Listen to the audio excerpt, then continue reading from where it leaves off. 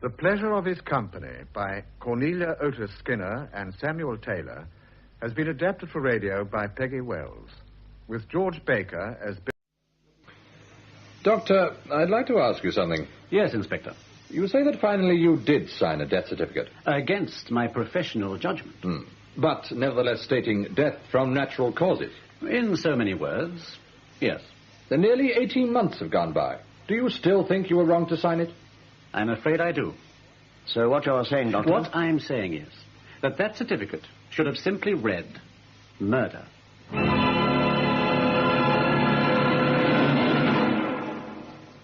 Unnatural Death. The novel by Dorothy L. Sayers, dramatized for radio by David Geary. With Hugh Burden as Lord Peter Wimsey and Clifford Norgate as Detective Inspector Charles Parker. Unnatural Death.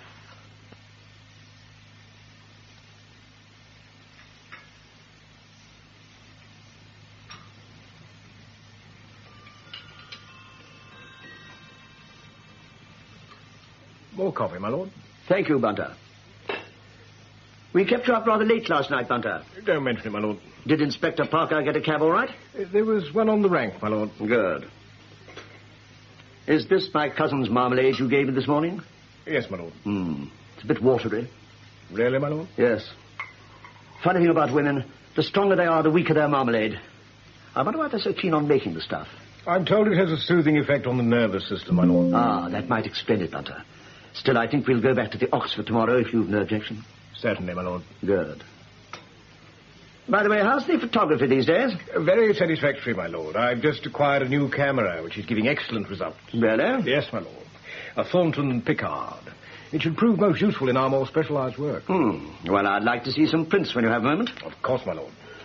Ah, callers already. I'll see who it is, my lord. Perhaps it's the man from the Gaslight and Coke. Oh, good morning, sir. Good morning, Bunter. Come in, sir. Thanks. Is that Inspector Parker, Bunter? Yes, my lord. I wondered if I'd find you up. Of course I'm up, Charles. Have some coffee. Splendid. We thought you might be the man to read the meter. Oh. Look, you can't have had breakfast. Let Bunter get you some. No, I'm quite all right, thanks. It'll be no trouble, sir. No, really, Bunter, the coffee's just what I want. Will that be all, then, my lord? Yes, fine.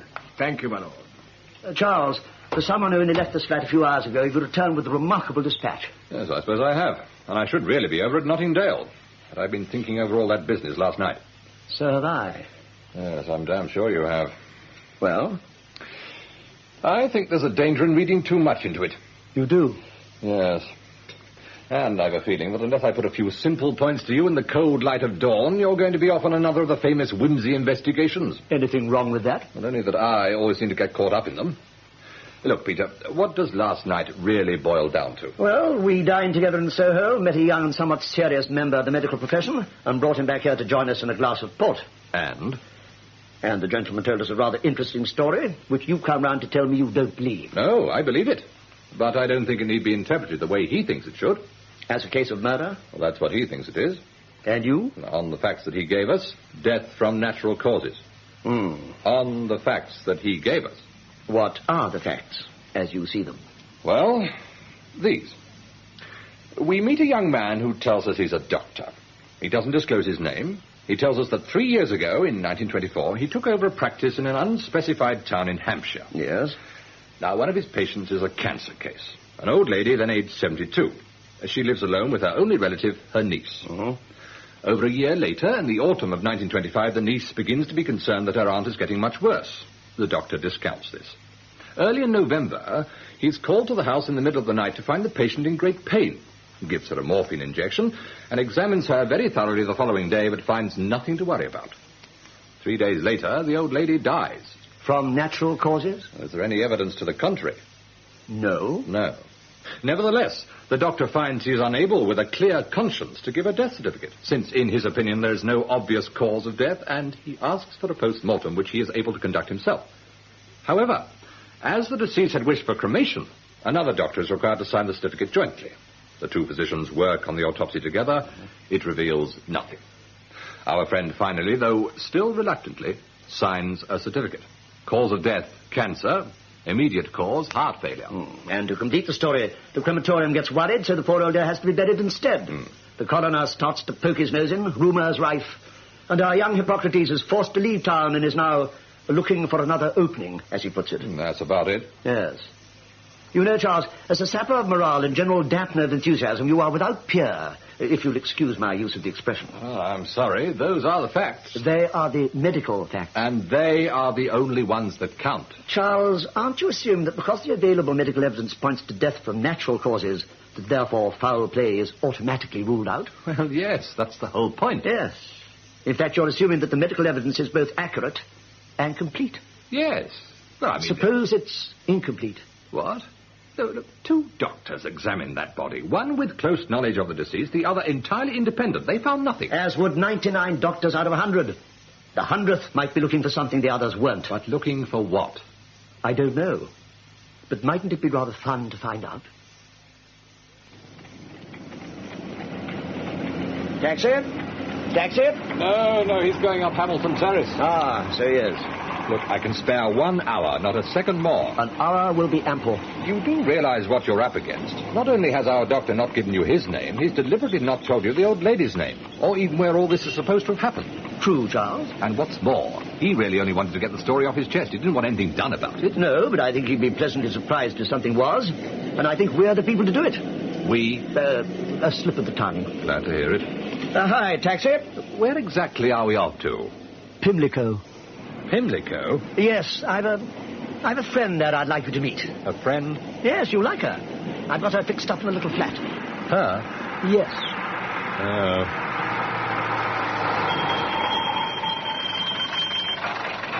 Where to, Gov? 197A St. George's Square. Right, sir. In you go, Charles. That's it.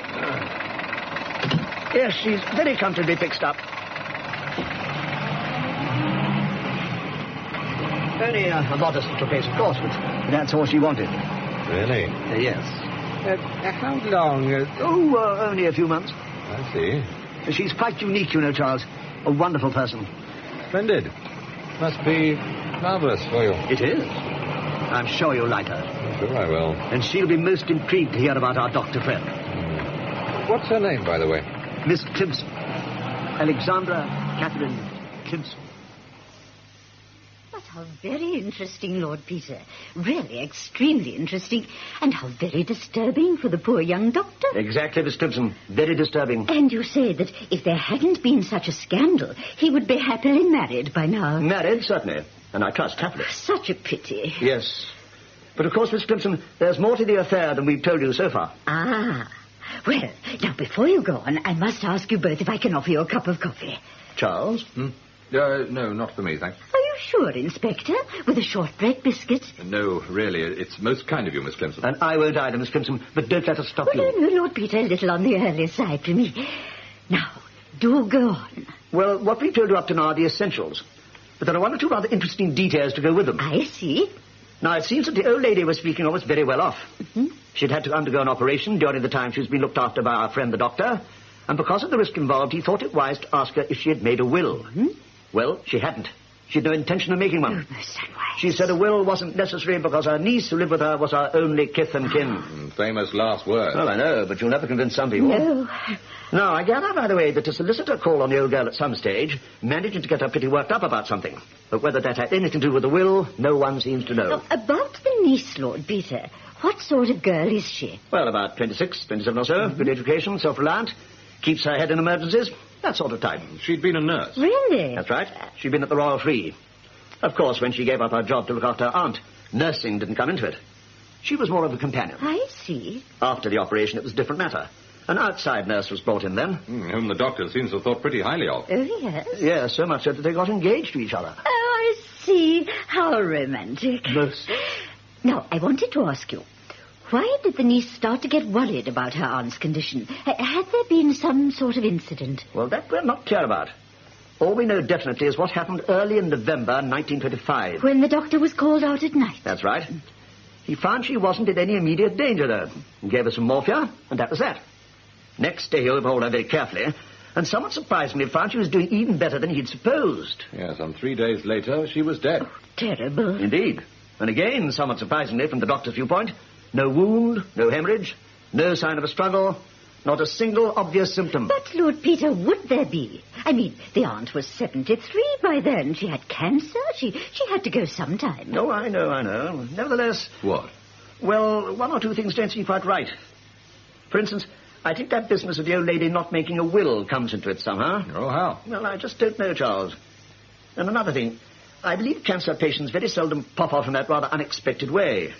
Our young medico is aware of that, too. That's why he felt he had to have a post-mortem. But the point that intrigues me most is the niece. How do you mean? She told the doctor our aunt's condition was deteriorating. But in fact, it wasn't. Oh, come, Peter, that's only the doctor's opinion. A medical opinion, Charles? Yes, well, all right. But what about the niece's opinion? She was a trained nurse. Yes, she was, wasn't she? Oh, look, you've got other things to do, Charles. We mustn't keep you. Miss Clemson? Yes, Lord Peter. I think that's pretty well all we can tell you about the business at this stage. But as far as I'm concerned, I'd like to know some more. Yes, of course, Lord Peter. Now, what would you like me to do? Well, quite a lot. First of all, we know this happened in Hampshire, but we don't know the name of the town. Mm-hmm. Nor do we know the name of the deceased. Mm-hmm. We need that information before we can do anything. Yes, of course. If you'll be so good, then, Miss Clemson, would you go down to Somerset House and get them to look up all the death certificates for Hampshire in the month of November 1925? I see. If you have to give any reason for your search, you could suggest you're compiling some statistics about cancer. Yes. Now, the certificate we want will state age, 73, cause of death, cancer, immediate cause, heart failure. Yes. And it'll have been signed by 2 doctors. Now, suppose there is more than one certificate like that. Ah, well, that's where the really hard work comes in. And where, if I may say so, we shall benefit from your remarkable qualities of shrewdness and discretion. Lord Peter. Yes, I mean it, Miss Clemson. Look, we'd better be off, Charles. Yes. Oh, I'll see you out. Now, how soon do you think you can get started, Miss Clemson? Oh, straight away, Lord Peter. I can get down to Somerset House at once. Excellent. Well, when you've finished at Somerset House, perhaps you telephone the flat and let me know what you found. Yes, of course. And after that, I shall probably ask you to take a little trip to Hampshire. I understand. Good. Now, is this your hat, Inspector? That's the one, Miss Clemson, thanks. It's been such a pleasure meeting you. Well, I hope we'll meet again, Miss Clemson. I'm sure you will, Charles. Now, we'd better make a noise like a hoop and roll away. Goodbye, then, Miss Clemson. Goodbye, Lord Peter. I'll telephone as soon as possible. Goodbye, Inspector. Goodbye, Miss Clemson.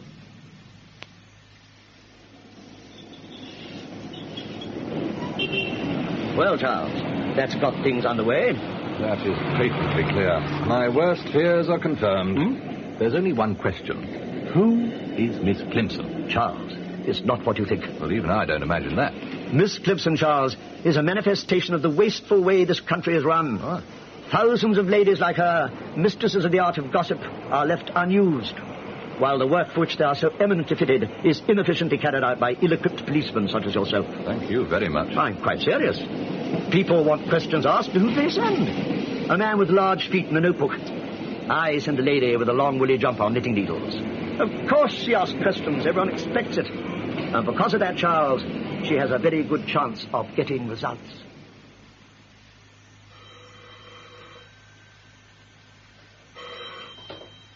Hello? Go ahead, caller. Oh, thank you. Lord Peter? Yes? Miss Clemson here, Lord Peter. I've just left Somerset House. Ah, good day, Miss Clemson. What sort of luck? Well, it all depends. There are 4 towns in Hampshire with certificates that match the details we're after. 4? Yes. Meryton, Woolbridge, Leehampton, and Harmsworth. Well, I think we're lucky it's only 4. How do you feel about finding which one it is? I'd like to very much. Good, excellent. What I thought of was that perhaps you might be a retired lady in easy circumstances, looking for a nice little place to settle down in. Yes. Hampshire would suit you very well, I imagine. Oh, very pleasant county, yes. No, there's no need to rush over this. Let me have your reports just when it suits you. Right. I think you may have some rather tiresome spade work in the early stages, but once you hit the right town, I'm pretty sure you'll know fairly quickly. It's not that long ago since this particular death, and it won't have been forgotten yet by a long chalk. Miss Clemson? Just back, Mrs. Budge. Lunch won't be long. Oh, no hurry, please. I've had such a busy morning. I'd be glad of a little sit down. Oh, I know how you feel. Been shopping, have you? Yeah, just one or two things. There's always something else one seems to need. When you're away from home? Yes. Oh, I know. It's hankies with me. Oh. Pack everything but hankies. I've piles of them upstairs because of it. Always buying new. Oh, dear, how awful. No, most of this is knitting wool. I needed some more for my nephew's cricketing sweater. Oh, yes. Oh, those sweaters take a lot, I know. I'm on a tea cosy at the moment. Only 3 ounces, so I got off lightly. Yes, indeed. Well, what do you think of Leahampton then, Miss Clemson? Oh, very pleasant, very pleasant. The winter gardens seem particularly charming. I thought I might take a proper walk around there this afternoon. Oh, yes, you should. Of course, we're quite famed for our winter gardens, you know, especially for our tropical plants. Oh, yes? Oh, yes. Come from far and wide to Leahampton, you know, botanists and people. Really? Oh, yes. And then there's the water, of course. Water? Oh, yes, water's very famous, Leahampton water. Very good for rheumatism, they say. Really? Yes. And the air's so good. You were staying at Meryton before, did you say? Yes, just for a few days, yes. Then I had a little while in Woolbridge. Meryton's very nice. That's where my sister lives. But I never think it's a patch on Leahampton. The air's nothing like as nice. Lovely air here, don't you think? Lovely, yes. Tell me, do you think I'll be able to find a good doctor here, Mrs. Budge? That would be most important. Oh, no trouble finding a doctor in Leahampton. No? Oh, no, bless me, no trouble at all. Now, I'm with Dr. Harper myself. He's such a nice man. I know you'd like him. He's just round the corner in Coffey's Lodge. Oh, yes. Now, there's Dr. Frost. He's spoken very highly of. Bit expensive, but very highly qualified. And then there's Dr. Benson. He's more for the children, though. Oh. And Dr. Mitchell over in the Crescent. Oh, they're all spoken very well of. You'd be in safe hands with any of them. That sounds most encouraging. The only thing about doctors, Mrs. Budge, is that I never feel quite happy about some of the younger ones. Oh, I know. I do feel an elderly doctor is so much more dependable. Oh, I know exactly what you know, mean. I know exactly, Miss Clemson. Dear me, yes. Oh, and you know, it's funny you should say that about young doctors. We had some very strange goings-on in that line only a little while back. In Leahampton? Yes. In Wellington Avenue. Poor old Miss Dawson. How do you mean, Mrs. Budge? Oh, a dreadful business it was. Now, the doctor there was only just out of his cradle. Caused no end of trouble. Dr. Carr. You wouldn't recommend him, then? I should certainly think not, Miss Clemson. Nor would anyone else, I can tell you.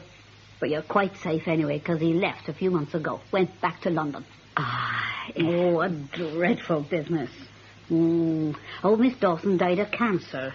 And that Dr. Carr had the cheek to say she'd been done in. You mean he... Done in, Miss Clemson. Good heavens, did he actually say that? Oh, no, not him. He never actually said anything. Just hinted. A very sneaky sort altogether. Oh, how dreadful. It was dreadful. I don't know how poor Miss Whittaker stood it all. Miss Whittaker? Oh, Miss Dawson's niece. Oh, yes. Such a nice young lady. Thought the world of her aunt. How she put up with it all, I just don't know. Especially that nurse, little baggage. Oh, there was a nurse there, too? Oh, well, there had to be, you see, because the old lady needed a lot of looking after. Oh, of course. But the way it went, that Dr. Carr got more looking after from the nurse than old Miss Dawson ever got. Mrs. Budge? No, 'tis the truth. Ask anyone. Oh, how dreadful. Indeed it was. Fluttering her eyelashes at Dr. Carr when she should have been looking after the old lady. No wonder Miss Whittaker had to give her the sack. Phillimore. That was her name. Nurse Phillimore. Came from one of the big London hospitals, too. Really? And they took her back there, so I'm told. You wouldn't credit it, would you?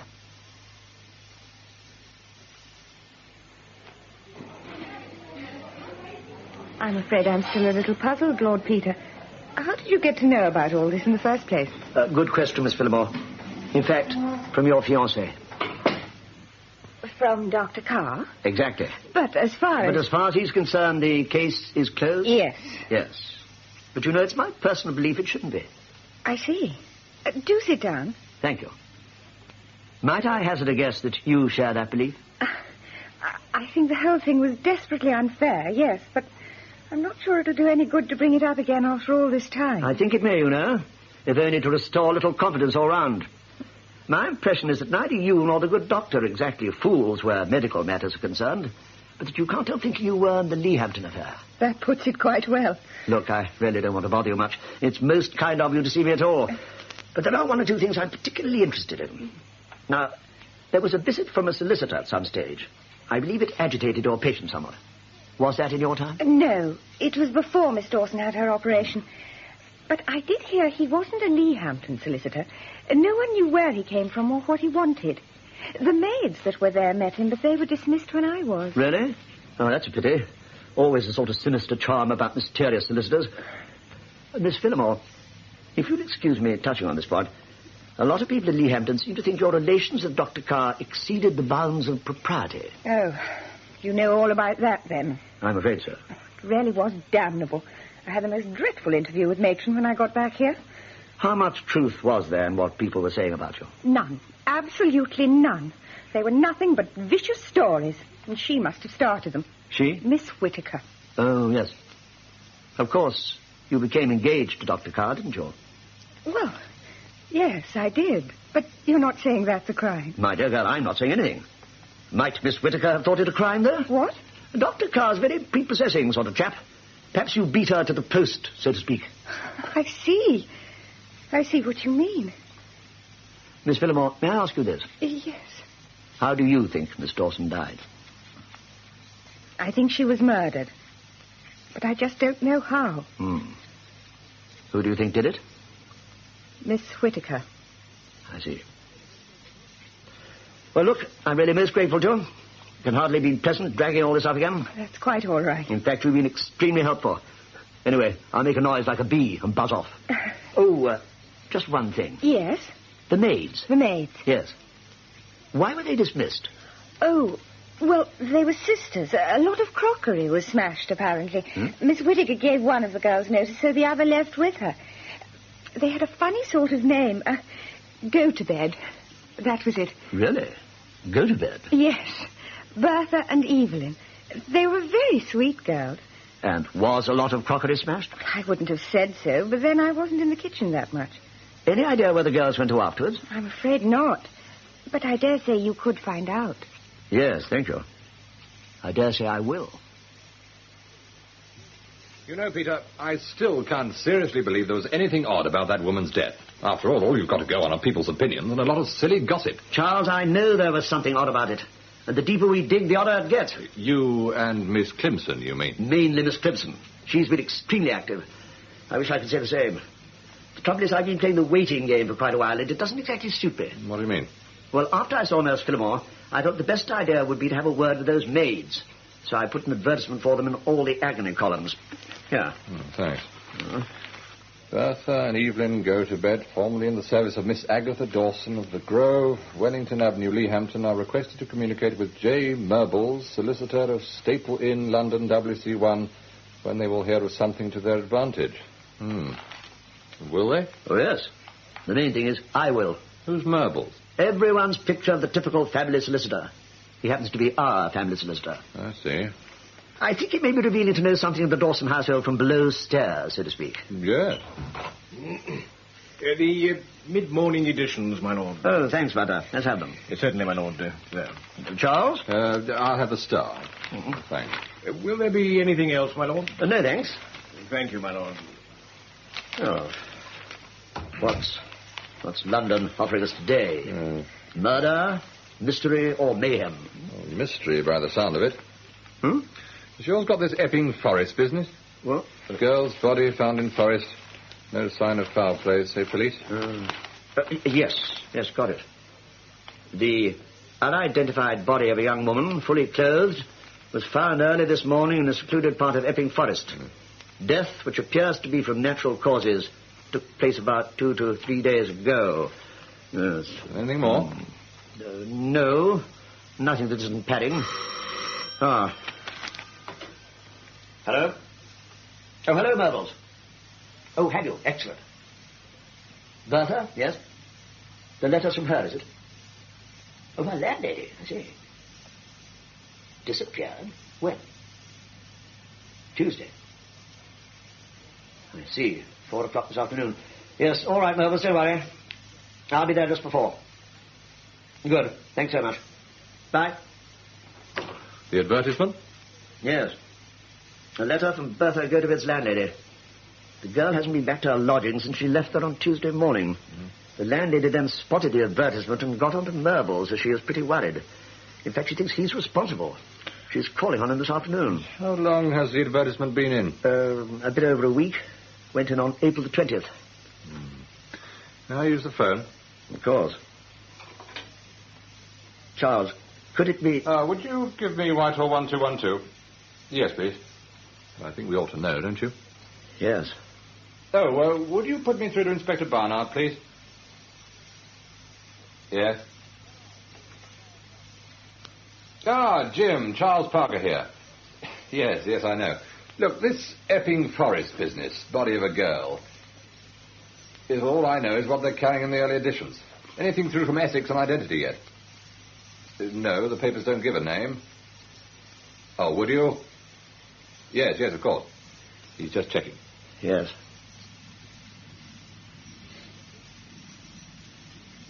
Yes, Jim? I see. Yes. And the girl's name? Right, Jim, many thanks. Much obliged. Bye. Well? A waitress from the Coventry Street corner house. Yes? The body was found under some bushes. No sign of assault. Sandwich and bottle of beer nearby. Handbag intact.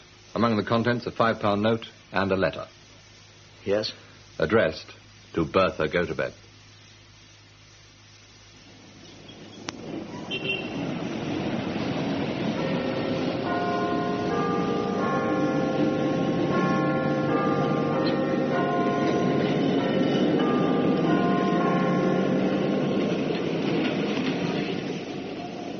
Yes, I'm sorry you missed me just now. I just got back. Oh, have you? Well, that's very quick work. South Audley Street, yes. Mrs. Forrest was the lady's name. I see. You made a delivery to her on the 26th. Fine. Well, thank you very much. That's most helpful. Goodbye. Come in. Lord Peter Wimms is here, sir. Oh, thanks, Harvey. All right if I come in? Just come in. Take a few. Thanks. Well, how did you get on? As well as could be expected. The landlady is no longer suspicious of Mervyn's. She's merely suspicious of me. And how about Mervyn's? He's suspicious of me, too. Serve you right. Yes. To be honest, Charles, I feel nothing better than a murderer. A poor, sweet and simple child. Dead. Now, look, I'm sorry, Peter. but seeing that girl lying there under those bushes, it all seems so ordinary. Just a pleasant little picnic on a sunny day in spring. And it hadn't been a picnic. Peter, I know exactly what you're feeling at the moment. I know it isn't pleasant. But may I remind you, first of all, that the girl's death is most likely completely unconnected with this other business. Oh, it's connected, all right. I'm sorry, but at the moment there is no definite connection. Secondly, as far as we know, the girl died from natural causes. That's what we're meant to believe. All right. We all know the views of Dr. Carr and Dr. Wimsey. But theory's one thing, facts another, and the post-mortem will decide the facts. Anyway, one result seems to be that I've been landed with all this officially. I gather you've been bending the ear of your good friend, the Chief Commissioner. I have. Of course, he thinks the whole thing's complete coincidence. I don't blame him. Well, why not let's see what we've got. All right. Yes. Good. Now, tell me, did you get any sense out of the landlady? Indeed I did. She turned out to be a very sensible person, Mrs. Gulliver. The two go-to-bed girls came to her straight after leaving Leahampton. Oh, yes? They both got taken on at the corner house together, as waitresses. And Bertha was working there right up to the time she disappeared.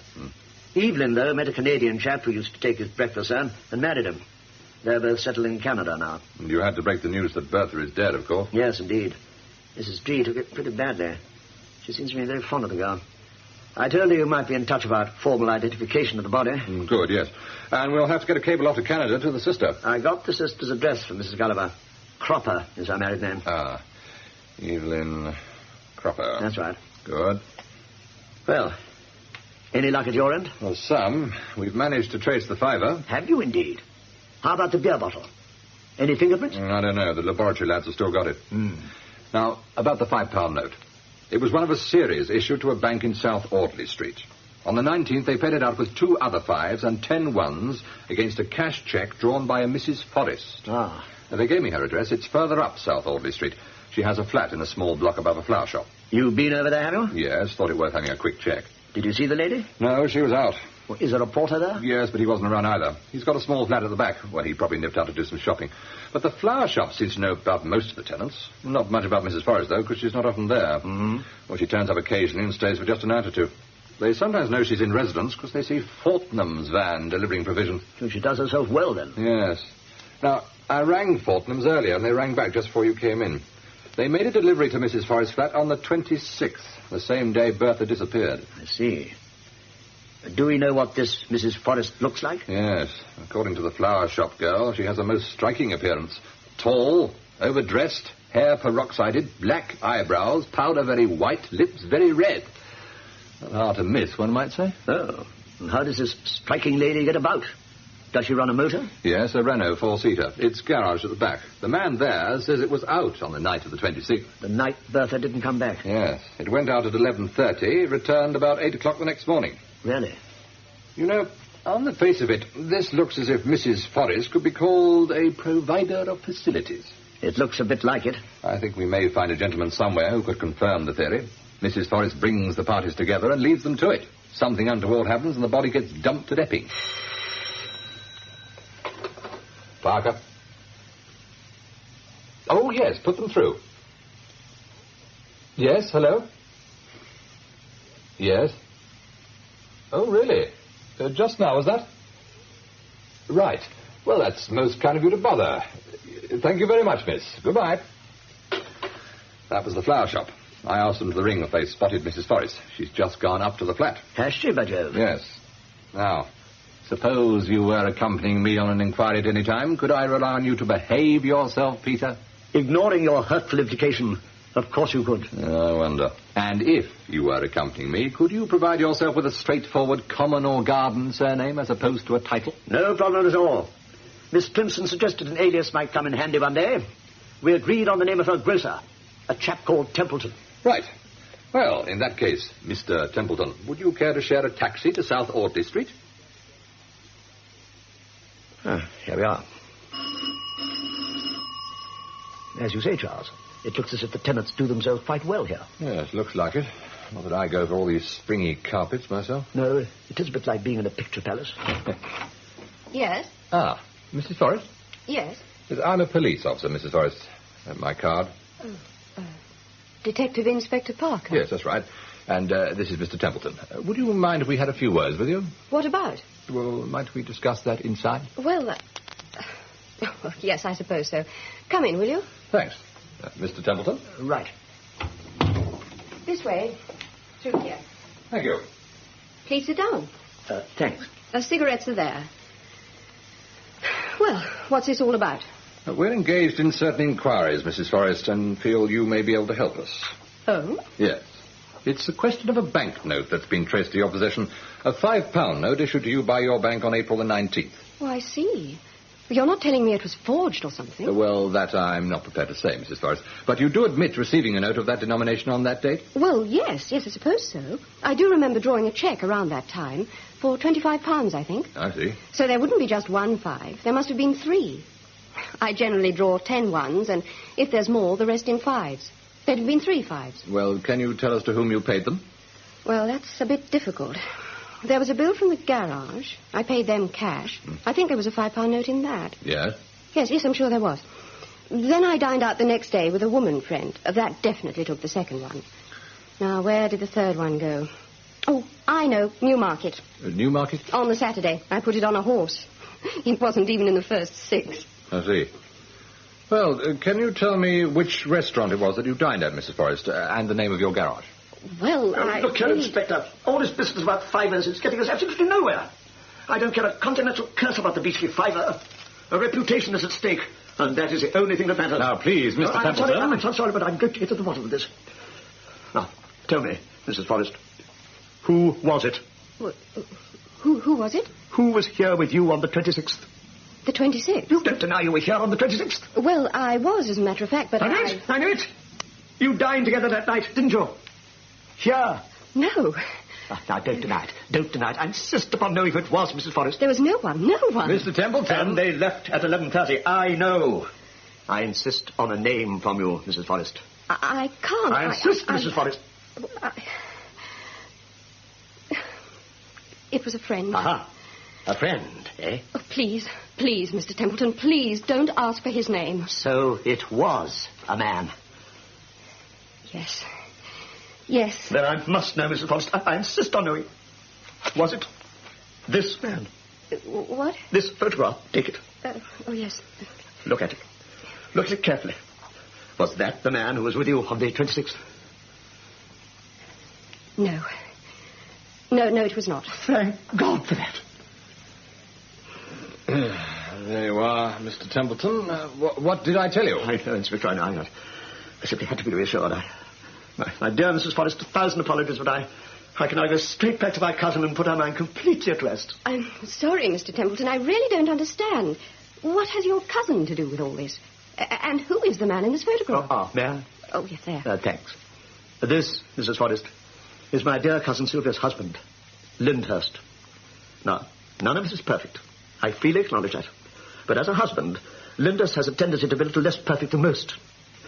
A friend of the family, who happens to live in this part of the town, was returning home on the night of the 26th and saw someone closely resembling Lyndhurst leaving these flats at around 11:30. He casually mentioned this to Sylvia when they next met. And as you can imagine, the poor girl was caused the very greatest distress. But why, Mr. Templeton? Is there any reason why Mr. Lyndhurst... Major Lyndhurst. Oh, yes. Well, why shouldn't Major Lyndhurst have been in this area that night? Because that night, Mrs. Forrest, that night he said he was at the regimental dinner. Oh. I see. You see?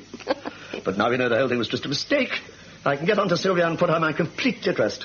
Mrs. Forrest, I can't say how sorry I am to have involved you in our family affairs in this way. Oh, that's quite all right, Mr. Templeton. Don't worry about it. You will forgive my abruptness, won't you? Of course. I'm rather nervously constituted, I'm afraid, and the whole thing's been a bit upsetting. Oh, I quite understand.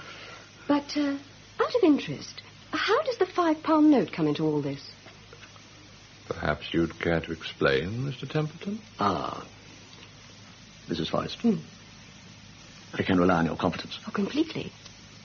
The £5 note was found in a pocket of Lyndhurst's regimentals, together with a lady's handkerchief. Oh. Oh, how very embarrassing. It was. And I'm sorry to say the matter's still shrouded in mystery. Yes, well, I think we'd best be off then, Mr. Templeton. Yes, of course. I'll see you out. I'm sorry to take up your time too, Inspector, but I really was most concerned. That's all right, sir. Well, goodbye then, Mrs. Forrest. Sorry to have troubled you. Not at all. Goodbye. Goodbye, Mrs. Forrest. Most kind. Do we need to call the lift, Inspector? No, sir. It seems to be here still. Oh, good. After you, sir. Thanks. Now, may I ask what the devil you think you are up to? A good question, Charles. Ground floor? Yes, and you'd better have a damn good answer. I'll think one up when we get back to the flat. Going down?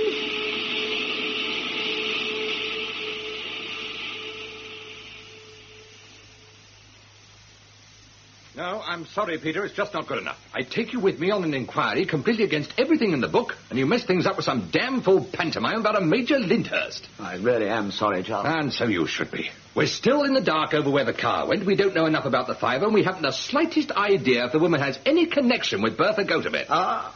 Well, you know, I have a pretty strong feeling she has. I don't want feelings, Peter. I want facts. But we may have some facts. May have? Look, won't you have a drink?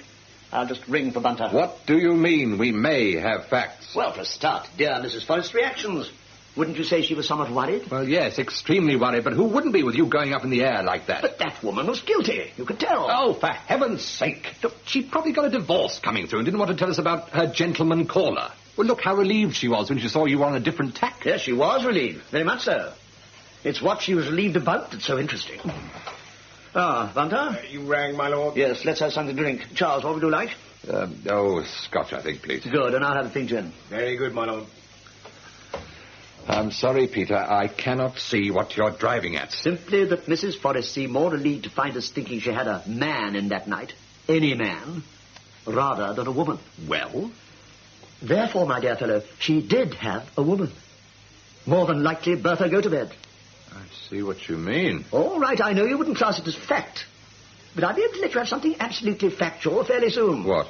Another photograph of Major Lyndhurst. Oh, Major Lyndhurst. Look, now, who is this Major Lyndhurst? Ah, you may well ask.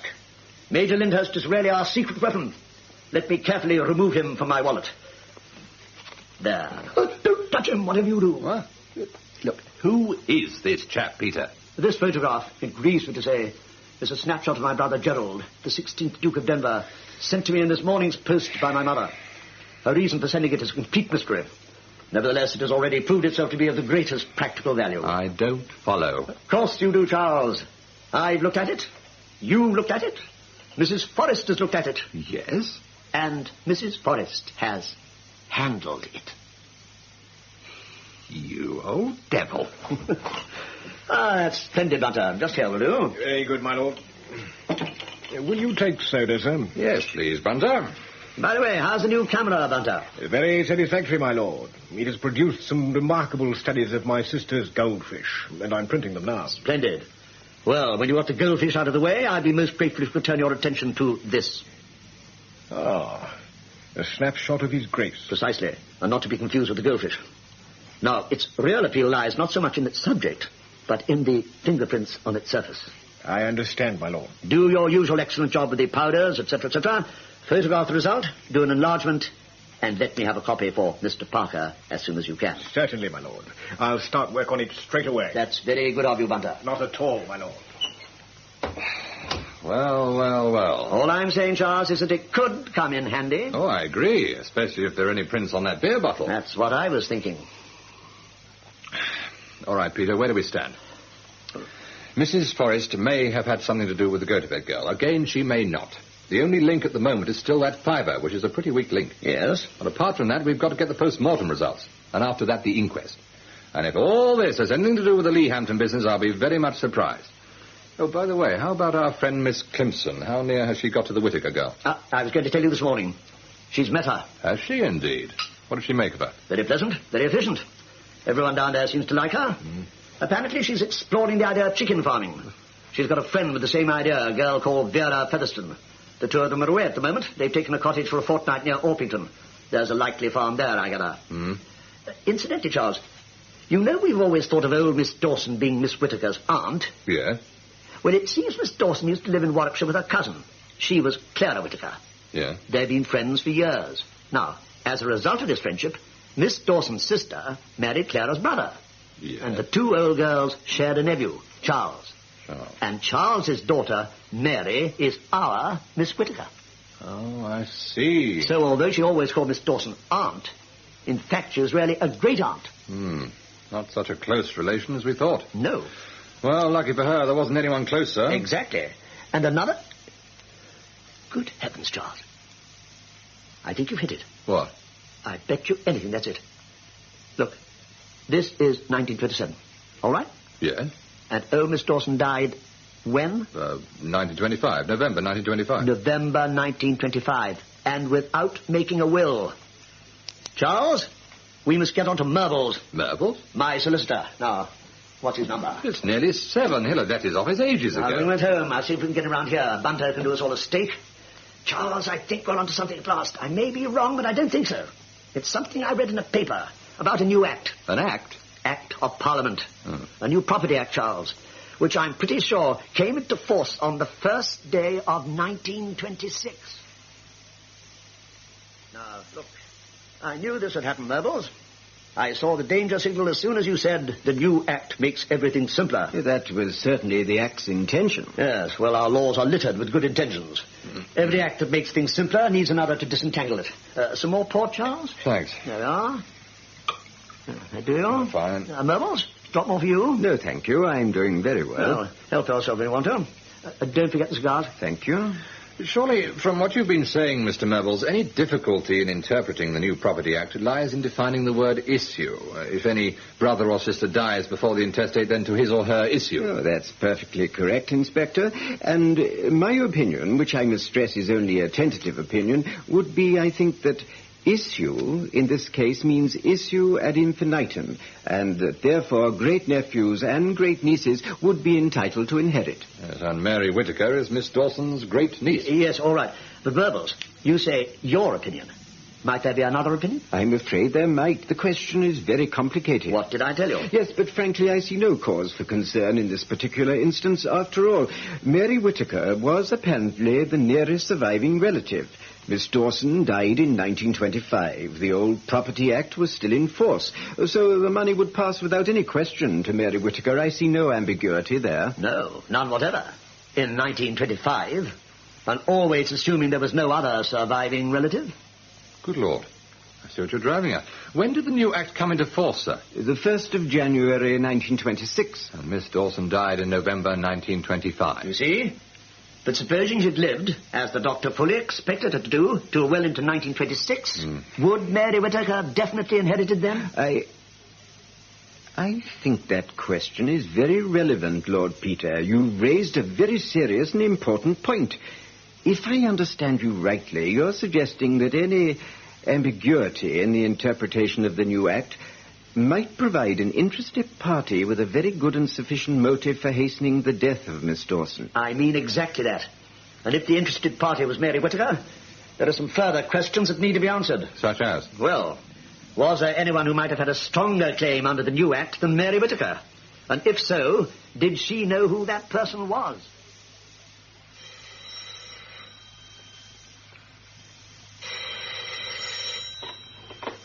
Parker? Charles, it's Peter. Oh, hello. Did you get my message about the go-to-bed post-mortem? Yes, Bunter told me. A heart condition, would you believe it? Well, that's what they found. Apparently the girl had just eaten a heavy meal, and that brought it on. Doesn't quite tie up with beer and sandwiches in Epping Forest. And there were no fingerprints on the beer bottle? No, only glove mark. I see. Well, the inquest will be pretty straightforward. I think it will. Oh, that was an excellent enlargement Bunter did of the fingerprints on that snapshot. Pity we couldn't tie it up with anything. Oh, well. Look, what I really rang about was a letter I've had from Miss Clemson. May I read you a bit? Yes, do. Well, after our chat with Mervis last week, I wrote to Miss C. asking her to pursue the idea of another claimant to the Dawson estate. Yes? Well, I've had a reply this morning. I'll read you the bits important. She says, I've just heard something which may be of use. Mrs. Budge remembers talking to a lady who acted as housekeeper to Miss Dawson before the time of the go-to-bed girls. I see. This lady mentioned, amongst other gossip, a rather unusual visitor who had called on Miss Dawson one day. Yeah. He was a black gentleman, she believed from the West Indies, who was, moreover, a clergyman. What intrigued the housekeeper especially was his visiting card, which was inscribed, the Reverend H. Dawson. Good heavens. Exactly. A relation? Well, that we don't know. Anyway, I got onto my old chum, Bishop Lambert, and we're trying to track the Reverend down. Well, I wish you luck with him. By the way, how about your favourite suspect, Miss Whittaker? Is she still looking at chicken farms? She's due back tomorrow, together with her friend Vera. I'll be interested to know how their expedition went. How do you mean? I'm wondering if Miss Whittaker's search for a chicken farm took her as far as Epping Forest.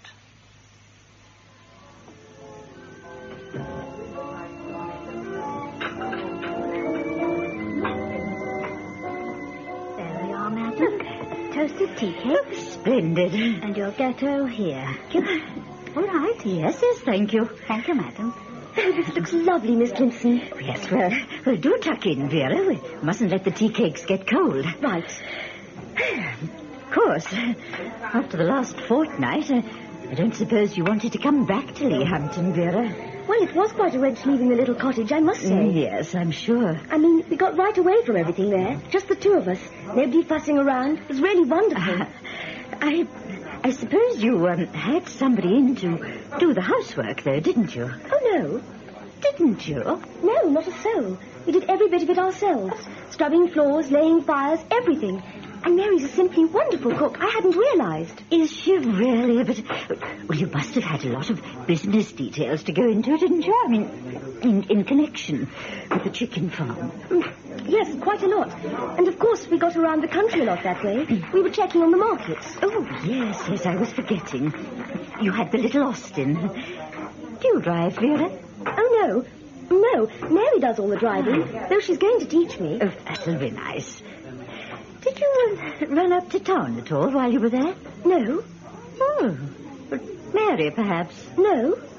Oh, I just thought you'd have taken the chance of a little jaunt. I mean, it's not very far from Orpington, is it?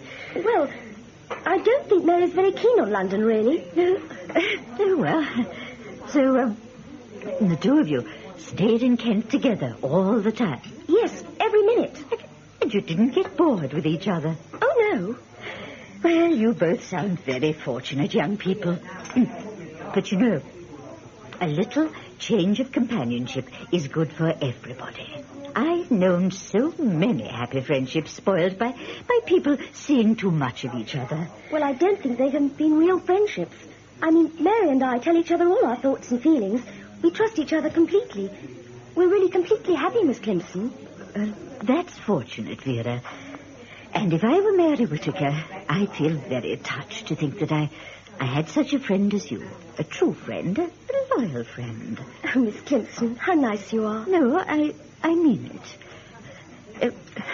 You may think you're lucky in knowing Mary, but she's the lucky one in knowing you. Do you think so? I'm such a silly person, really. But I do try to be a loyal friend. It is important, isn't it? Being loyal, you mean? Yes. Oh, yes. Yes, it is. As long as you're sure in your heart that the other person deserves your loyalty. Yes. Vera, may I say something? If you ever find yourself wanting to have a chat about anything, do let me know. It is useful at times to have an older person to talk to if you've got anything on your mind. Oh, Miss Clemson, that is kind of you. It was just an idea. Hey, but when I was your age, there never seemed anyone I could go to for advice. All my aunts and uncles, they were very nice, but I could never talk to them. Oh, I know what you mean. So, if you ever have anything worrying you, Vera, and you want to get it off your chest, just let me know, and we can try and sort it out together. That's very sweet of you, Miss Clemson. I'll remember that. Well, I'd say you've done a good job there, Sergeant Harvey. Puts things very clearly. Thank you, sir. I'll get a copy sent off to Essex.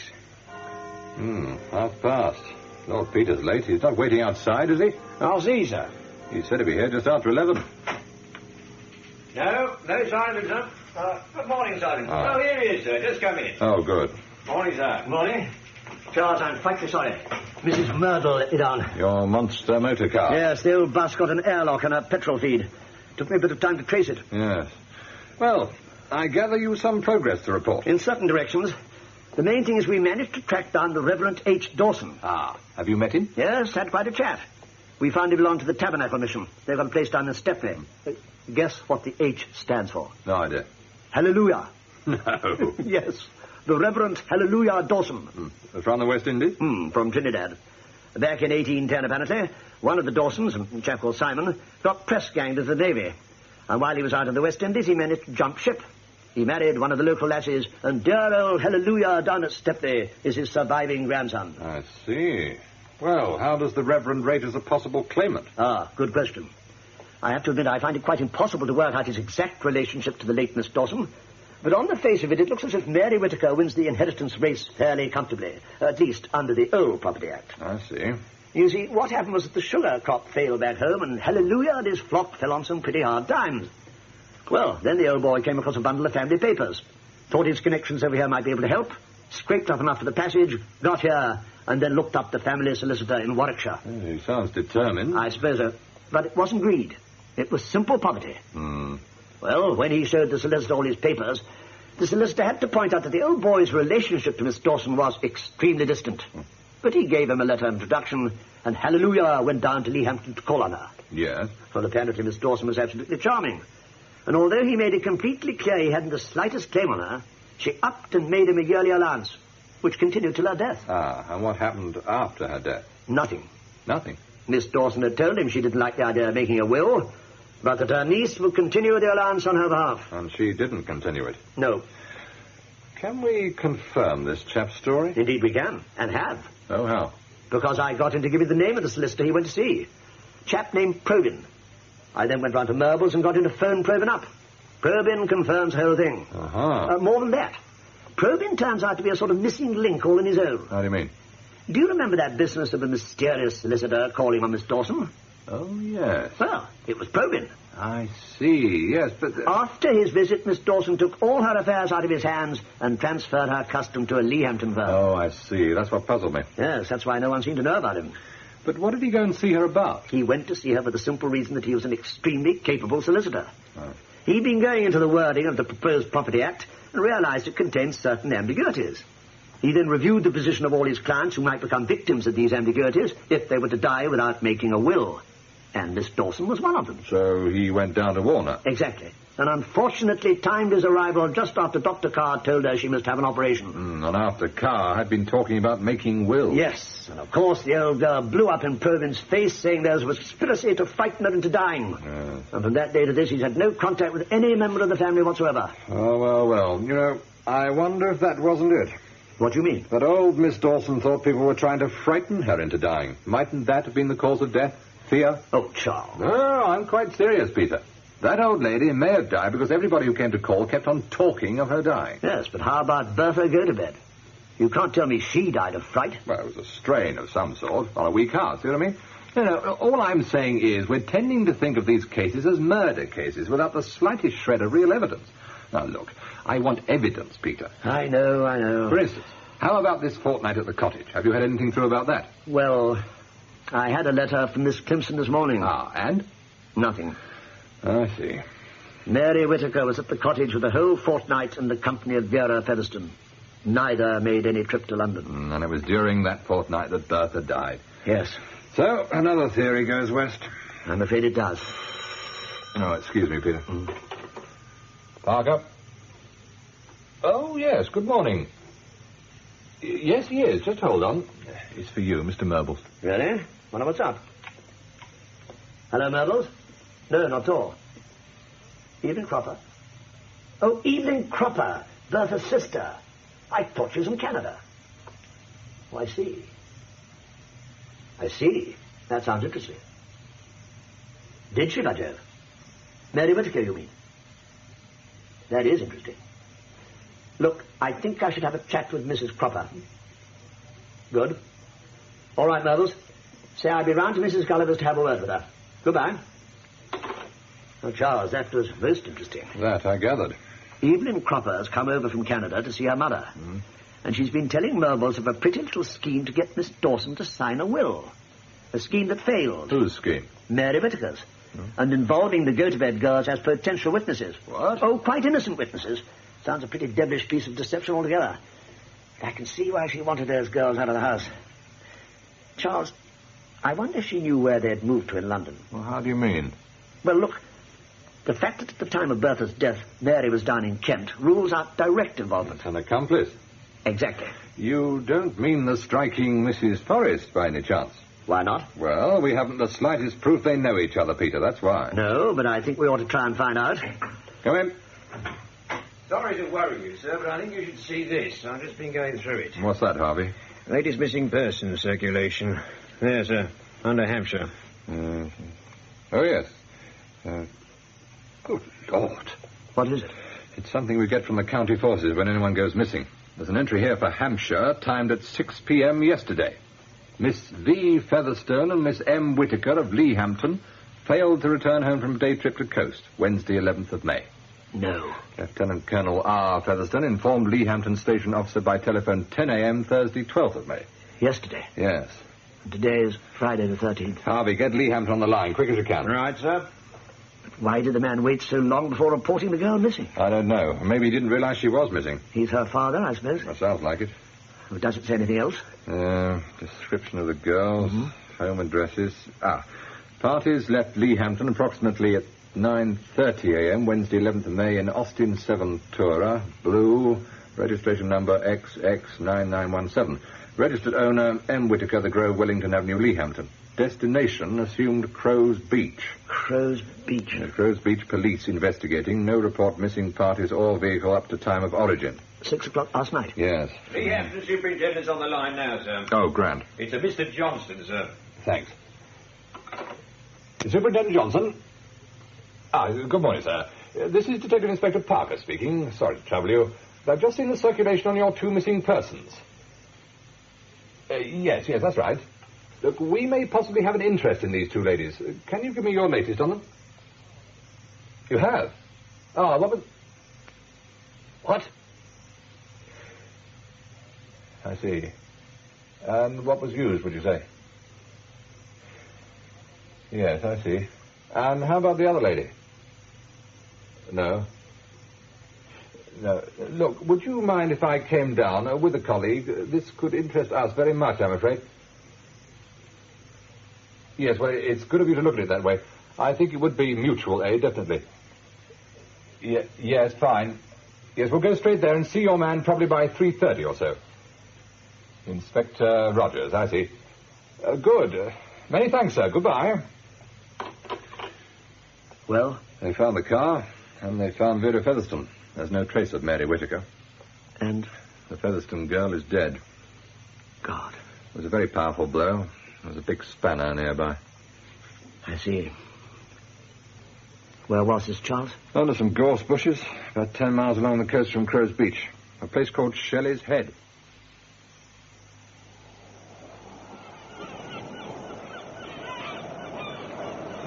How are you doing, Barton? All right, sir. Nearly through now. There's just this one. There. Good. Got everything, have you? Oh, I think so, sir. General views of the location and close-ups of the body, the spanner, and these footprints. Looks like two men and a woman. Looks like it, yes. How about the Austin? Oh, I've given you the lot on that, sir. Any ideas about the other car? Well, it's left a very clear set of tire marks. Must be a bigger car altogether from the width of tread and the depth it sunk. Any idea what make? Continental of some sort. It's a different sort of tire. Oh, I'd rather not say till I've looked up the tread pattern. All right, fine. Mr. Rogers? Yes? We found something else. I'll be right with you. I'll be off then, sir. Yes, fine, Barton. Let's have a set of those pictures as soon as you can. Right, sir. Right, gentlemen. Sorry to hold you up. Not at all. Now, what have you found? This, Inspector. It was in the glove box, tucked inside that lubrication chart. Fiction magazine. American, is it? Yes. The Black Mask. Yes, and do you see how someone's underlined the first two words? Yes, the black. Do you think it means anything? It might be a sort of message. Well, what do you make of it all? Well, it looks straightforward. Murder and abduction. Yes, the two girls are picnicking. Two men arrive by car, a struggle. One girl killed by a blow from the spanner, and the other one taken off heaven knows where by heaven knows whom. Yeah. The only thing we've got is that cap with the label of a firm in Stepney. It's not much to go on. No, not a single fingerprint. How about the dead girl's parents? Any help? Well, they could tell us whether Miss Whittaker called for their daughter at 9:30 in the morning the day before yesterday. The girls were just going off for the day. When they didn't come back in the evening, the Featherstones thought they'd probably just left it rather late before starting back, and they decided to put up in an hotel for the night. They were expecting a phone call from her. I see. When they hadn't heard anything by the next morning, Colonel Featherstone went round to Miss Whittaker's and found the maids there knew nothing either. So then he got on to us. Inspector, you say the police doctor's in no doubt about the cause of death? Not at all. Why'd you ask? I'd expected a bit more blood about somehow after blowing the head as heavy as that. Oh, I see. And there are some marks around the nose and lips that look almost like chloroform burns. Really? Well, I expect the doctor will be able to tell us a bit more when the body's back in the mortuary. Yes, of course. Well, you know, I think we've seen all there is to see here, Mr. Rogers, and I don't want to hold things up at all. Should we get back to Leehampton? Good idea. There might be some news of Miss Whittaker. You go on. I'll join you at the station as soon as I can. Grand. Right, Peter, let's be off, shall we? This is horrible. The whole thing. Yes, it is horrible. Look, take a tip. Don't think of the girl. Just think of getting who did it. Yes. All right. I'll tell you what. I'll drop you at the Leehampton police station and then pay a call on Miss Clemson. Oh, yes. I was forgetting her. She's pretty sure to know the girls are missing, but she won't have heard about Vera yet. Anyway, it'll be worth seeing if she knows something we don't.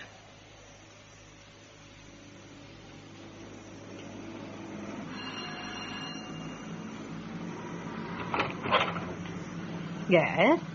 Mrs. Budge? Yes? Oh, good evening. I'm a friend of Miss Clemson's. Oh, yes. How do you do? It's Mr. Templeton, isn't it? Yes, that's right. Oh, yes, Mr. Templeton. She left you a letter. A letter? That's right now. It's just here somewhere. There we are. Thanks. Yes, she said you might be calling. She'd had to go up to London, you see.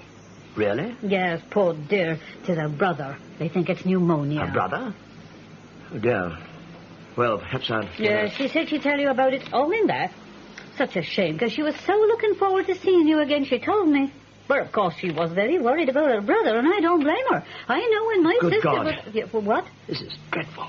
Yeah, well, I know she was worried about him. And Mrs. Budge, I must go. Do excuse me. Well, won't you stay in there? I'm afraid I can't, Mrs. Budge. It's most kind of you, but I must go. Oh, dear. Well, what? I'll tell Miss Lindsay you called, shall I? Yes, of course.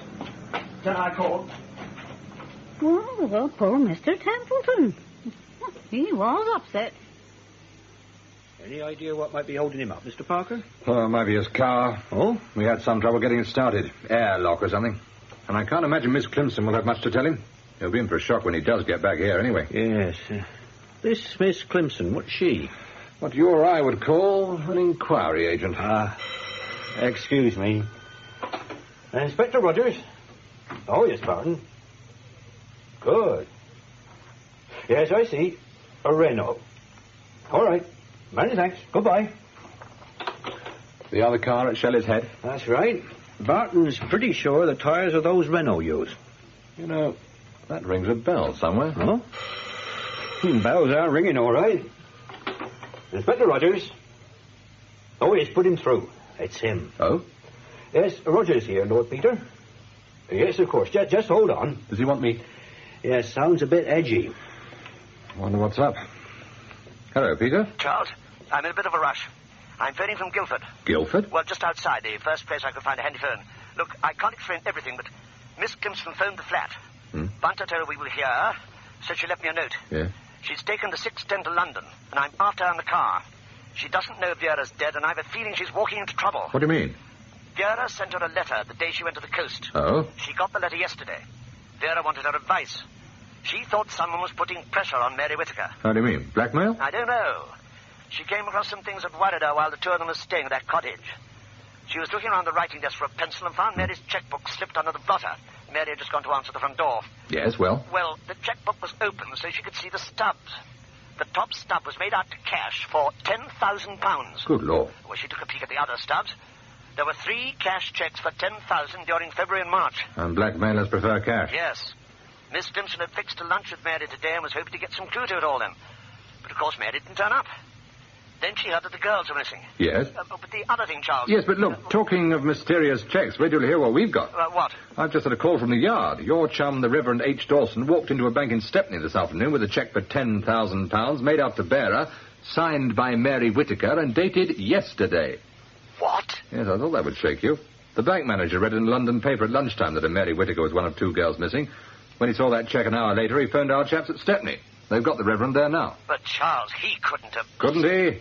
How about that cap we found near the body? That came from Stepney. And how about those words on the magazine? What, the black? Meaning a West Indian? Good heavens. Charles, that cheque, how did he get it? Well, according to him, it came in this morning's post with no covering letter. Address on the envelope typed, postmarked WC1. It doesn't ring true to me. Anyway, we're going over the cheque for fingerprints. If there's no sign of hers on it, it could easily be a forged signature. Yes. Look, Charles, I simply must get on. I've had a horrible thought about the way these people died, and I'm dreadfully worried about Miss Clemson. Miss Clemson? What do you mean? Charles, at the moment, all Miss Clemson knows is that Mary Whittaker and Vera are missing. She doesn't yet know Vera's dead. She's desperately concerned about the girl and is very bravely trying to find out on her own what's going on. The point is Vera told her something else she found at the cottage. What? A delivery note from Fortnum and Mason. A delivery note? Addressed to our old friend, Mrs. Forrest. No. That's who Miss Clemson thinks is behind all this, and I'm pretty sure she's right. But don't you see, Charles, I simply got to get to Mrs. Forrest before Miss Clemson. Yes, but Peter, if that note... Peter? Oh, blast. Has he hung up? Yes. Good Lord, Rogers. Those tyre marks. What, the Renault? Yes. Mrs. Forrest runs a Renault. And who's Mrs. Forrest? Oh, no. Shall I answer? Please. Inspector Rogers' office? May I speak to Inspector Parker, if he's there, please? Parker speaking. Who's that? Sergeant Harvey from the Yard, sir. Oh, yes, Harvey? It's about that cheque, sir. Yes? We put it through for fingerprints, and we've got prints of 4 different people. Yeah. Dawson, who brought it in, the cashier, the manager, and a 4th person. Nothing on the records for any of them. I see. So that's that. Not quite, sir. It's that fourth person. There's a right-hand thumbprint on the cheque, very clear impression. What about it? Well, it matches something we've got in the office. What? Yes, sir. A thumbprint on that photograph Lord Peter gave us. We have it filed under the name of Forrest at an address in South Audley Street.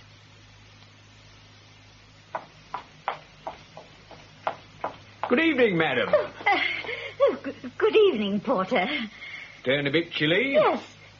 Do you know your way, madam? Mrs. Forrest, I want. I think she's flat number 3. That's right, madam. 2nd floor. The lift's just here. Oh, thank you.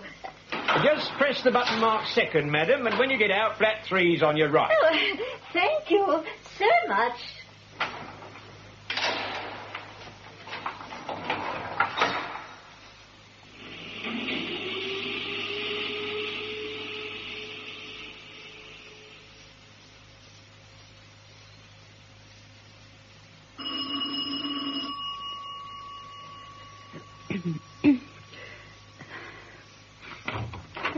Yes?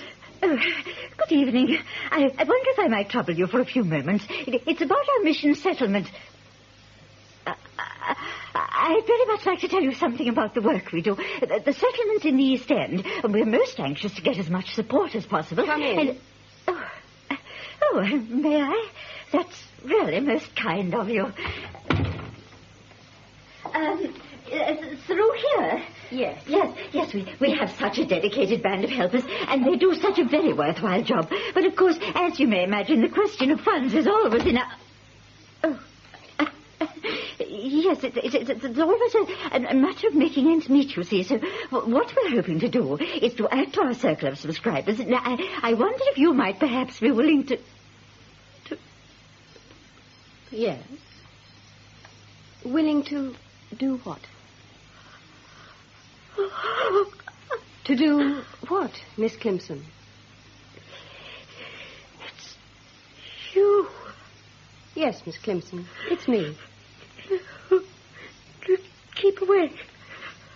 Well, what's that thing you've got? Hypodermic? That's right. Keep it away from me. Oh, you needn't worry. There's nothing in it. Keep away. Keep away. No. Yes, Miss Clemson. Yes. You needn't worry, my dear Miss Clemson. There's nothing in it. What the hell? Stay right where you are, if you please. That's she. That's a woman. What the hell are you doing here? Stay right where you are. What's the meaning of this? Who are you? You're not the porter. No, madam, and you're not Mrs. Forrest. What? I'm a police officer, madam. Sergeant Harvey, Scotland Yard. No. Constable. Sergeant. See the lady, will you? Yes, Sergeant. Right. Mary Whittaker, alias Forrest, I arrest you on the charge of... Yes. Of attempted murder for a start. Is that all? No, Miss Whittaker, very probably not. And I must warn you that anything you say may be taken down and used in evidence at your trial. Trial? Oh, look, this is quite outrageous. Your whole attitude. This woman forced her way into my flat and attacked me. And how is it that she's now lying on the floor unconscious? It was self-defense. I struggled with her and she fell against the table. Indeed, Miss Whittaker. Now, would you mind passing me that hypodermic, please? This? Yes, please. Oh, very well. Thank you. I don't know why you're bothering about that. It's what I use for my neuralgia injections. Really? Yes. It's completely harmless. There's nothing in it. But, of course, that's just how you like it, Miss Whittaker. What the devil do you mean? I wouldn't exactly call that hypodermic harmless. It doesn't need anything in it, the way you use it. Now, are you really sure you're all right, Miss Clemson? Oh, perfectly. Sure? Perfectly. Thank you, Mr. Parker. Here we are, my lord. Ah, Bunter, splendid. Miss Clemson will be most grateful. Do you care to try this, madam? Oh, thank you. What is it? It's Bunter's patent pick-me-up, Miss Clemson. Do you the world of good. I strongly recommend it. Really? But mightn't I get intoxicated? You might. But after what you've been through, why not? Well, all right. Oh, I say, it's good. There. What did I tell you? Oh, it's really good, Bunter. Thank you very much. Not at all, madam. Thank you. Well, there we are, Charles. The end of the case. And nearly the end of you, Miss Clemson. What a day it's been. Oh, that woman's face, Lord Peter. I just can't believe I'm alive. I can imagine. But I still don't understand about the hypodermic. There wasn't any poison in it or anything. I know there wasn't. That was the whole idea. But how did you get onto it? Mrs. Myrtle. Your car? Yes. Remember this morning when I got to your office late? She had an airlock in her petrol feed? Of course. And we had the same trouble this afternoon. Exactly. The whole thing came to me suddenly on the way back to town. When I got to Hyde Park, I found a call box and rang Dr. Carr to see what he thought. He could, as they say, have kicked himself. But you mean the hypodermic was only injecting air? Nothing but air. Look. The heart pushes blood round the body, right? It acts as a pump. Yes. Like the petrol pump in a car. Introduce a blockage into the bloodstream, and the heart stops pumping. I see. You see? The hypodermic is filled with air. This is injected into the bloodstream. The air bubble causes a blockage, and the result? Just another case of heart failure. No special symptoms. Nothing. Only one thing. What? Somewhere, the tiny mark of the needle. If you happen to be looking for it. Yeah. What a wicked mind to think of a thing like that. Wicked and knowledgeable. She's a fully qualified nurse, don't forget. Yes. And, of course, as Carr pointed out, the one thing a nurse has to do when giving an injection, a normal injection, is to be completely positive there's no air trapped in the hypodermic. Yes, of course. But, Mr. Parker, Yes? Well, now, that sergeant I thought was the porter. How did he come to be there in time? Because I sent him. He phoned me at Leahampton with some information that proved Mrs. Forrest and Mary Whittaker were one and the same person. Ah, that woman had us fooled. I suppose all that bleached hair was a wig. Yes, as a matter of fact, it was. And that makeup? I know. Well, as soon as I knew about Mrs. Forrest, I knew you were definitely walking into trouble, Miss Clemson. I got Harvey to go straight round to the flats and contact the real porter. As luck would have it, the chap had spare keys to all the flats in case of fire. Ah. So Harvey borrowed the key to the flat, and while he was about it, the porter's uniform. It wasn't too bad a fit, huh? It wasn't. You see, we thought it could well be best to let you go on up to the flat when you got there, Miss Clemson, but with Harvey to keep an eye on you, just thinking he was the porter wouldn't worry you. I see what you mean. Well, then he went through to the entrance hall and waited for developments. You arrived first, and you just after, I gather, Peter. Just as Miss Clemson's taxi was pulling away, about 30 seconds behind. Good heavens. The moment you got into the lift, the sergeant and I made a dash for the stairs.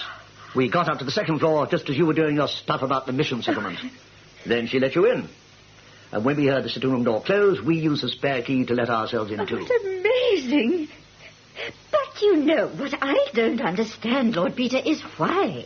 Why did she do all those terrible things? Why? God knows. Greed, I suppose. In fairness to Miss Dawson did want her to have her money when she died. The catch was the old girl wouldn't commit herself in writing. Then when the Reverend Hallelujah turned up and the new Property Act began to be discussed, she realized her position might be very precarious. But when you think of it, there are only two things she could do. Either trick Miss Dawson into making a will, or see that she died before the new act came into force. Yes, yes. Well, we heard today that, in fact, she tried to spot her trickery, but Miss Dawson caught her out. So that was that. She got the go-to-bed girls innocently standing by to witness the signing, instead of which they witnessed a row. And their knowledge of that row made them potentially dangerous. Yes. Well, she dismissed them. And must have made a point of knowing where they had gone to in London. Mm-hmm. But as regards her aunt, she was left with the simple alternative of seeing she died before the 1st of January 1926. And she did so with her little hypodermic. Horrible. But, Lord Peter, now, about poor Bertha Go-to-Bed, now, if Mary Whittaker was down at the cottage at the time she died, how can Mary have murdered her? Because at that time she wasn't at the cottage. What? She'd spotted by advertisement for the Go-to-Beds and had gone up to London. But Vera said she never left the cottage. Vera lied. I can't believe it. You have to believe it. Because when we interviewed Mrs. Forrest, she admitted being in London at the time in question. And as we now know, Mrs. Forrest is, in fact, Mary Whittaker. Yes, of course. So Vera was lying. But only out of loyalty. Because Mary asked her to say she'd never left the cottage. Though she couldn't have realized why she asked her that. She thought the trip to London was simply to pay off a blackmailer. She didn't know it was to murder Bertha. She sent you that letter because she liked you, trusted you, and simply had to tell you about those checks. But it's my guess she'd never have told you of Mary's trip to London. I think you're right. But those checks, where was the money going? To Mrs. Forrest, I'd say. Yes. Mrs. Forrest? The double identity. At any time, if things got difficult, Miss Whittaker could disappear and Mrs. Forrest carry on. But to do so, Mrs. Forrest had to have money. Of course. And a bank account. So, Mary Whittaker draws cash in Leahampton and Mrs. Forrest pays it into her bank in South Audley Street. Simple, isn't it? Yes, her big mistake was that £5 note, the one in Bertha's handbag. Without that, we'd have known nothing of Mrs. Forrest at all. That little visit we paid her must have got her rattled. I think that was when she decided to stage her disappearance. As Mary Whittaker? Yes. They really should have done better the other way round. But why murder poor little Vera? Simply to make things look convincing.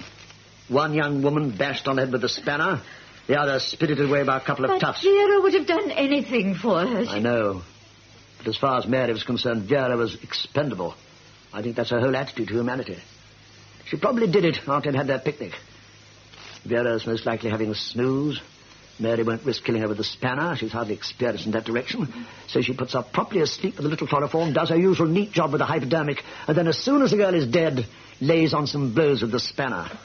And because Vera's blood's already stopped flowing, the spanner doesn't cause much of a mess. Yes, of course. Well, then, Mary nips through the gorse to the Renault, which she's driven down from London the day before. In it, she's got that magazine, the Black Mask. 2 pairs of men's shoes to make footprints, and the cat from Chesterton. And off she goes to London in the Renault. Exactly. This all happens the day before yesterday.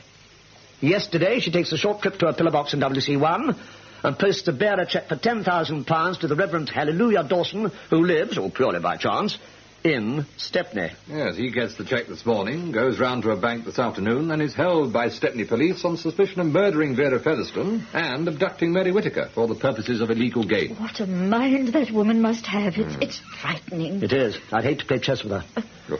Old Hallelujah must have been thrilled by that cheque there, Charles. He must have thought she'd had a change of heart.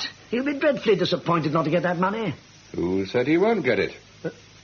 Charles, you old devil. It's a perfectly good cheque for £10,000, signed by Mary Whittaker. No reason why it shouldn't be cleared in the ordinary course of business. Charles, I take my hat off to you. Thank you, my lord. Most kind of you. But, you know, there's just one thing about all this that worries me. I wonder if you've thought about it. What's that? Proof. Proof? Evidence. Look, I agree with everything you've said. I'm confident that that woman has committed 3 murders and attempted a 4th tonight. And at this moment, she's in the cells at Savile Row charged with that attempt.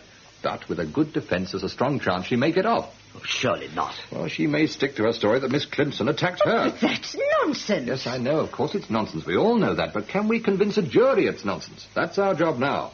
That and getting enough real evidence over the other deaths. Well, we've a certain amount, but I'm not at all sure it's enough. We need enough for a conviction. I wonder who this is. 11:12. Hello? Yes, that's right. Well, certainly. He's just here. It's for you, Charles. Savile Row Police Station. Oh, right. Parker here. Oh, yes, what is it, Sergeant? What? But wasn't there even... I see. Right, there's nothing you can do. I'll be straight over. We're too late, are we? I'm afraid we are. Suicide. No. In her cell. She tied a sheet to the window bars and strangled herself. May God rest her soul. Yes. So, you don't get your conviction, Charles? No, I don't get a conviction. But you do get proof? You could call it that, Peter. I think so, yes. I think you could call it proof.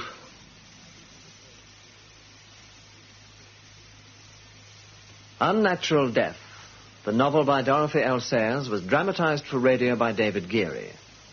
The part of Lord Peter Wimsey was played by Hugh Burton, and Detective Inspector Charles Parker by Clifford Norgate. Bunter, William Edel. Miss Crimson, Catherine Parr. Mrs. Forrest, Eva Haddon. Mrs. Budge, Kathleen Helm. Nurse Phillimore, Kate Binchy. Sergeant Harvey, John Rowe. Merbles, Louis Stringer. Vera Featherstone, Gilly Gratham. Inspector Rogers, Edward Kelsey. P.C. Barton, Graham Allam. And Dr. Carr, John Sampson. The play was produced by David H. Godfrey.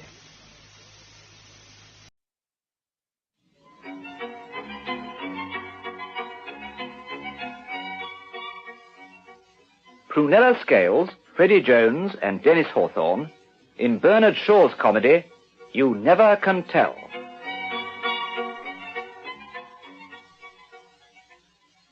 A dentist's waiting room on a fine August morning in 1896. Not the usual tiny London den, but the best sitting room of a furnished lodging, in a terrace on the seafront, at a fashionable watering place. That was my first tooth. Your first? Do you mean to say that you began practicing on me? Well, every dentist has to begin with somebody. Why didn't you let me give you gas? Because you said it would be 5 shillings extra. Oh, don't say that. Makes me feel as if I'd hurt you for the sake of 5 shillings. Well, so you have. Why shouldn't you? It's your business to hurt people. You have a good view of the sea from these rooms. Are they expensive? Yes? You don't own the whole house, do you? No. Your furniture isn't quite the latest thing, is it? It's my landlord. I suppose you haven't been here long. 6 weeks.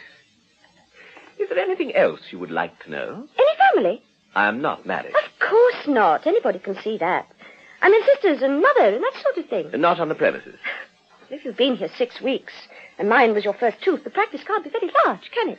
Not as yet. Well, good luck. 5 shillings, you said it would be? 5 shillings.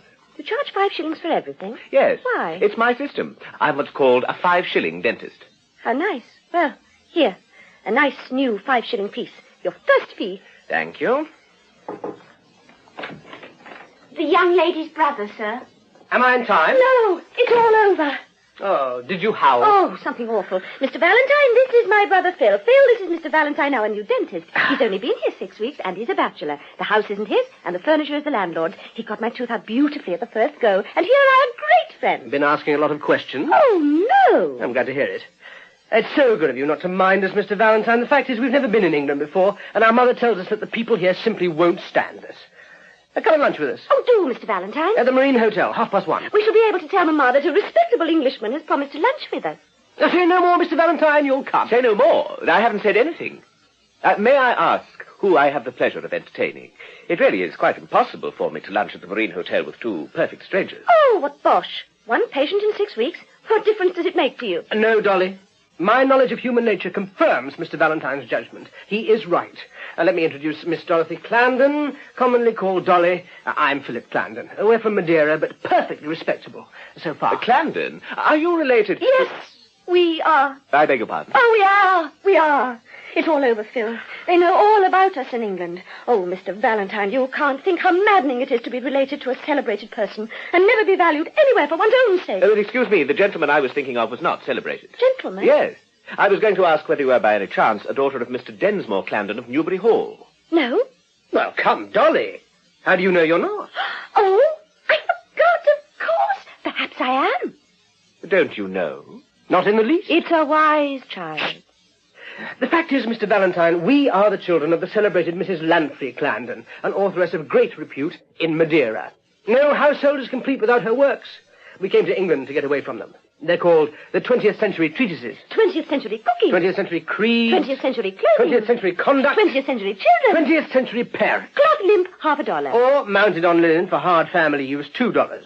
No family should be without them. Read them, Mr. Valentine. They'll improve your mind. But not till we've gone, please. Quite so. We prefer people with unimproved minds. Our own minds are in that fresh and unspoiled condition.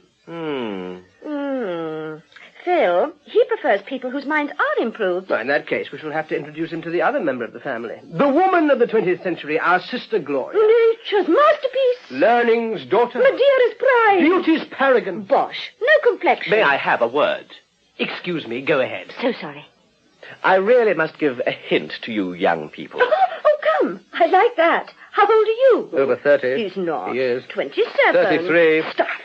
I appeal to you, Mr. Valentine. Well, really, 31. You were wrong. So are you. We're forgetting our manners, Dolly. Yes, so we are. We interrupted you, Mr. Valentine. You were going to improve our minds, I think. The fact is, your... Our appearance. Oh, do let me speak. The old story. We talk too much. We do. Shut up, both. Mum. Thank you. Now, may I ask, to begin with, have you ever been in an English seaside resort before? No. No. I thought so.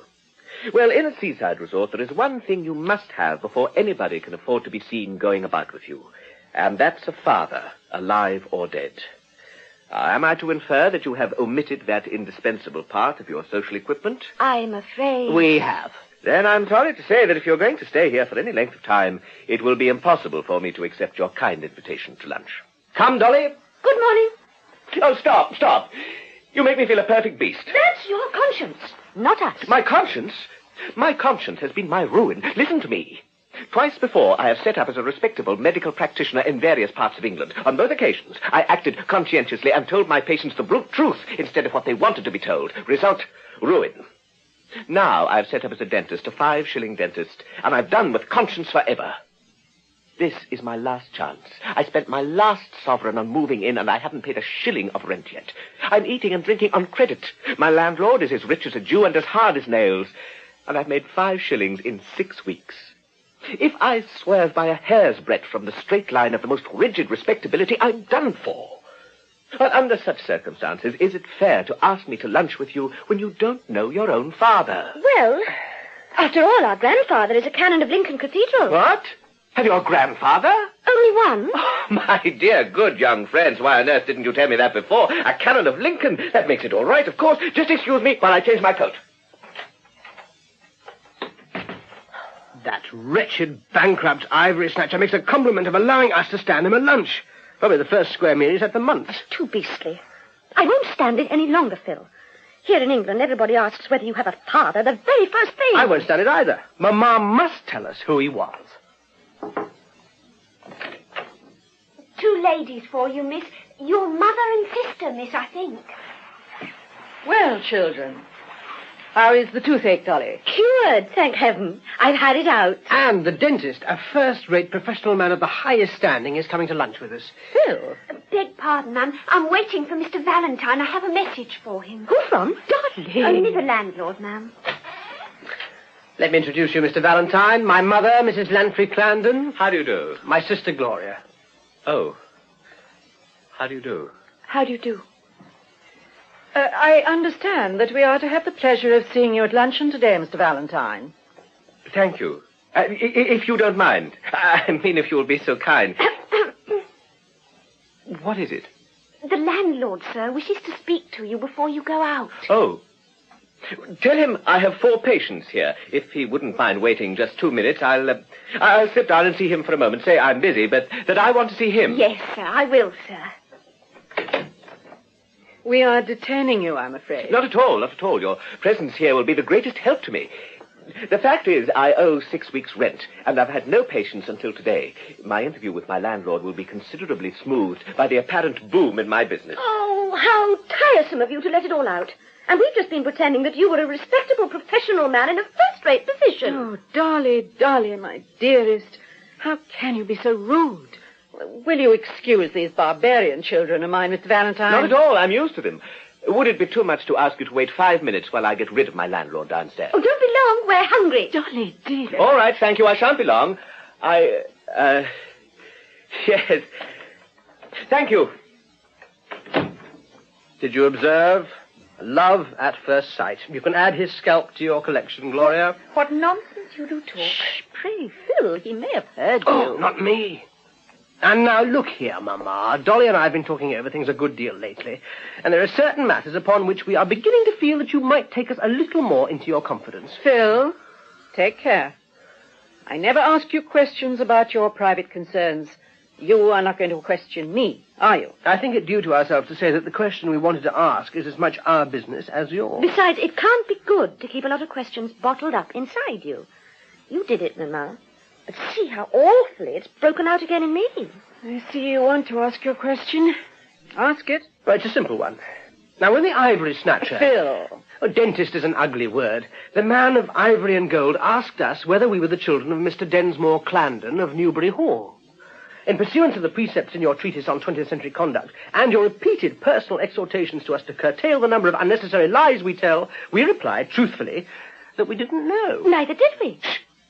The result was that the gum architect made considerable difficulties about accepting our invitation to lunch, although I doubt if he has had anything but tea and bread and butter for a fortnight past.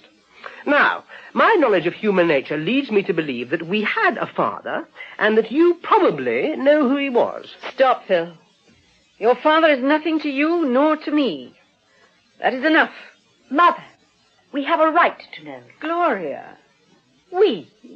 Who is we? We 3.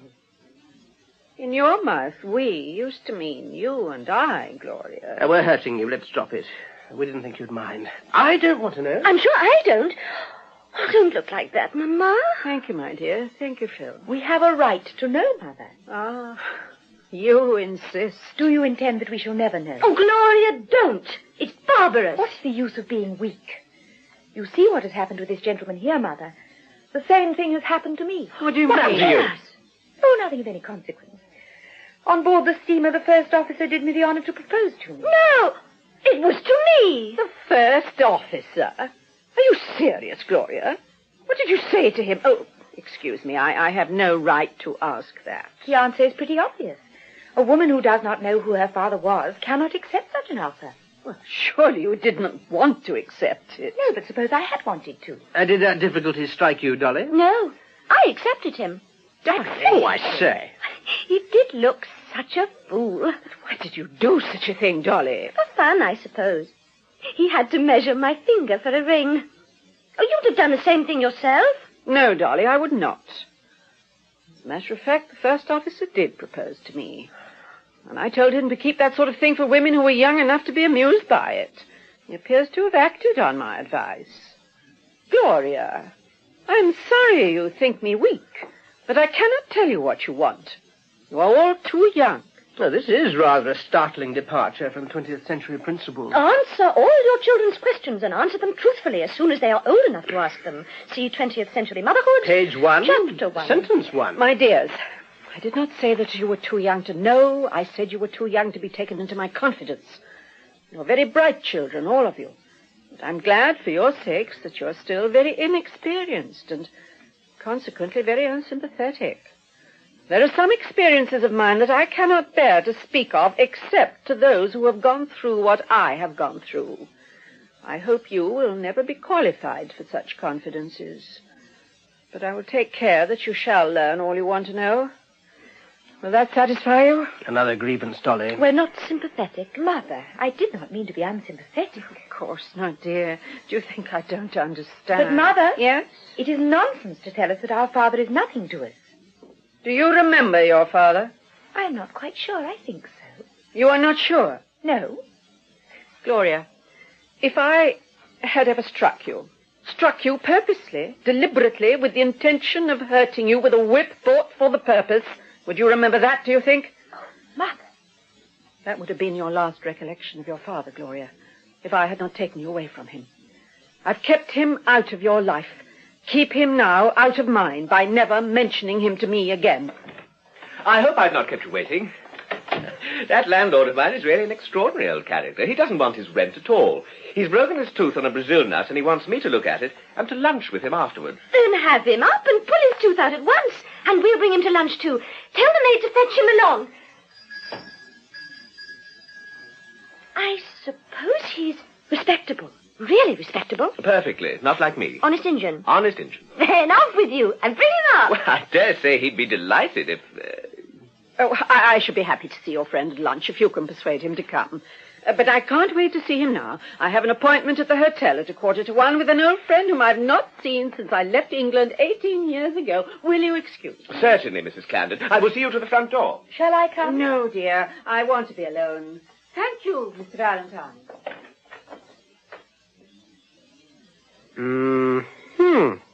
Aha.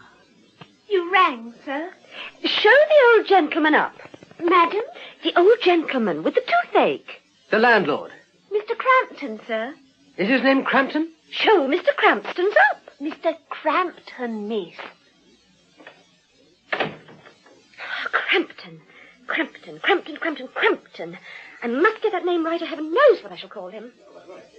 But hark, he comes. Ooh, Talkstone. Shh. Attention. If he's good enough for the lunch, Gloria, I'll nod to Dolly. And if she nods to you, invite him straight away. May I introduce you? This is Mr. Crampton, Miss Dorothy Clarendon, Mr. Philip Clarendon, Mrs. Clarendon. Sit down, Mr. Crampton. That is the most comfortable chair, Mr. Crampton. Thank you. But, won't this young lady... Thank you, Mr. Crampton. We are just going. Oh, sit down. You're tired. Well, perhaps as I am considerably the oldest person present, Mr. Crampton, we understand that we are preventing Mr. Valentine from lunching with you by taking him away ourselves. My mother would be very glad indeed if you would come too. Thank you. I will come with pleasure. How old are you, Mr. Crampton? I'm afraid we must be going, Mr. Valentine. It is understood, then, that we meet at 1:30. 1:30. Allow me to see you to the door. Are you coming too, Mr. Clarendon? Yes, I will. Dolly? In a minute. Make him give you gas. It's 5 shillings extra, but it's worth it. Very well. See, you want to know my age, do you? I'm 57. You look it. Dare say I do. What are you looking at me so hard for? Anything wrong? Is it my hat? You're like somebody. Who? Well, you have a curious look of my mother. Your mother? You're quite sure you don't mean your daughter? Yes, I'm quite sure I don't mean my daughter. Oh, tooth bad. No, nothing. Twinge of memory, Miss Clarendon, not of toothache. Have it out. Pluck from the memory a rooted sorrow with gas 5 shillings extra. No, not a sorrow. An injury that was done me once, that's all. I don't forget injuries. I don't want to forget them. I don't think we shall like you when you're brooding over your injury. Dolly, my sister means well, Mr. Crampton, but she's indiscreet. Now, Dolly, outside. He says he's only 57 and he thinks me the image of his mother and he hates his daughter. Miss Clarendon has gone on. And don't forget, 1:30. Now, mind you leave Mr. Crampton enough teeth to eat with. That's a spoiled child, Mr. Valentine. That's one of your modern products. When I was her age, I had many a good hiding fresh in my memory to teach me manners. What did you think of her sister? You liked her better, eh? Oh, she struck me as being... However, that's not business.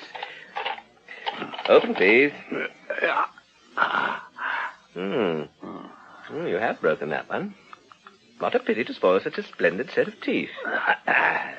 Why do you crack nuts with them? I've always cracked nuts with them. What else are they for? The proper way to keep teeth good is to give them plenty of use on bones and nuts and wash them every day with soap. Plain yellow soap. Soap? Why soap? I began using it as a boy because I was made to. I've used it ever since.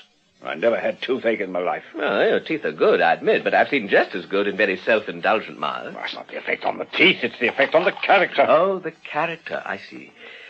A little wider, please. That one will have to come out. It's fast saving. Don't be alarmed. You shan't feel anything. I'll give you gas. Rubbish, man. I want none of your gas. Out with it. People were taught to bear necessary pain in my day. Oh, if you like being hurt, all right. I'll hurt you as much as you like, without any extra charge for the beneficial effect on your character. Young man, you owe me 6 weeks' rent. I do. Can you pay me? No. I thought not. How soon do you think you'll be able to pay me if you have no better manners than to make game of your patients? No, my good sir, my patients haven't all formed their characters on kitchen soap. So much the worse for them. I tell you, you don't understand my character. If I could spare all my teeth, I'd make you pull them out, one after another, to show you what a properly hardened man can go through with when he's made up his mind to it. And you want to be more hardened, do you? Yes. Why did you never get married, Mr. Crampton? A wife and children would have taken some of the hardness out of you. What the devil is that to you? Well, I've an idea of getting married myself. Naturally, sir. Naturally, when a young man has come to his last farthing and is within 24 hours of having his furniture distrained upon by his landlord, he marries. I've noticed that before. Well, marry and be miserable. Oh, come, what do you know about it? I'm not a bachelor. Then there is a Mrs. Crampton. Yes, damn her. A father, too, perhaps, as well as a husband, Mr. Crampton. 3 children. Damn them, eh? No, sir. The children are as much mine as hers. I should really like to know your family, Mr. Crampton. Sorry I can't introduce you. I'm happy to say that I don't know where they are and don't care, so long as they keep out of my way. What's that cylinder thing for? Oh, never mind. It's something to put my foot on to get the necessary purchase for a good pull. And so you advise me not to get married, Mr. Crampton? I advise you to get my tooth out and have done reminding me of my wife. Come along, man. What do you bet that I don't get that tooth out without your feeling it? Your 6 weeks' rent, young man. Don't you gammon me. Done. Are you ready? Take care, man. I'm quite helpless in this position. You'll be more helpless presently.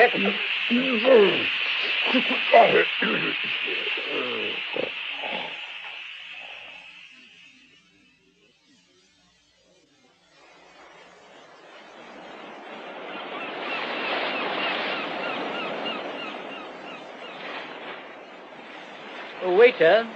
Sir. Are you quite sure Mrs. Clarendon is coming back before lunch? Quite sure, sir. She expects you at 1:45, sir. Not that yet, sir, is it? 12:43, sir. Only 2 minutes more to wait, sir. Nice morning, sir. Yes. Very fresh after London. Yes, sir. So all our visitors say, sir. We shall have 2 more gentlemen to lunch, William. Right, ma'am. Thank you, ma'am. you Finch McComas? Can't you guess? I believe you are. Where's your beard? Would you employ a solicitor with a beard? Is that silk hat yours? Would you employ a solicitor with a sombrero? Oh, I've thought of you all these 18 years with the beard and the sombrero. Do you go to the meetings of the Dialectical Society still? I do not frequent meetings now. Finch, I see what has happened. You have become respectable. Haven't you? Not a bit. You hold to your old opinions still? As firmly as ever. Bless me. Why have you made me come down here?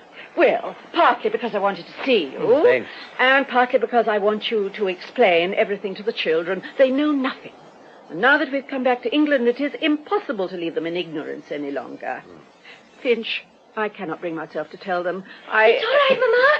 The dentist is coming and he's bringing his old man. Dolly, dear, don't you see Mr. McComas? This? But where are the flowing locks? Where's the beard? The cloak? The poetic exterior? Oh, Mr. McComas, you've gone and spoiled yourself. Why didn't you wait till we'd seen you? Because 18 years is too long for a solicitor to go without having his hair cut. How do you do, Mr. McComas? We are glad to meet you at last. Miss Gloria, I presume? And this young gentleman is Master Philip. Well, I was Master Philip. I was so for many years, just as you were once Master Finch. How strange it is to look back on our boyhood. Has Finch had a drink? Really? Dearest, Mr. McComas will lunch with us. Have you ordered for 7? Don't forget the old gentleman. I have not forgotten him, dear. What is his name? Chalkstones. He'll be here at 1:30. Are we like what you expected, Mr. McComas? Dolly, Mr. McComas has something more serious than that to tell you. Children, I have asked my old friend to answer the question you asked me this morning. He is your father's friend as well as mine, and he will tell you the story of my married life more fairly than I could. Gloria, are you satisfied? Mr. McComas is very kind. Oh, not at all, my dear young lady. Not at all. At the same time, this is rather sudden. I was hardly prepared. Oh, we don't want anything prepared. Tell us the truth. Bald-headed. I hope you intend to take what I have to say seriously. Well, I hope it will deserve it, Mr. McComas. My knowledge of human nature teaches me not to expect too much. Phil. Yes, Mother. All right. I beg your pardon, Mr. McComas. Don't mind us. We mean well. Shut up, both. Now, your father... How old is he? Dear Dolly, don't let us interrupt Mr. McComas. Thank you, Mrs. Clarendon. Thank you. Your father is 57. 57? Where does he live? Dolly. Let me answer that, Mrs. Clarendon. The answer will surprise you considerably. He lives in this town. I knew it. Phil, Chalkstones is our father. Chalkstones? Oh, Crampstones or whatever it is. He said I was like his mother. I knew he must mean his daughter.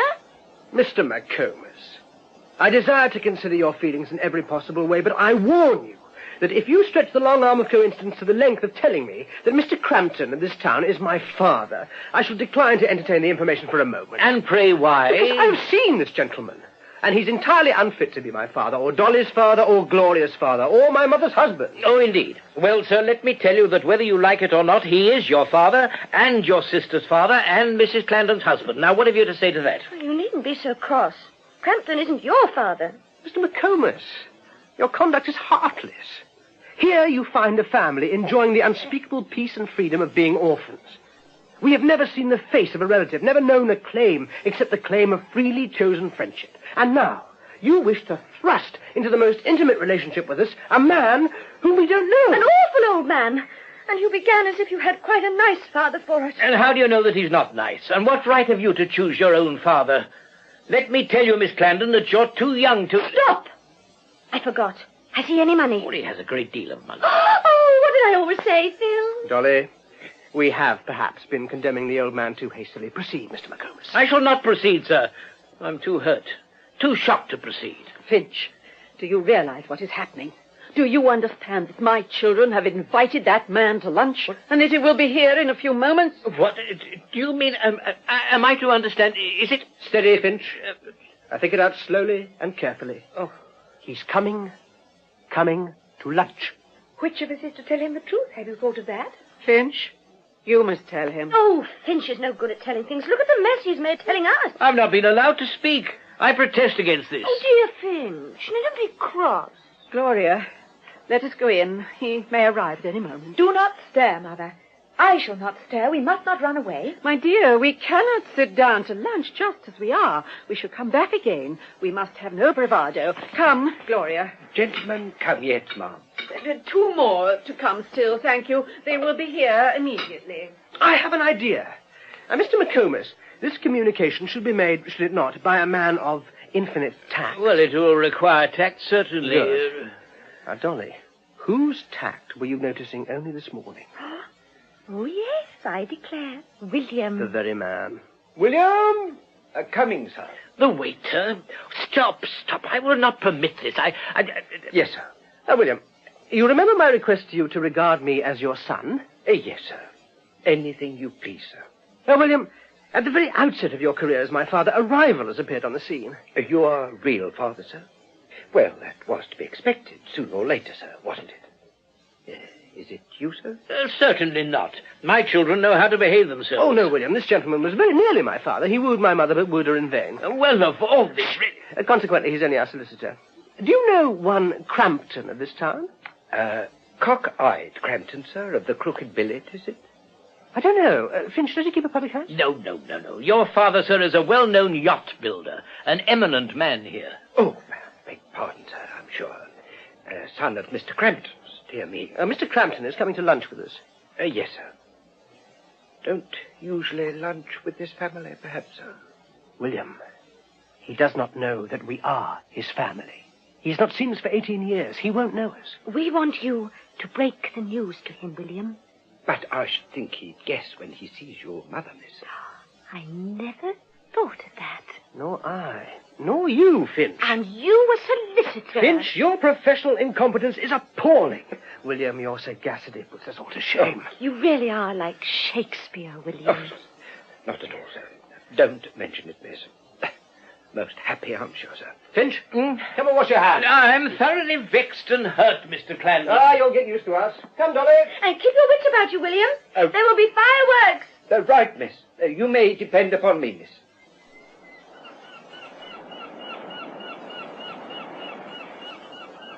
The steps made me giddy.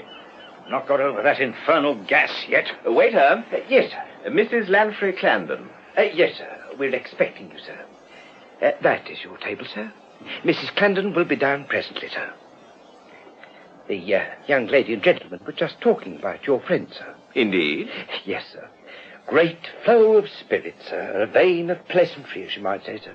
The young gentleman's latest is that you're his father, sir. What? Only his joke, sir. His favourite joke. Yesterday, I was to be his father. Today, as soon as he knew you were coming, sir, he tried to put it up on me that you were his father, his long-lost father. Not seen you for 18 years, he said. 18 years? Yes, sir. But I was up to his trick, sir. I saw the idea coming into his head as he stood there, thinking what new joke he'd have with me. Yes, sir. That's the sort he is. Very pleasant, very offhand and affable indeed, sir. Even the solicitor took up the joke. Yes, sir, I assure you, sir. You would never imagine what respectable professional gentlemen from London will do on an outing when the sea air takes them, sir. Oh, there's a solicitor with them, is there? The family solicitor, sir. Yes, sir. Name of McComas, sir. McComas? Valentine, this is a plot, a conspiracy. This is my family. My children. My infernal wife. Oh, indeed. Interesting meeting. Meeting? Not for me. Let me out of this. Give me that coat. Yes, sir. I seem to have done the young gentleman injustice. I have... Valentine, you're in this. You made this plot. You... Wash. What do you mean? How dare you... Steady, sir. Here they come, sir. So here you are, Mr. Crampton. Yes, here. Caught in a trap. A mean trap. Are those my children? Is this our father, Mr. McComas? Yes, Pleased to meet you again. Allow me to discharge my first duty as host by ordering your wine. Finch, some crusted old port for you as a respectable family solicitor. Apollinaris only. I prefer to take nothing heating. Valentine? Would lager be considered vulgar? Probably. We'll order some. Dolly takes it. And now, Mr. Crampton, what can we do for you? What do you mean, boy? Boy? Whose fault is it that I'm a boy? The whiskey's on the last page but one, Mr. Crampton. Let me alone, child. Child?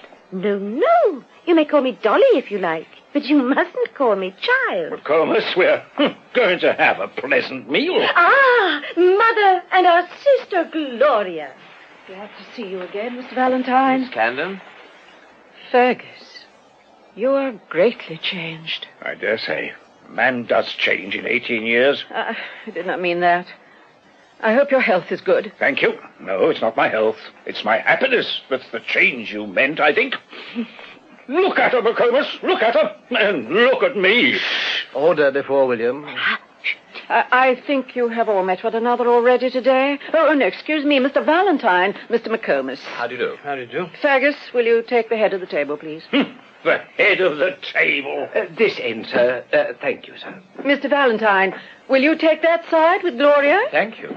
Finch, I must put you on this side between Dolly and Phil. You must protect yourself as best you can. Thank you. Thick or clear, sir? Does nobody ask a blessing in this household? Let us first settle what we're about to receive. William. Yes, sir. 2 small lagers for the children, as usual, William, and 1 large for this gentleman. A large Apollinaris for Mr. McComas. Yes, sir. Have a 6 of Irish in it, Finch. No, thank you. Number 413 for my mother and Miss Gloria as before. And, All right, sir. We know what Mr. Crampton likes here, sir. Oh, you frequent bars. Bad habit. You've learnt your lesson from your mother, I see. Phil, will you please remember that your jokes are apt to irritate people who are not accustomed to us, and that your father is our guest today. Yes, a guest at the head of my own table. Yes, it's embarrassing, isn't it? It's just as bad for us, you know. Shh, Dolly. We are both wanting in tact. We mean well, Mr. Crampton, but we're not yet strong in the filial line. William, come and restore good feeling. Yes, sir. Certainly, sir. Small lager for you, sir. Seltzer and Irish, sir. Apollinaris, sir. Small lager, miss. 413, madam. Large lager for you, sir. 413, miss. To the family. Hearth and home. Oh, we're getting on very nicely after all. After all? After all what, Finch? She means that you're getting on very nicely in spite of the presence of your father. Do I take your point rightly, McComas? No, I only said after all to round off the sentence. Turbot, sir. Oh, thank you, waiter. Thank you. Don't mention it, sir. Have you thought of choosing a profession yet? Well, I'm keeping my mind open on that subject. William. Yes, sir. How long do you think it would take me to learn to be a really smart waiter? Can't be learned, sir. It's in the character, sir. Bread for the lady, sir? Thank you. Yes, sir. Very few are born to it, sir. You don't happen to have such a thing as a son yourself, have you? Yes, sir. Oh, yes, sir. Is your son a waiter too, William? Oh, no, miss. He's too impetuous. He's at the bar. A potman, eh? No, sir. The other bar. Your profession, sir. A QC, sir. Well, I'm sure I beg your pardon. Not at all, sir. Very natural mistake, I'm sure, sir. I've often wished he was a potman, sir. Would have been off my hands ever so much sooner, sir. Salt at your elbow, sir. Yes, sir. Had to support him till he was 37, sir. But doing well now, sir. Very satisfactory indeed, sir. Nothing less than 50 guineas, sir. Democracy, Crampton? Modern democracy? No, sir. Not democracy. Only education, sir. Scholarship, sir. Cambridge local, sir. Sydney Sussex College, sir. Very good thing for him, sir. He never had any turn for real work, sir. Stone ginger, miss. Right, miss. Which of us dare give that man an order again? I hope he won't mind my sending him for ginger beer. Well, he's a waiter. It's his business to wait. If you treated him as a waiter ought to be treated, he'd have held his tongue. And what a loss that would have been. Perhaps he'll give us an introduction to his son and get us into London society. London society? You're not fit for any society, child. Now, look here, Mr. Crampton, if you think... Stone ginger, miss. Thank you, dear William. You were just in time. Cheese, sir. Would you like a cold sweet? What? Oh, cheese. Bring a box of cigarettes, William. All ready, miss. Does she smoke? Really, Mr. Crampton? I'm afraid I'm spoiling your lunch. I'll go and have my cigarette on the beach. Margaret, call that girl back. Call her back, I say. Oh, come, Crampton, never mind. She's her father's daughter, that's all. I hope not, Finch. Mr. Valentine, will you excuse me? I'm afraid Dolly is hurt and put out by what has passed. I must go to her. To take her part against me, you mean? Gloria, will you take my place while I'm away, dear? Yes, Mother. Young lady forgot the matches, ma'am, if you will be so good, ma'am. Thank you very much. There's a mother for you, McComas. There's a mother for you. Yes, a good mother. And a bad father. That's what you mean, eh? Miss Clandon. That girl's name is Crampton, Mr. Valentine, not Clandon. Do you wish to join them in insulting me? I'm overwhelmed, Miss Clandon. It's all my fault. I brought him here, I am responsible for him, and I'm ashamed of him. What do you mean? No harm has been done, Mr. Valentine. We have all been a little childish, I'm afraid. Our party has been a failure. Let us break it up and have done with it. Goodbye, Father. Father. Father! No! This coat is yours, sir, I think so. The lady's sunshade, sir. Nasty glare off the sea today, sir. Very trying to the complexion, sir. I shall carry down the camp stools myself, sir. You are old, Father William, but you are the most considerate of men. No. Keep the sunshades and give me the camp stools. Thank you, sir. Finch, share with me. Come along. Oh, all right. Leave me something to bring down. One of these sunshades, perhaps. Oh, that's the younger lady, sir. Oh. Thank you, sir. If you'll allow me, sir, I think you had better have this. The elder young lady is reading it at present. Thank you, sir. Schopenhauer, sir, you see. A very interesting author, sir. Especially on the subject of ladies, sir. Now, look here, Crampton. Are you at all ashamed of yourself? Ashamed of myself? What for? For behaving like a bear. What will your daughter think of me for having brought you here? I was not thinking of what my daughter was thinking of you. No, you were thinking of yourself. You're a perfect egomaniac. She told you what I am. A father. A father robbed of his children. What are the hearts of this generation like? Am I to come here after all these years to see what my children are for the first time, to hear their voices and carry it all off like a fashionable visitor? Drop in to lunch, be Mr. Crampton? Mr. Crampton! What right have they to talk to me like that? I'm their father. Do they deny that? I'm a man with the feelings of our common humanity. Have I no rights, no claims? In all these years, who have I had round me? Servants, clerks, business acquaintances. I've had respect from them. Aye, kindness. Would one of them have spoken to me as that girl spoke? Would one of them have laughed at me as that boy was laughing at me all the time? My own children! Mr. Crampton, my... Come, they're only children. The only one of them that's worth anything called you father. Yes, goodbye, Father. Goodbye. Oh, yes, she got at my feelings with a stab. Now, look here, Crampton. You just let her alone. She's treated you very well. I had a much worse time of it at lunch than you. You? Yes, I. I sat next to her, and I never said a single thing to her the whole time. I couldn't think of a blessed word. And not a word did she say to me. Well?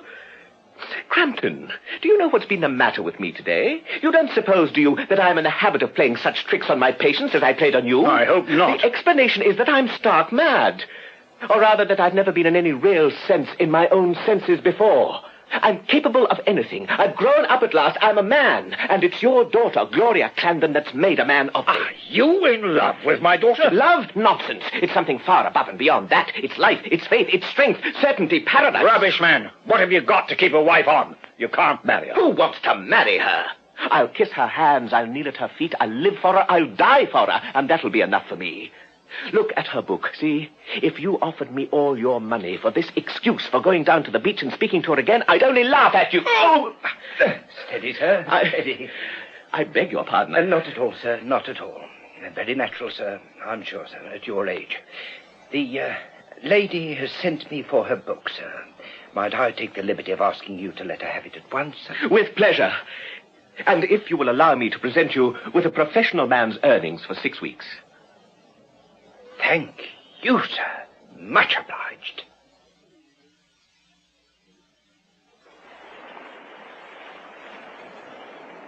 Miss Clandon! Miss Clandon! How could that man have so beautiful a daughter? That seems to be an attempt at what is called a pretty speech. Let me say at once, Mr. Valentine, that pretty speeches make very sickly conversation. Pray let us be friends, if we are to be friends, in a sensible and wholesome way. I have no intention of getting married, and unless you are content to accept that state of things, We had much better not cultivate each other's acquaintance. You are strong. Do you know that you changed the world for me this morning? I was in the dumps, thinking of my unpaid rent, frightened about the future. When you came in, I was dazzled. Well, that was silly, of course, but really and truly something happened to me. Explain it how you will. My blood got oxygenated, my muscles braced, my mind cleared, my courage rose. That's odd, isn't it, considering that I'm not at all a sentimental man? Let us go back to the terrace. Oh, Miss Clarendon, how could you? What have I done? Thrown this enchantment on me.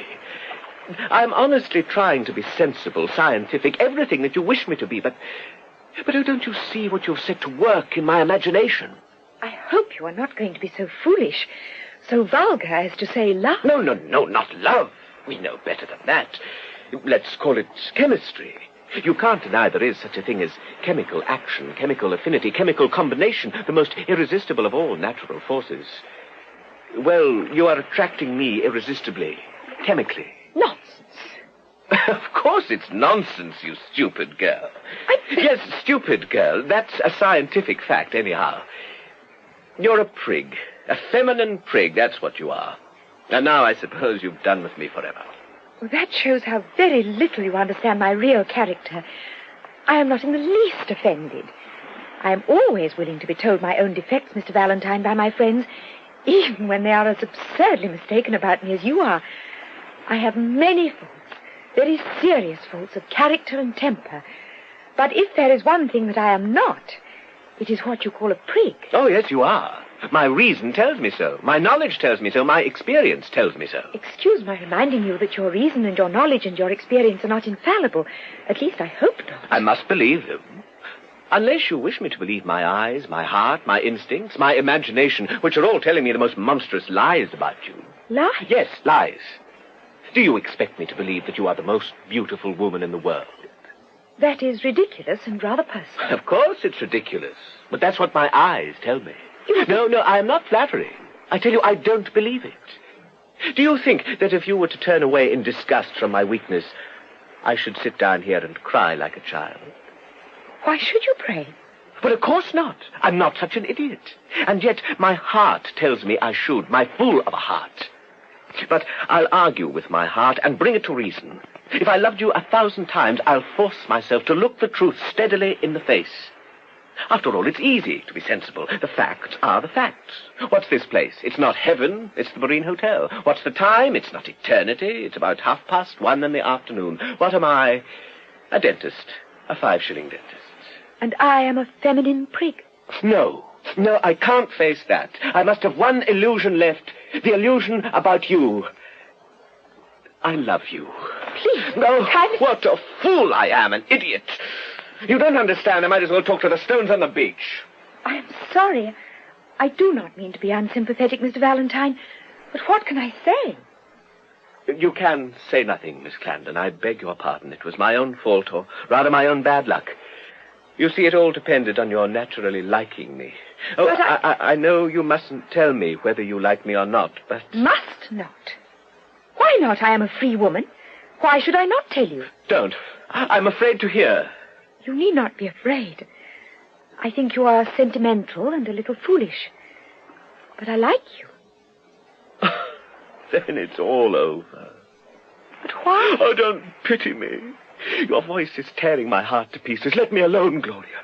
You go down into the very depths of me, troubling and stirring me. I can't struggle with it. I can't tell you. Oh, stop telling me what you feel. I can't bear it. It's come at last. My moment of courage. Our moment of courage.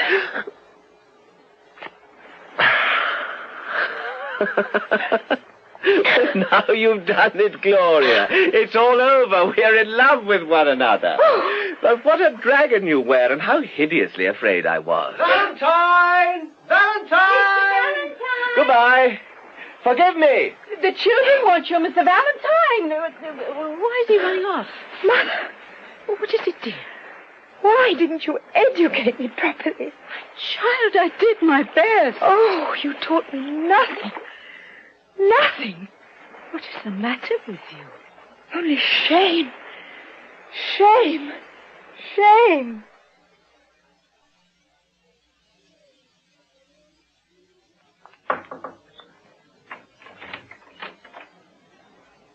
Tea was what you rang for, Mom, I hope. Thank you, yes. I thought so, Mom. Curious how the nerves seem to give out in the afternoon without a cup of tea. The young lady and gentleman have just come back, Ma'am. They have been out in a boat, Ma'am. Mr. McComas will not come to tea, Ma'am. He has gone to call upon Mr. Crampton. And the other gentleman? Oh, he's coming, miss, he's coming. He has been rowing in the boat, miss, and has just run down the road to the chemist for something to put on the blisters. But he will be here directly, miss, directly. Gloria, where are you going? I think you must excuse me, Mother. Anything more, Ma'am? Nothing, thank you. Thank you, Ma'am. Here is Mr. Philip and Miss Dolly, Ma'am. Oh, give me some tea. We've been out in a boat. Valentine will be here presently. He's unaccustomed to navigation. Where's Gloria? Phil, there's something the matter with Gloria. Has anything happened? Romeo. And Juliet. Yes, my dear mother, the old story. Dolly, don't take all the milk. Yes, in the spring. A young man's fancy. Lightly turns to, thank you, thoughts of love. It also occurs in the autumn. The young man in this case is... Valentine. And his fancy has turned to Gloria, to the extent of... Kissing her. On the beach. On the lips, before everybody. Phil, Dolly, are you joking? Did she allow it? We waited to see him struck to earth by the lightning of her scorn. But he wasn't. She appeared to like it. As far as we could judge. No, you've sworn off 2 cups. Children, you must not be here when Mr. Valentine comes. I must speak very seriously to him about this. To ask him his intentions. Oh, what a violation of 20th century principles. Quite right, Mamma. Bring him to book. Make the most of the 19th century while it lasts. Shh, here he is. Very sorry to be late for tea, Mrs. Clarendon. Will you... No, thank you. I never take any. No doubt Miss Dolly and Phil have explained what happened to me. Yes, Valentine, we've explained. We have explained very thoroughly. It was our duty. Come, Dolly. Will you sit down, Mr. Valentine? Thank you. I want to speak to you a little, if you will allow me.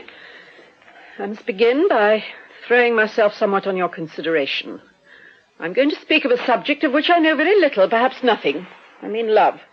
Love? Yes, love. Oh, you need not look so alarmed at that, Mr. Valentine. I am not in love with you. Oh, really, Mrs... I should be only too proud if you were. Thank you, Mr. Valentine, but I'm too old to begin. Begin? Have you never? Never. My case is a very common one, Mr. Valentine. I married before I was old enough to know what I was doing. As you've seen for yourself, the result was a bitter disappointment for both my husband and myself. So you see, though I'm a married woman, I've never been in love. I've never had a love affair. And to be quite frank with you, Mr. Valentine, what I've seen of the love affairs of other people has not led me to regret that deficiency in my experience. Well, what are you driving at, Mrs. Clarendon? I think you know. Gloria? Yes, Gloria. Well, yes. I'm in love with Gloria. I know what you're going to say. I've no money. I care very little about money, Mr. Valentine. Then you're very different to all the other mothers who've interviewed me. Now we're coming to it, Mr. Valentine. You are an old hand at this. Oh, no, really? Do you think, little as I understand these matters, that I have not common sense enough to know that a man who could make as much way in one interview with such a woman as my daughter can hardly be a novice? No, I assure you... I'm not blaming you, Mr. Valentine. It is Gloria's business to take care of herself, and you have a right to amuse yourself as you please. Amuse myself? Oh, Mrs. Clapton. On your honor, Mr. Valentine, are you in earnest? On my honor, I am in earnest. Are you? Only I always have been in earnest. And yet here I am, you see. This is just what I suspected. Mr. Valentine, you are one of those men who play with women's affections. Well, why not, if the cause of humanity is the only thing worth being serious about? However, I understand. You wish me to discontinue my visits? No.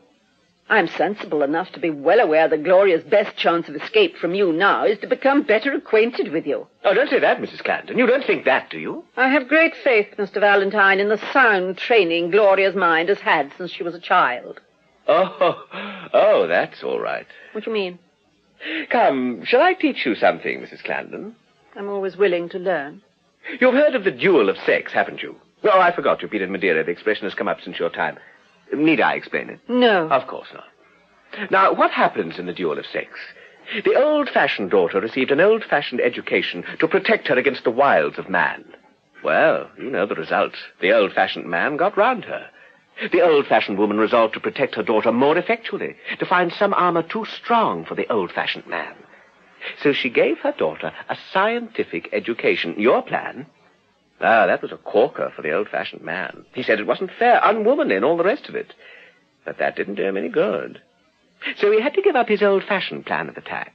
You know, going down on his knees and swearing to love, honor, and obey, and so on. Excuse me. That was what the woman swore. Was it? Oh, perhaps you're right. Yes, of course it was. Well, what did the man do? He went one better than the woman, educated himself scientifically, and beat her at that game just as he'd beaten her at the old game.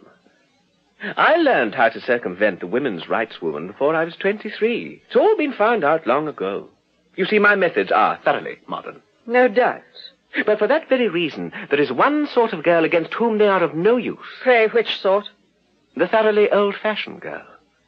If you had brought up Gloria in the old way, it would have taken me 18 months to get to the point I got to this afternoon in 18 minutes. Yes, Mrs. Clarendon, the higher education of women delivered Gloria into my hands, and it was you who taught her to believe in the higher education of women. Mr. Valentine, you are very clever. Oh, Mrs. Clarendon. And you have taught me nothing. Goodbye. Mother, is what Dolly told me true? What did she tell you, dear? That you have been speaking about me to this gentleman. This gentleman, oh? Mr. Valentine, can you hold your tongue for a moment? Mother, what right had you to do it? I don't think I've said anything I have no right to say, Gloria. Nothing whatever. I beg your pardon. Mr. Valentine, you are a most dangerous man. Gloria, come here. Ask this man whom you have inspired and made brave, how many women have inspired him before? How many times he has laid the trap in which he has caught you? How much practice it has taken to make him perfect in his chosen part in life as the duelist of sex? This isn't fair. You're abusing my confidence, Mrs. Clarendon. Ask him, Gloria. Is that true? Oh, don't be angry. Is it true? Did you ever say that before? Did you ever feel that before for another woman? Yes. Oh! Remember, a man's power of love and admiration is like any other of his powers. He has to throw it away many times before he learns what is really worthy of it. Another of the old speeches, Gloria. Take care. Oh. Do you think I need to be warned now? You have tried to make me love you. I have. Well, you have succeeded in making me hate you passionately. It's surprising how little difference there is between the two. I know men whose wives love them, and they're gone exactly like that. Mr. McComas, ma'am. Oh, certainly. Bring him in. He wishes to see you in the reception room, ma'am. Why not here? Well, if you will forgive my mentioning it, ma'am, I think Mr. McComas feels that he would get fairer play if he could speak to you away from the younger members of your family, ma'am. Tell him they are not here. They are within sight of the door, ma'am, and very watchful for some reason or other. Oh, very well. I'll go to him. Thank you, ma'am. All right, sir. Only the tea things, sir. Excuse me, sir. Thank you, sir. Look here, you will forgive me sooner or later. Forgive me now. Never. While grass grows or water runs. Never, never, never. Well, I don't care. I can't be unhappy about anything. I shall never be unhappy again. Never, never, never, while grass grows or water runs. The thought of you will always make me wild with joy. How often have No, I've never said that before. That's new. It will not be new when you say it to the next woman. Oh, don't, Gloria, don't. I kneel at your feet. Get up! Get up! How dare you! I beg your pardon. Come, Dolly. Mother will be back in a moment, Phil. Please wait here for her. Ah, indeed. Aha. Here comes the solicitor, looking very grave. What cheer, Finch? Very serious news from your father, Miss Clarendon. Very serious news indeed. Perhaps I had better go. By no means, Mr. Valentine. You are deeply concerned in this. Mrs. Clarendon, your husband demands the custody of his younger children who are not of age. Oh, how nice of him. He likes us, Mamma. I am sorry to have to disabuse you of any such idea, Miss Dorothea. Oh, Dorothea. No. Dearest Dolly, the deed of separation gives me the custody of the children. It also contains a covenant that you are not to approach or molest him in any way. Well, I've done so. Whether the behavior of your younger children amounts to legal molestation is a question on which it may be necessary to take counsel's opinion. At all events, Mr. Crampton not only claims to have been molested, but he believes that he was brought here by a plot in which Mr. Valentine acted as your agent. What's that, eh? He alleges that you drugged him, Mr. Valentine. Oh, so I did. But what did you do that for? 5 shillings extra. I must really ask you, Miss Clandon, not to interrupt this very serious conversation with irrelevant interjections.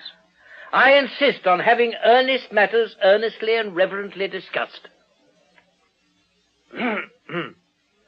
Miss Gloria, it is my duty to tell you that your father has also persuaded himself that Mr. Valentine wishes to marry you. I do. In that case, sir, you must not be surprised to find yourself regarded by the young lady's father as a fortune hunter. So I am. Do you expect my wife to live on what I earn? 10 pence a week? I've nothing more to say, sir. I shall return and tell Mr. Crampton that this family is no place for a father. Finch! If Mr. Valentine cannot be serious, you can. Sit down. Oh, well, You know that all this is a made-up case, that Fergus doesn't believe in it any more than you do. Now, give me your real advice, your sincere, friendly advice. You know I've always trusted your judgment. I promise you the children will be quiet. Well, what I want to say is this. In the old arrangement with your husband, Mrs. Clandon, you had him at a terrible disadvantage. You were an advanced woman, accustomed to defy public opinion, and with no regard for what the world might say of you. Yes, that is true. On the other hand, Mrs. Clandon, your husband had a great horror of anything getting into the papers. There was his business to be considered, as well as the prejudices of an old-fashioned family. Not to mention his own prejudices. Now, no doubt he behaved badly, Mrs. Clandon. I did not blame him. I simply rescued myself and the children from him. Yes, but you made hard terms, Mrs. Clandon. You had him at your mercy. You brought him to his knees when you threatened to make the matter public by applying to the courts for a judicial separation. Suppose he'd had that power over you, and used it to take your children away from you and bring them up in ignorance of your very name, how would you feel? What would you do?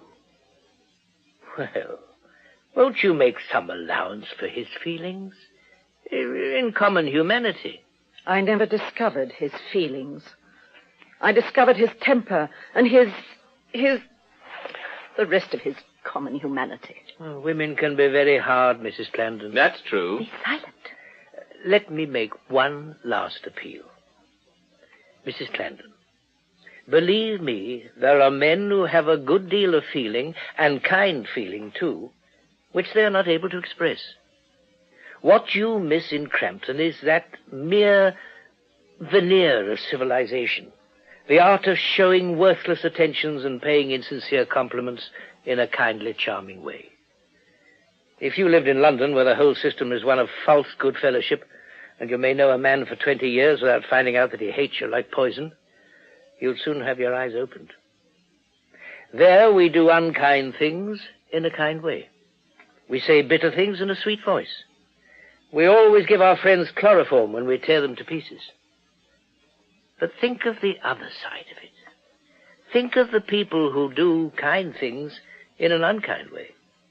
People whose touch hurts, whose voices jar, whose tempers play them false, who wound and worry the people they love in the very act of trying to conciliate them, and yet who need affection as much as the rest of us. Oh, Crampton has an abominable temper, I admit. He has no manners, no tact, no grace. He'll never be able to gain anyone's affection unless they will take his desire for it on trust. Is he to have none? Not even pity from his own flesh and blood. Oh, how beautiful, Finch. How nice of you. Finch, this is eloquence. Positive eloquence. Oh, Mamma, let us give Chalkstones another chance. Let us have him to dinner. No, Dolly, I hardly got any lunch. My dear Finch, there is not the least use in talking to me about Fergus. You have never been married to him. I have. Miss Doria, I have hitherto refrained from appealing to you because, if what Mr. Crampton told me be true, you have been more merciless even than your mother. You appeal from her strength to my weakness. Not your weakness, Miss Clandon. I appeal from her intellect to your heart? I have learnt to mistrust my heart. I would tear my heart out and throw it away if I could. My answer to you is my mother's answer. Well, I'm very sorry. Very sorry. I've done my best. But what did you expect, Finch? What do you want us to do? The first step for both you and Crampton is to obtain counsel's opinion as to whether he is bound by the deed of separation or not. Now, why not obtain this opinion at once and have a friendly meeting, or shall we say a neutral meeting, to settle the difficulty here in this hotel tonight? Now, what do you say? But where is the counsel's opinion to come from? It has dropped down on us out of the clouds. On my way back here from Crampton's, I met a most eminent QC, a man whom I briefed in the case had made his name for him. He's come down here from Saturday to Monday for the sea air and to visit a relative of his who lives here. He has been good enough to say that if I can arrange a meeting of the parties, he will come and help us with his opinion. Now, do let us seize this chance of a quiet, friendly family adjustment. Let me bring my friend here and try to persuade Crampton to come too. Come. Consent. Finch, I don't want counsel's opinion because I intend to be guided by my own opinion. I don't want to meet Fergus again because I don't like him and don't believe the meeting will do any good. However, you have persuaded the children that he is not quite hopeless. Do as you please. Thank you, Mrs. Clarendon. Will 9 o'clock suit you? Perfectly. Phil, will you ring, please? But if I am to be accused of conspiring with Mr. Valentine, I think he had better be present. I quite agree with you. I think it's most important. Well, there can be no objection to that, I think. I have the greatest hopes of a happy settlement. Goodbye for the present. Allow me, sir. You rang, Mom? We expect some visitors at 9, William. Can we have dinner at 7 instead of 7:30? 7, Mom. Certainly, Mom. It will be a convenience to us this busy evening, Mom. There will be the band and the arrangement of the fairy lights and one thing and another, Mom. The fairy lights? The band? William, what mean you? The fancy ball, miss. Fancy ball? Oh, yes, sir. Given by the regatta committee for the benefit of the lifeboat, sir. We often have them, Mom. Chinese lanterns in the garden, Mom. Very bright and pleasant. Very gay and innocent indeed. Tickets downstairs at the office, sir, 5 shillings. Ladies half price, if accompanied by a gentleman. To the office, William. Quick, before they're all sold.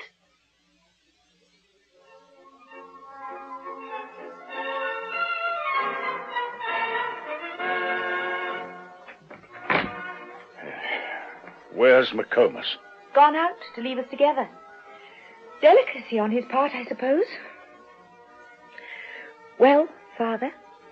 Well, daughter? Shake hands. What has happened to you, my child? Oh, never mind. I'm my father's daughter. That's a come down, isn't it? What you... Well, yes, my dear, I suppose it is. I suppose it is. I'm afraid I'm sometimes a little irritable, but I know what's right and reasonable all the time, even when I don't act on it. Can you believe that? Believe it? Why, that's myself all over. I know what's right and dignified and strong and noble just as well as she does. But, oh, the things I do. The things I let other people do. As well as she does. You mean your mother? Yes, Mother. Why? Now, listen. No treason to her. No word, no thought against her. She's our superior, yours and mine. High heavens above us. Is that agreed? Yes. Just as you please, my dear. You don't like her? My child, you haven't been married to her. I have. She did me a great wrong in marrying me without really caring for me. But after that, the wrong was all on my side, I dare say. Take care. It's my dangerous subject. My feelings, my miserable, cowardly, womanly feelings may be on your side, but my conscience is on hers. I'm very well content with that division, my dear. Thank you.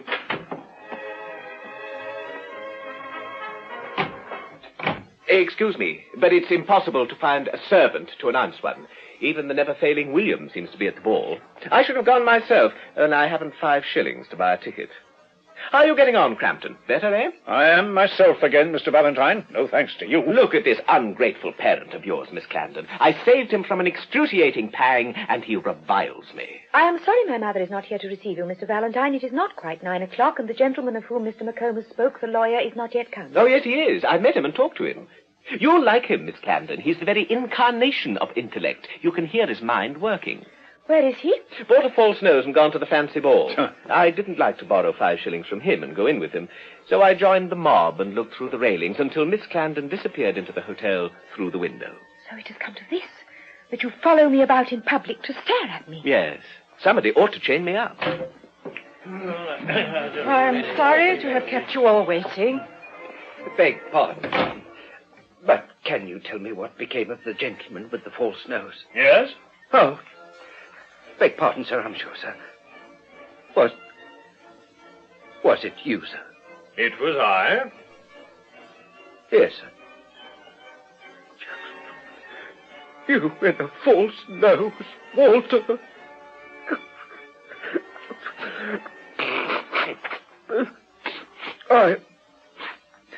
I beg your pardon, ma'am, I'm sure. A little giddiness. You will excuse him, Mrs. Clarendon, when I inform you that he is my father. Oh, no. No, Walter. A waiter for your father on top of a false nose. What will they think of you? I am delighted to hear it, Mr. Boone. Your father has been an excellent friend to us since we came here. Oh, no, ma'am. It's very kind of you, very ladylike and affable indeed, ma'am. But I should feel at a great disadvantage, off my own proper footing. Never mind my being the gentleman's father, ma'am. It is only the accident of birth, after all, ma'am. You'll excuse me, I'm sure, having interrupted your business. One moment. My father was a witness of what passed today, was he not, Mrs. Clarendon? Yes, most of it, I think. In that case, we shall want him. Sit down, won't you? Oh, if you please, ma'am, I really must draw the line at sitting down. I couldn't let myself be seen doing such a thing, ma'am. Thank you, I'm sure, all the same. William only wants to go on taking care of us. I should like a cup of coffee. Coffee, miss. Certainly, miss. Thank you, miss. Very timely, miss. Very thoughtful and considerate indeed. Anything for you, ma'am? Oh, yes. It's so hot, I think we might have a jug of claret cup. Claret cup, ma'am. Certainly, ma'am. Oh, well, I'll have claret cup instead of coffee. Put some cucumber in it. Cucumber, miss. Yes, miss. Anything special for you, sir? You don't like cucumber, sir. If Mrs. Clarendon will allow me, siphon Scotch. Right, sir. Irish for you, sir, I think, sir? Yes. I like cucumber. Right, sir. Claret cup, siphon, 1 Scotch, and 1 Irish. I think that's right. Right, ma'am. Directly, ma'am. Thank you.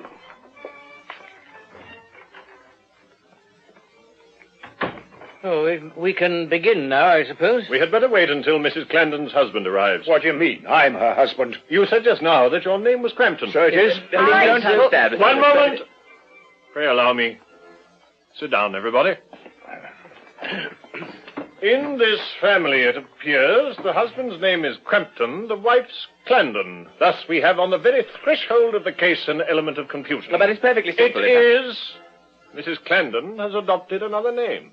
That is the obvious explanation which you feared. I could not find out for myself. You mistrust my intelligence, Mr. Valentine. No, I don't want you to answer that. I want you to think over it when you feel your next impulse to interrupt me. This is simply breaking a butterfly on a wheel. What does it matter? I will tell you what it matters, sir. It matters that if that family difference is to be smoothed over, as we all hope it may be, Mrs. Clarendon, as a matter of social convenience and decency, will have to resume her husband's name. I think, Boone, we'd perhaps better dispose of the important questions first. McComas, there will be no difficulty about the important questions. There never is. It is the trifles that will wreck you at the harbour mouth.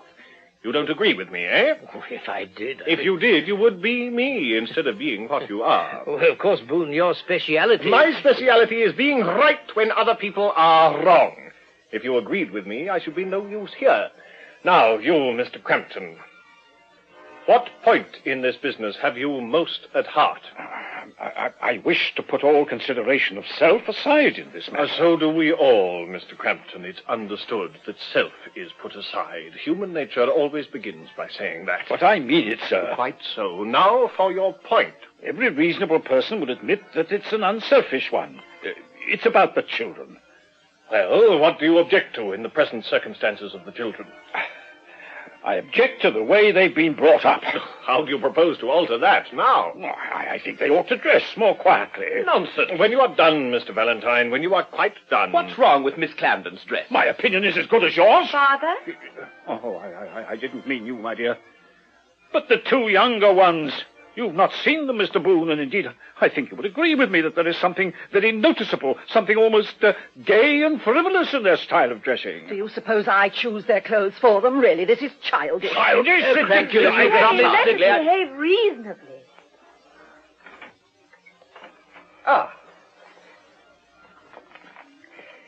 Irish for you, sir. Scotch and siphon for you, sir. Thank you. And claret cup. I'm afraid we interrupted you, Mr. Boone. You did. Just wait a bit. Yes, sir. Certainly, sir. You don't mind our detaining you, I hope Mr. Boone wishes it. Oh, no, ma'am. Not at all, ma'am. It is a pleasure to me to watch the working of his trained and powerful mind. Very stimulating, very entertaining, and instructive indeed, ma'am. And now, Mr. Crampton, we are waiting for you. Do you give up your objection to the dressing, or do you stick to it? Mr. Boone, consider my position for a moment. I haven't got myself alone to consider. There's my sister Sophronia and my brother-in-law and all their circle. They have a great horror of anything that is at all, well... Out with it. Fast, loud, gay? Oh, not in any unprincipled sense, of course, but... Well, those two children shock them. They're not fit to mix with their own people. That's what I complain of. Mr. Valentine, do you think there is anything fast or loud about Phil and Dolly? Certainly not. It's utter bosh. Nothing could be in better taste. Oh, yes, of course you say so. William, you see a great deal of good English society. Are my children overdressed? Oh, dear, no, ma'am. Oh, no, sir, not at all. A little pretty and tasty, no doubt, but very choice and classy, very genteel and high-toned indeed. Might be the son and daughter of a dean, sir, I assure you, sir. You've only to look at them, certainly. Lift me down, somebody. Oh, Phil, put me down. I'm going to fall. Oh, lift me down. Oh, my child. Oh, thanks. So nice of you. What fun. Oh, dear. Oh, claret cup. This is the younger lady, is it? Yes, sir. And please, who are you? This is Mr. Boone, Dolly, who has very kindly come to help us this evening. Oh, he comes as a boon and a blessing to me. Mr. Boone, McComas, I appeal to you. Is this right? Would you blame my sister's family for objecting to it? Have you begun again? No. It's perhaps natural at your age. Never mind my age. Is it pretty? Yes, yes. Pretty, you like it? My child, how can you expect me to like it or to approve of it? How can you think it pretty and not like it? Oh, really, I must say No, don't interrupt, McComas. The young lady's method is right. Press your questions, Miss Clarendon. Press your questions. Oh, dear. You are a regular overwhelmer. Do you always go on like this? Yes. Don't you try to put me out of countenance, young lady. You're too young to do it. Sit down. Now, Mr. Crampton, the facts are before you. Both of them. You think you'd like to have your two youngest children to live with you. Well, you wouldn't. No, you wouldn't. You think you would, but I know better than you. You'd want this young lady here to give up dressing like a stage Columbine in the evening and like a fashionable Columbine in the morning. Well, she won't. Never. She thinks she will. No, I won't. I'll never give up dressing prettily. Never. As Gloria said to that man in Madeira, never, never, never, where grass grows or water runs. What? What? When did she say that? Who did she say that Mr. to? Valentine... Don't you interrupt me, sir. This is something really serious. I insist on knowing who Miss Clarendon said that to. Oh, perhaps Phil remembers. Which was it, Phil? Number 3 or number 5? Number 5? Oh, courage, Valentine. It wasn't number 5. It was only a tame naval lieutenant that was always on hand, the most patient and harmless of mortals. What are we discussing now, pray? Excuse me. I'm sorry I interrupted. I shall intrude no further, Mrs. Clarendon.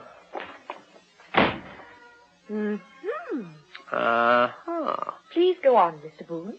You're going to bully us, Mr. Boone. Oh, yes, you are. You think you're not, but you are. I know by your eyebrows. Mrs. Clarendon, these are clever children. Clear-headed, well-brought-up children. I make that admission deliberately. Can you, in return, point out to me any way of inducing them to hold their tongue? Dolly, dear. Our old failing, Dolly. Silence. Now, Mr. Boone, before they begin. Be quick, sir. Be quick. Dear William. Have you any intention of getting married? Well, Finch calls me by my Christian name. I will not have this. Mr. Boone, I use the young lady's Christian name naturally as an old friend of her mother's. Yes, you call me Dolly as an old friend of my mother's, but what about Dorothea? Keep your temper, McComas. Don't let us quarrel. Be patient. I will not be patient. You're showing the most wretched weakness of character, Crampton. I say this is monstrous. Mr. Boone, please bully Finch for us. I will. McComas, you're making yourself ridiculous. Sit down. I will not... Sit down. Now, if she doesn't marry you, she will marry somebody else. That is the solution of the difficulty as to her not bearing her father's name.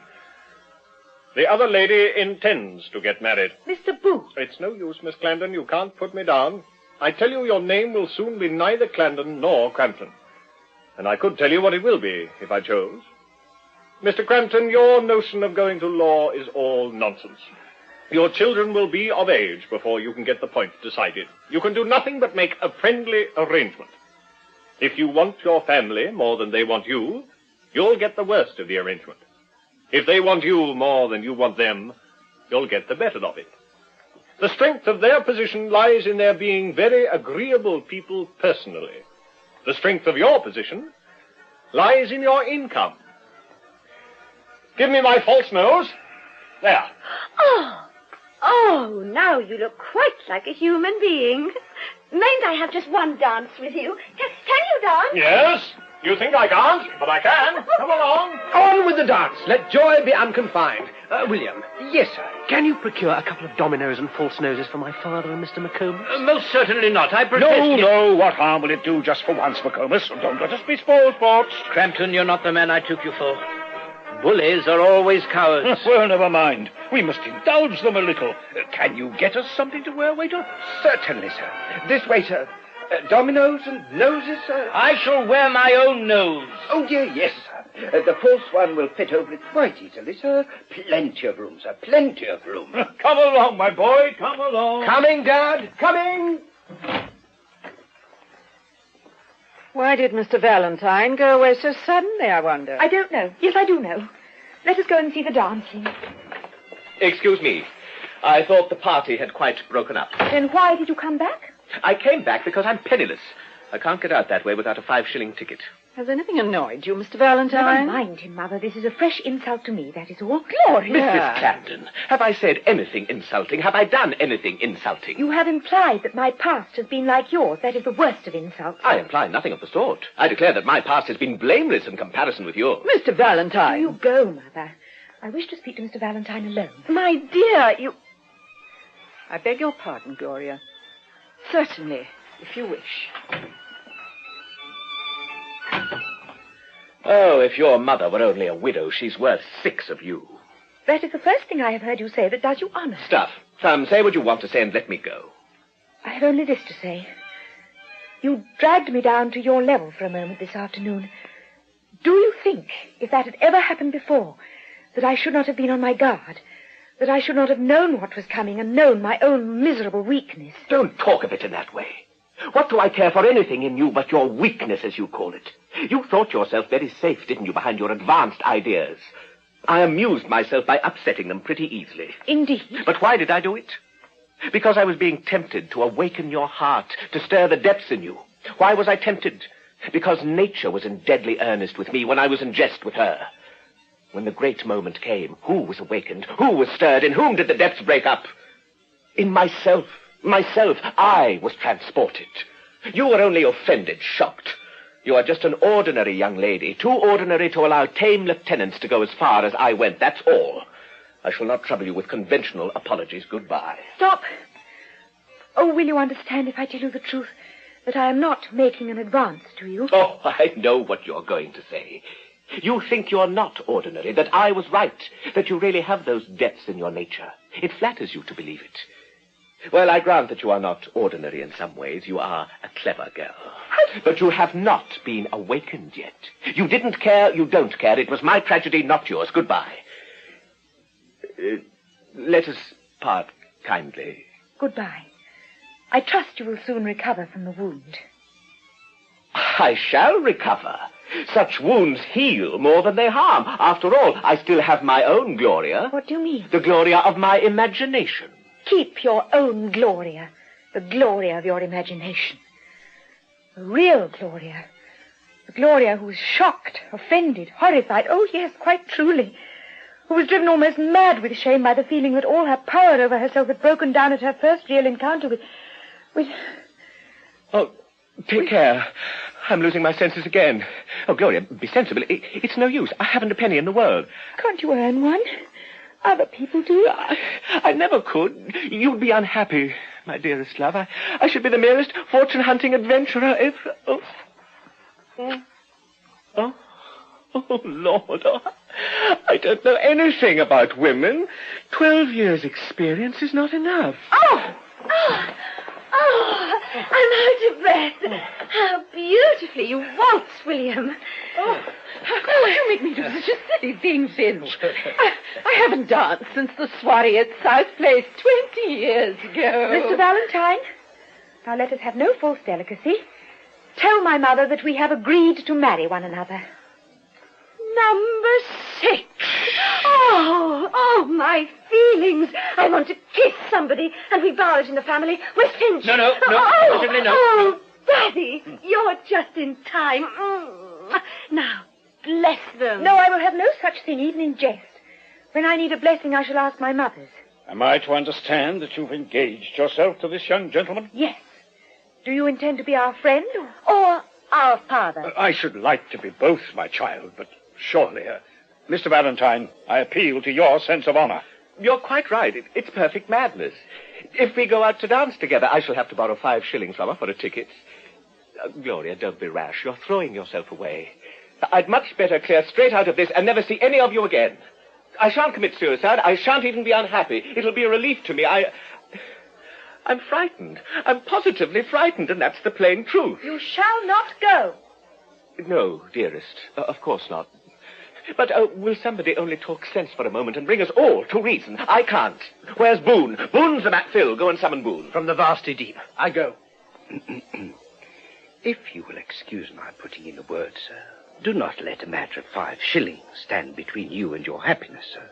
We shall be only too pleased to put the ticket down to you, and you can settle at your convenience.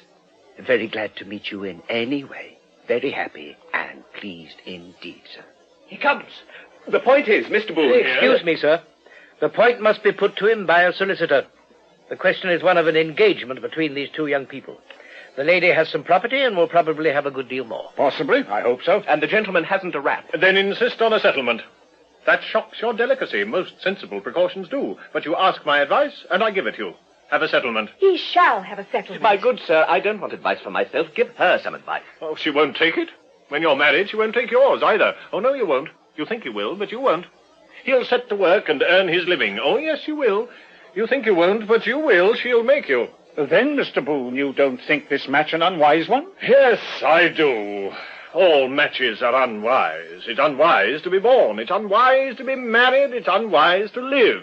And it's wise to die. Then, if I may respectfully put a word in, sir, so much the worse for wisdom. Allow me to remark that if Gloria has made up her mind... The matter's settled, and Valentine's done for. And we're missing all the dances. Gloria, may I have a dance? Excuse me, I claim that privilege as counsel's fee. May I have the honor? Thank you. Well, Dolly, may I have a dance? Nonsense! Finch! My Finch! No, pay restraint, really. No. Mrs. Clarendon, may I have a dance?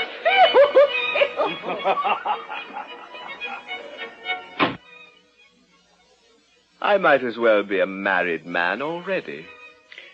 Cheer up, sir. Cheer up. Every man is frightened of marriage when it comes to the point. But it often turns out to be very comfortable, very enjoyable, and happy indeed, sir, from time to time. I never was master in my own house, sir. My wife was like your young lady. She was a commanding and masterful disposition, which my son has inherited. But if I had to live my life twice over, I'd do it again. I'd do it again, I assure you. You never can tell, sir. You never can tell.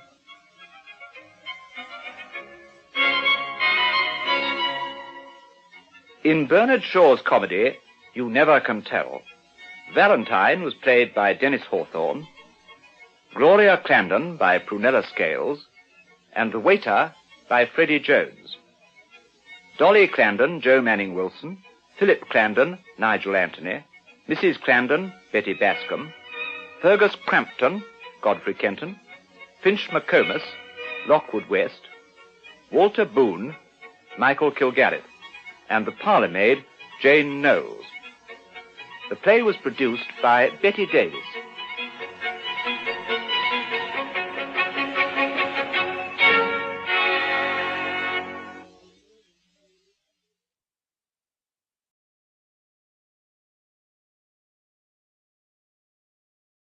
Radio 4. It's 8:30. Saturday Night Theatre.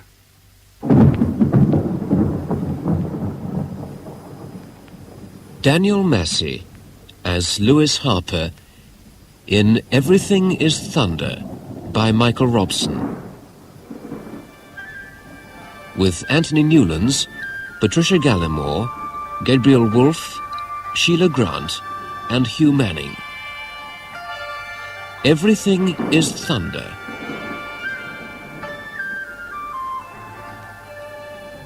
Less than a month ago, I was a complacent and relatively useful member of the community. My life was orderly and pleasurable. Squash twice a week for the look of the thing. An occasional round of golf. Drinks at the club now and again with colleagues. A regular income and a satisfying occupation. At 40, I was a man who might not go very far, but I'd gone far enough to meet my never too outlandish requirements. Then, one Monday afternoon in April, I was summoned to the managing director's office. Louis, come you in. And sit me down. Oh, yes, of course, yes. Had coffee, eh? I have. Cigarette? Not just now, thanks. I see. Well then, you intimated in the pub on Friday that we should have, a basis for discussion today. Absolutely. I do wish you'd sit down, Alec. Making me jumpy, all this pacing about. Sorry. I've been totally preoccupied the entire weekend, didn't sleep a wink. The Triton merger? That and concomitant problems. Problems? But this is what you wanted, isn't it? A clear field of operations with your one contender safely amalgamated? Yes, well, that in itself, of course, is fine. Then why the hangdog manner? Well, it isn't quite as simple as I'd hoped. Oh, come on. You never expected it would be simple. In taking over Triton, we're obliged to take on 3 of their admin staff as directors of a new parent company. Oh, that is a bore. I can see that. It's also expensive, exceedingly costly, I might tell you. What else are you trying to tell me? Merrick of Triton has pretty well the same range and length of experience as you have, and to buy out Triton, we had to take on Merrick. And no alternative, I assure you, though we haggled for days. And I'm expected to work with Merrick. Alec? Merrick brooks no rivals. I don't believe it. I don't believe it. You're giving me the push after 18 years? He has contacts we need for our continuing health. This is the golden handshake. Louis, you're only 40. You have incomparable experience of merchant banking. You're fit, you're single, you're well-liked. You'll fall on your feet. We've voted you a 15,000 quid farewell, tax-free. If you'll clear your desk by Friday, I'm sorry, old Scott. I really am truly, desperately sorry. But there was no alternative. Thus, my decline began. In a large office overlooking Lombard Street. A decline from merchant banking through emotional lunacy to flagrantly dangerous actions. And yet, looking back, I don't see how I could or would have acted differently. It was a letter that started the rot. My dear old Louis, so you've got the boot. I've had no better news all year. You were becoming such a grey old devil, I began to wonder if you weren't slowly turning into a letter of credit, a piece of collateral shoring up Threadneedle Street. Anyway, you're finished, and you're free, and you're on the loose. So, of course, you must come and see us. Let there be no delay. Weather in the Auvergne this time of year is chancy, but a damn sight better than your London street. Mary's is already preparing scandalously expensive food, so you must stay at least a month. We shall expect you yesterday. All love, Charlie and Mary's. Charlie and Mary's own and run a small vineyard near Longogne, by the headwaters of the Allier. The wine's usually indifferent and often repulsive, so they make a steady loss most years, but they don't give a damn. They're living the life they enjoy, and Mary's private income ensures they'll never go short of a crust or a pillow. So, through the Auvergne I drove. And the further I left London behind, the more my spirits lightened. For the first time in my life, I was free of all obligations except to myself. And I was beginning to relish the experience.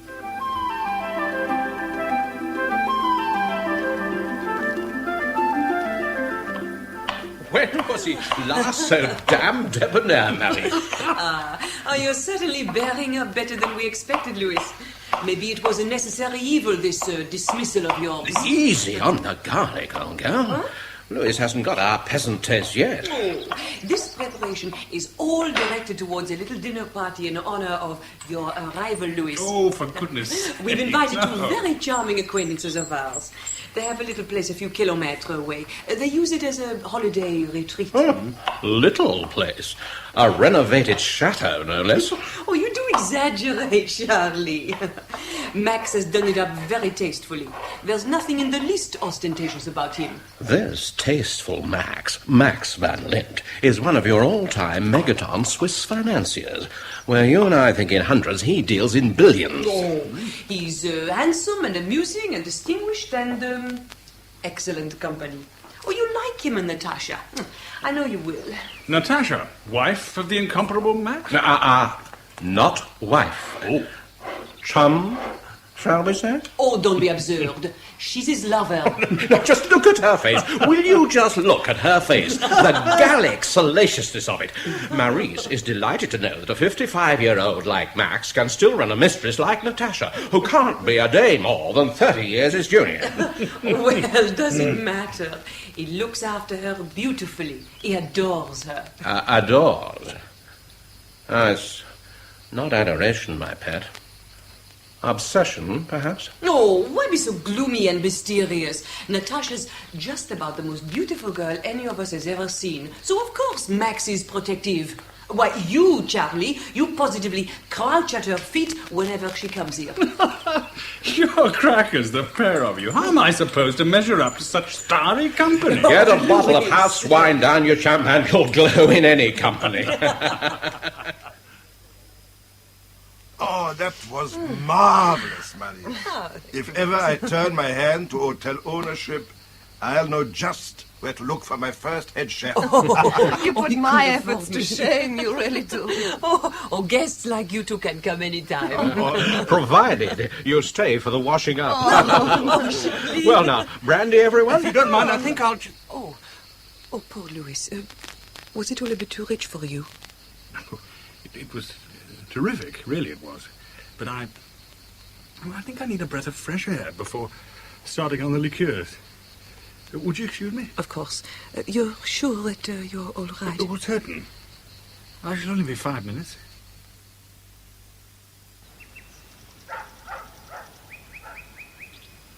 Louis. Here. You are expecting me. I hoped you'd come.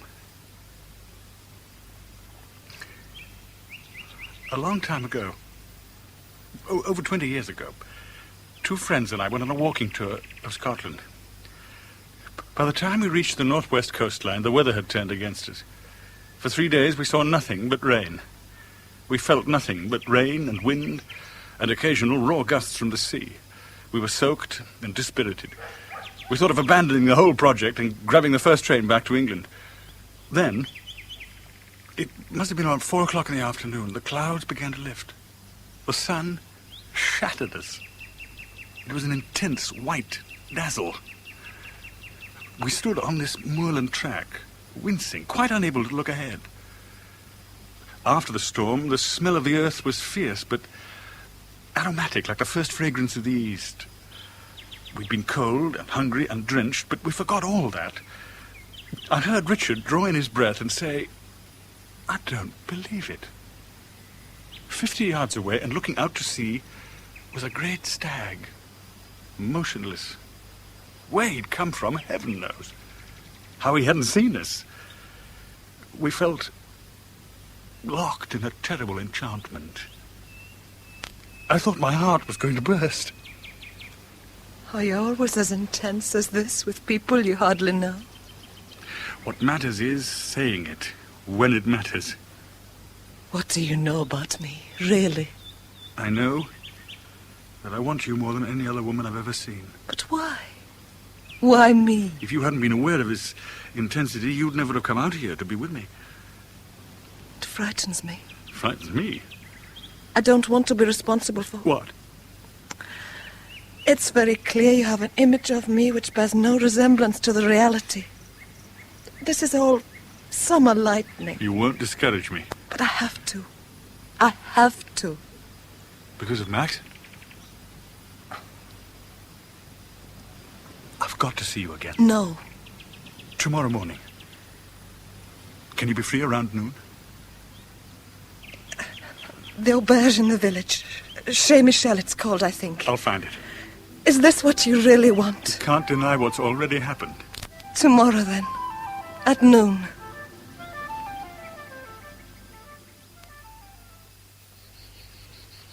But you must have made some mistake, Louis. I'm sure Natasha would never have let you down deliberately. There is no mistake, none. Midday, chez Michel, today. Natasha said so herself. I was there from 11:30 to 3 o'clock. No Natasha, no telephone call, no message, nothing. Oh, it's bizarre. And I should have thought uncharacteristic of her. Perfectly obvious that Max was behind it. But she's not his wife. She's not his prisoner. You're very much in love with her, aren't you? Oh, it's preposterous. Last night, Charlie said that Max was obsessed with the girl. I took it with a pinch of salt, then I saw her, and immediately I was obsessed. And I've been stood up, and I'm humiliated and hurt and angry. Look, these are all the symptoms of adolescent... But I'm 40 years old, and I should know a damn sight better. Why are you feeling so sorry for yourself? You have everything to offer an intelligent woman. 6'2" and 13 stone, with a commercial mind and the appearance of an aging athlete. The only athletic thing I've done in 20 years is lift a pint of beer to my mouth. Oh. All right. You're a has-been, so forget her. I say, steady on, old girl. I will not steady on, Charlie. Now, if he loves that girl, let him fight for her. Now, if he can't be bothered to make the effort, then let him shut up and contemplate his garden. But I will not have this childish self-pity, not in my house. Oh, good God, here's Max in the limousine. Ah, well, Louis, now you can find what you want to know, d'accord? She didn't turn up, Louis? How extraordinary. Before I left, she was full of excitement at the prospect of seeing you again. When did you leave? Oh, about 10:30. And you got back when? 4-ish. And she was there? She was packing. Packing? She'd quite suddenly taken it into her mind that we must go immediately to Los Angeles. But why? We're supposed to be having dinner with you on Saturday. Natasha is a creature of violent impulse. When the mood's on her, there is no stopping her. It's easier to fall in with her whims. So, when are you leaving? Tomorrow. Tomorrow? I'm so sorry, Maurice. We'll have to make up for this crise de neuf when we get back. Whenever that may be. Louis! Oh, Louis, there's a letter for you. For me? Natasha? Isn't that her handwriting?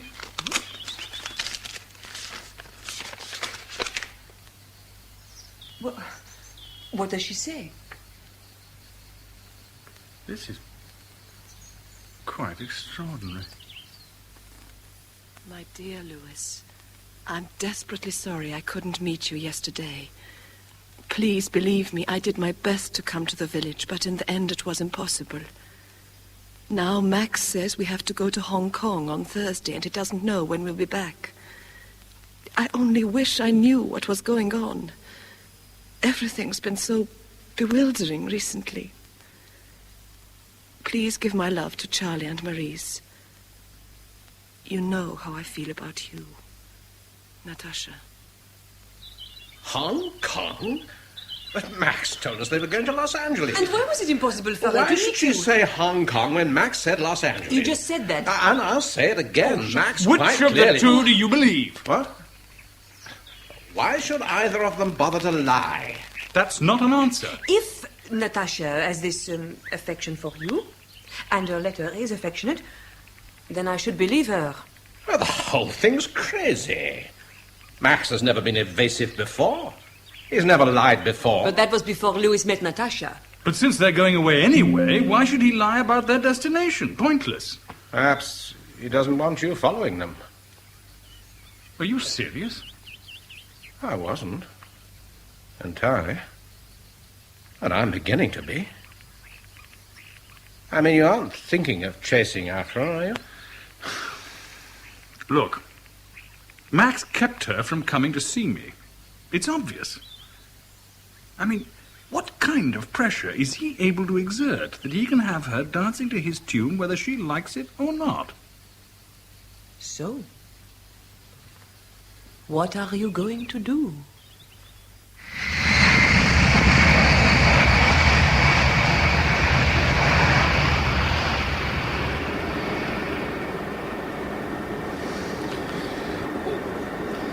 You're lucky. You slept for 2 hours. Slept like a baby since takeoff. Good God, have I? Fancy a drink. You'll be feeling pretty dry now. What a good idea. Steward, what's it to be? Champagne? Beer will do admirably. Couple of beers, please, Dick. Coming up, Mr. Waring. You're a regular then on this flight? To Hong Kong? No, not really. But I'm with British Airways, as it were. Ah, but you know Hong Kong? Oh, tolerably well. Your beers, gentlemen. Thank you. Ah, yes. Yes, I reckon almost anyone who spends a month or more in Hong Kong can get to know it tolerably well. Small place, the island. This your first visit? Yes. Where are you staying? I hadn't given it a thought. Well, no problem this time of year. Easy to get in most of the hotels. A business trip? Not really. Just curious, I suppose. Will you be staying long? It depends how long it takes to satisfy my curiosity.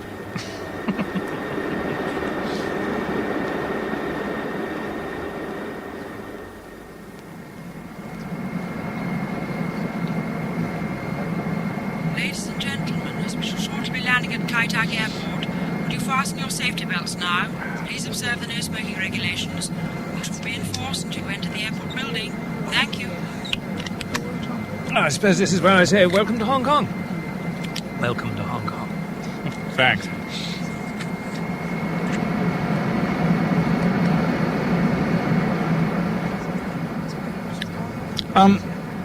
Look, I don't want to trespass on your time, but I wonder if you could advise me. At once, steer clear of gambling, stick to the celibate life, learn to enjoy using chopsticks. What I had in mind was more a matter of information. And since you're with British Airways, you might be able to help. Try me. A couple of friends of mine arrived in Hong Kong yesterday, I think. Is there any way of finding out from your people if they did arrive, and if so, where they might be staying? As to part one, no problem. They keep records of arrival for 3 months. In part two, I can have a word with the immigration people. Place of stay is always to be entered on that little white card you hand in. Will it involve you in a lot of work? Nothing that a couple of whiskies won't put right. What are your friends' names? The man is Max van Lint. I-N-D-T. Travelling on a Swiss passport, I imagine. The girl is called Natasha Arabin. I'm not sure what passport she carries. Van Lint. Van Lint, her name seems familiar. Isn't he a big wheel in the Cornelius Consortium?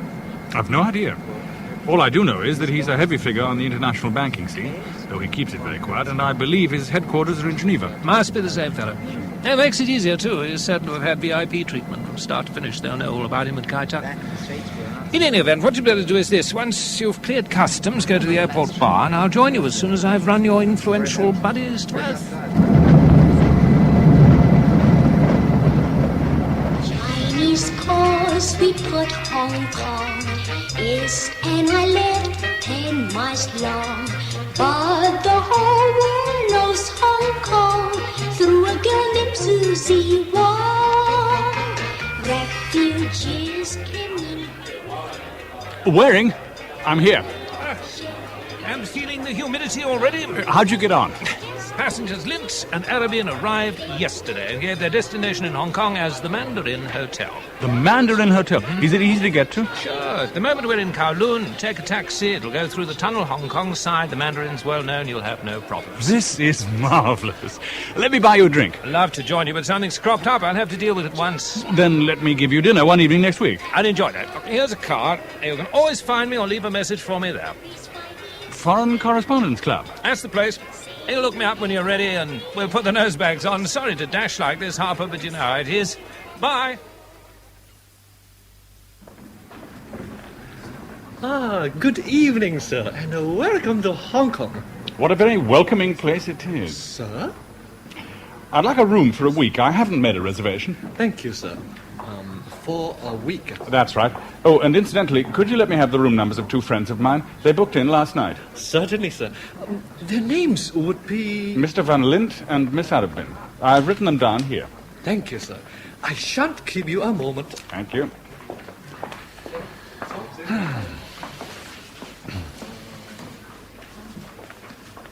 Sir, you sure your friends were booking in here and not at the Furama or perhaps the Hilton? No, the Mandarin, quite definitely. I'm sorry, sir, but neither of these people has booked in, nor did they make a reservation and cancel But that's impossible. They gave this hotel as their place of residence on their immigration cards. Then they must have changed their minds very suddenly, sir. By 9 the following morning, I'd made a list of all the principal hotels in Hong Kong and Kowloon. And from then until 11:30, I rang every one of them. No one had heard of Max or Natasha. Now, this was absurd, frustrating, and increasingly mysterious. They were here, quite clearly, on this tiny rock in the South China Sea. But how to find them amongst 5 million people?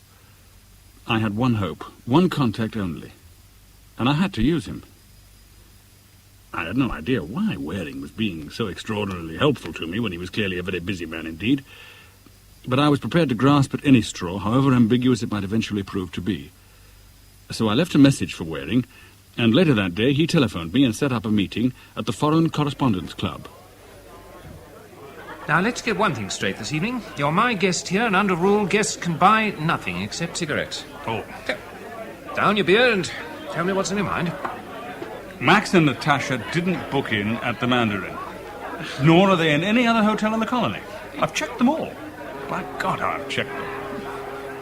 Curious? Oh, it's ridiculous. Why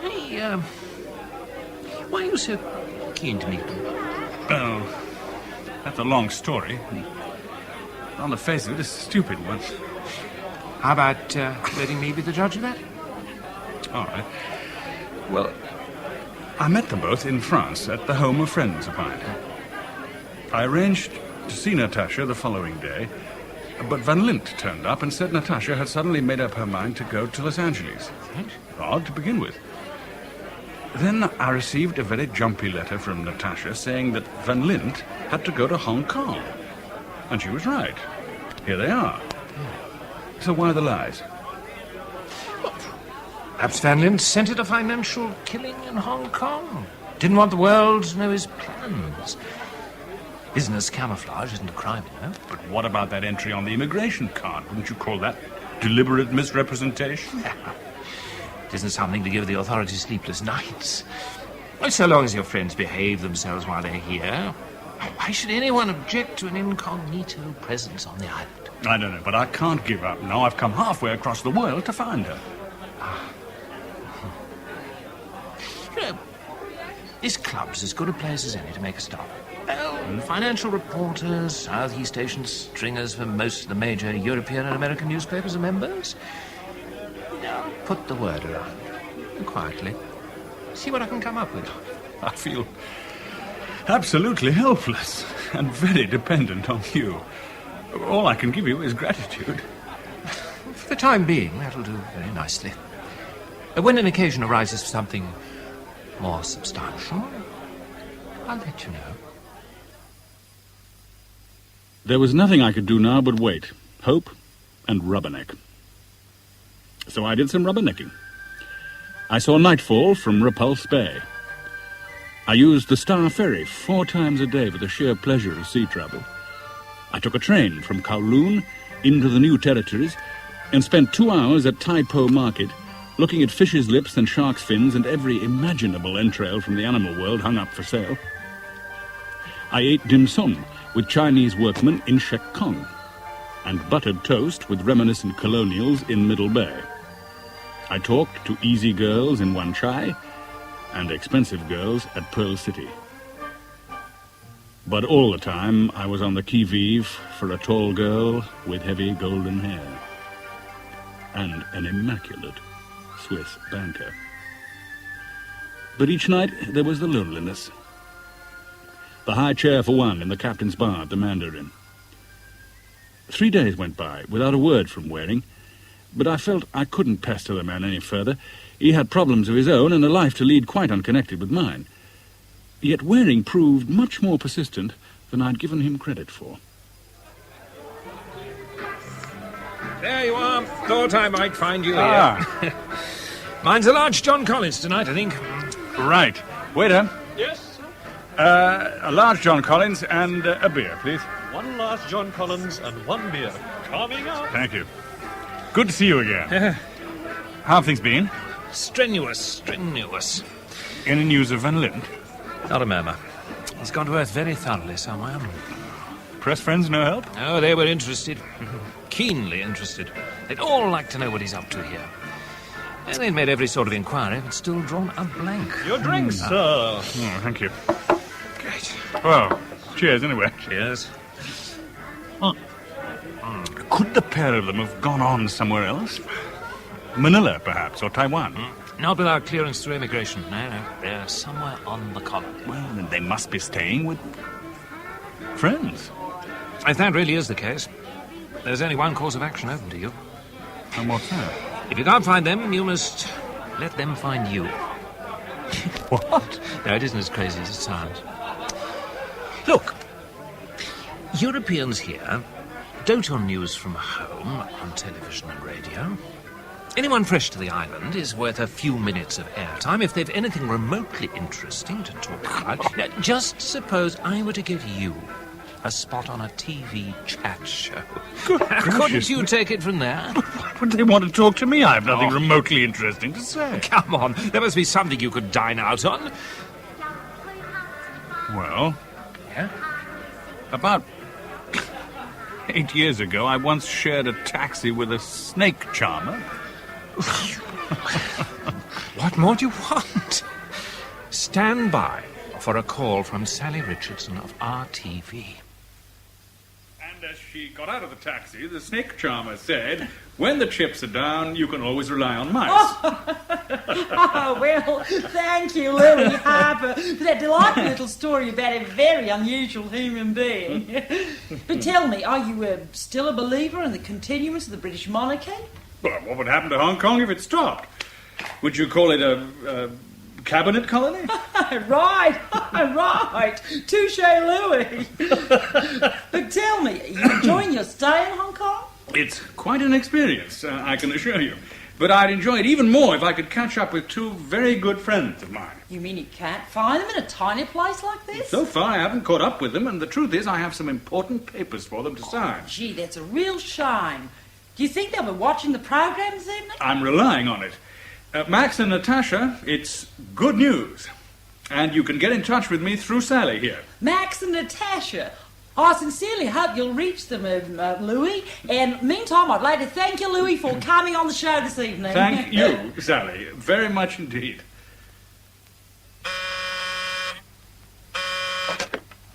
Room 412. Good evening, Mr. Harper. I saw you this evening on television. I think I can help you.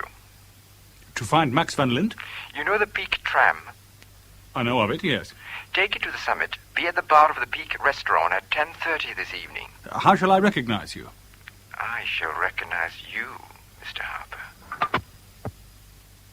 The tramway, which has been operating perfectly successfully for 80 years, climbs precipitously from the centre of Victoria up 1,800 feet to the top of the highest mountain on the island.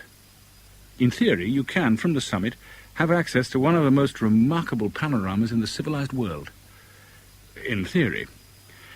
But that night, as on so many nights, the peak was entirely covered with cloud. All I saw was swirling water vapour. But at that stage, I was uninterested in views. The restaurant was almost empty. A few dispirited visitors picked at their food and stared glumly out of the windows at the oppressive banks of clouds. I went to the bar and ordered a whiskey. I was getting tired of waiting at bars for someone to contact me. Mr. Harper? Yes? My name is Choi Seng-chin. We spoke half an hour ago. Would you care to join me over there? Thank you. Okay, 别不讲哦，这个来。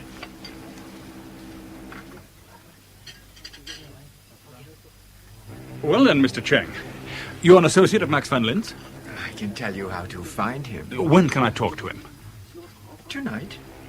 You've moved very fast. The show didn't end till 7:30. As you've probably realized by now, Mr. Van Lint isn't anxious to have his whereabouts generally known. With you, it's different. I gather you're a friend of his. An acquaintance? More than that, surely. What does it matter? I want to talk to him. He evidently wants to talk to me. How do we meet? When you finish your drink, take the tram down again as far as the Bowen Road stop. Get off there and wait. Someone will take you to meet your friend. Bowen Road? That's right. Take your time. I'm leaving now, but I paid for your whiskey. Au revoir, Mr. Harper. It's been a pleasure to meet you. Thank you, Mr. Cheng.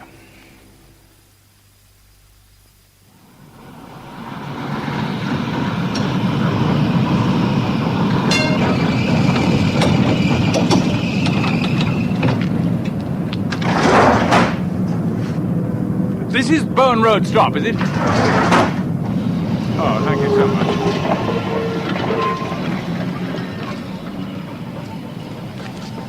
The tram clanked away down the hillside and I was left alone at this tiny halt. I could see almost nothing. The clouds smothered vision. Moist trees dripped. And from Victoria Harbour, I heard the dim boom of foghorns. No one was waiting for me. I lit a cigarette and paced about restlessly. I felt chilled and apprehensive and longed for the warmth and welcome of the hotel. Mr. Harper? Mr. Harper? Mr. Harper? I saw 4 of them emerge quite slowly from the cloud and darkness below me. They advanced cautiously, strung out across the steps. I was far bigger than any of them individually, but there were 4 of them. And how many more behind me? Mr. Harper? My name's Baxter. What's yours? Mr. Harper. Never, ever talk to strangers. Hey, 莫塞克呀！顺着王夫人。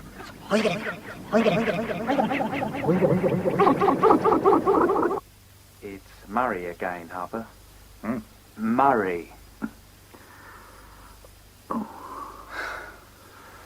Well, now, it could be worse, I suppose. The doctor tells me you can leave the hospital today. Well, at least they didn't rob you, and the hospital certainly will. No, you're a great comfort, Inspector. Nothing like a broad grin at someone else's misfortune. Well, you're alive, aren't you? All your teeth intact, no bones broken. What's a black eye and strapped ribs to a fellow your size? Very painful. Yeah, I appreciate that, and we're doing what we can. Now, according to you, the man behind it is this Max van Lint. And we've had no more success than you in finding him. And we have to proceed cautiously, you understand, because we haven't proved he set those thugs on you. But you do accept a likely connection. Naturally. And when we find Lint, as we will, we shall be asking him a whole lot of questions. Now, in the meantime, tell me about this contact man. What do you call himself again? Choi Sang-cheng. Ah, well, it's like looking for a Bruce Smith in Auckland. This man was about 35. Heavily built, well-dressed, horn-rimmed spectacles, thick dark hair, gold ring, gold fillings, gold watch, hideous shoes. Hideous shoes? Like something you'd see the adulterer wearing in a French farce.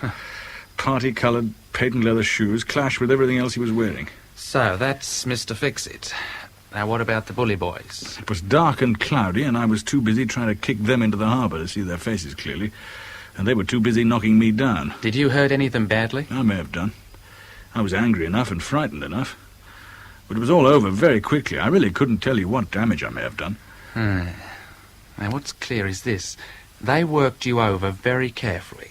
Anything really serious, and someone might have shot them. Anything less, and you mightn't have got the message. The message? Well, if we accept there's a tie between Lint and the Shindig at Bowen Road, then he's telling you in the most direct way possible to keep out of his hair. Who is it? Waring. Ah, come in. Rumour has it you've been brushing with the Triads. Oh, rumour was right. You look a ruin. Thanks. I need all the encouragement I can get. I knew you'd see it that way. What's all this about Triads? The Triads, the Tongs, if you like, are illegal Chinese secret societies. They're into everything from drug running through prostitution to protection rackets. Judging by what Murray told me last evening, one of the Triads was approached to work you over, and they seem to have fulfilled their contract very prettily. Thanks very much. I gather you believe Van Lint was behind it? Who else could it be? Who else would beat me up but not rob me? And I was carrying quite a lot of cash at the time. It's an attractive premise, certainly. It's going to be almost impossible to make it stick. Lint, if it was Lint, would be working through 2, 3, possibly 4 intermediaries when he put out the contract. And you don't get too many informers within the Triads. They know the penalty for knocking to the police. You seem extraordinarily well informed about the Hong Kong underworld. It's common knowledge. But I'd say you were lucky. They could have maimed you for life if they'd wanted to. Meaning next time they will, unless I keep out of Van Lint's life. I should have thought so. Wouldn't you? The whole thing's a scandal. Have I offered any threat to Van Lint or Natasha? Yes, well, presumably he has his reasons for wanting you clear of his area of operations. What reason? What possible reason? Well, you are, or were, a successful merchant banker. A Lint's into the same bag, albeit on a much larger scale. How's he to know you're what you say you are, and not some troubleshooter from the International Monetary Fund? Are you serious? Well, ask yourself this. Would it be a feasible proposition from his point of view? And first of all, you turn up in a remote vineyard in your van, and whom should you meet but Max Van Lint? And next, within a brace of shakes, you're arranging a private rendezvous with his mistress. Could it be to discuss Lint's financial schemes? And thirdly, you travel hotfoot to Hong Kong after him when he's told you he's going to Los Angeles. And you publicly blow the fact that he's on the island in a popular television show. I mean, from his way of thinking, you're either a God's fool or a very assiduous investigator indeed. And what do you think? What does it matter what I think? You offer no threat to me. The whole thing's got utterly out of hand. All I want is to see Natasha. Well, meantime, what are you intending to do today? Well, I was thinking of going Kowloon side, visit a tailor, get measured for a suit and some shirts. And then don't go by taxi. Take the Star Ferry. There's safety in numbers. I always take the Star Ferry.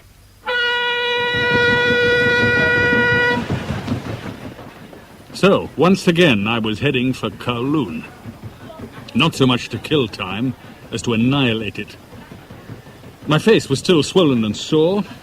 My ribs still hurt me. But that particular day, I was just glad to be out in the harbour, under a mercifully cloudless sky. Then, I saw, out of the corner of my eye, a tall, slim European girl with heavy, golden hair. Natasha. Natasha! Louis? My God, I've been combing the island for you. Louis, what's happened to your face? What have you been doing? I'll tell you. Over a drink at the peninsula. Yes, but why all the secrecy? Why did Max lie to us? And why wouldn't he let you meet me that day? It's so difficult to explain. Well, the least you can do is try.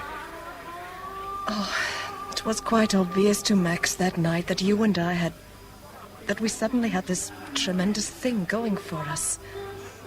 He was jealous. You can understand that, can't you? That still doesn't explain. You don't know anything about Max and me, do you? How could you expect to understand?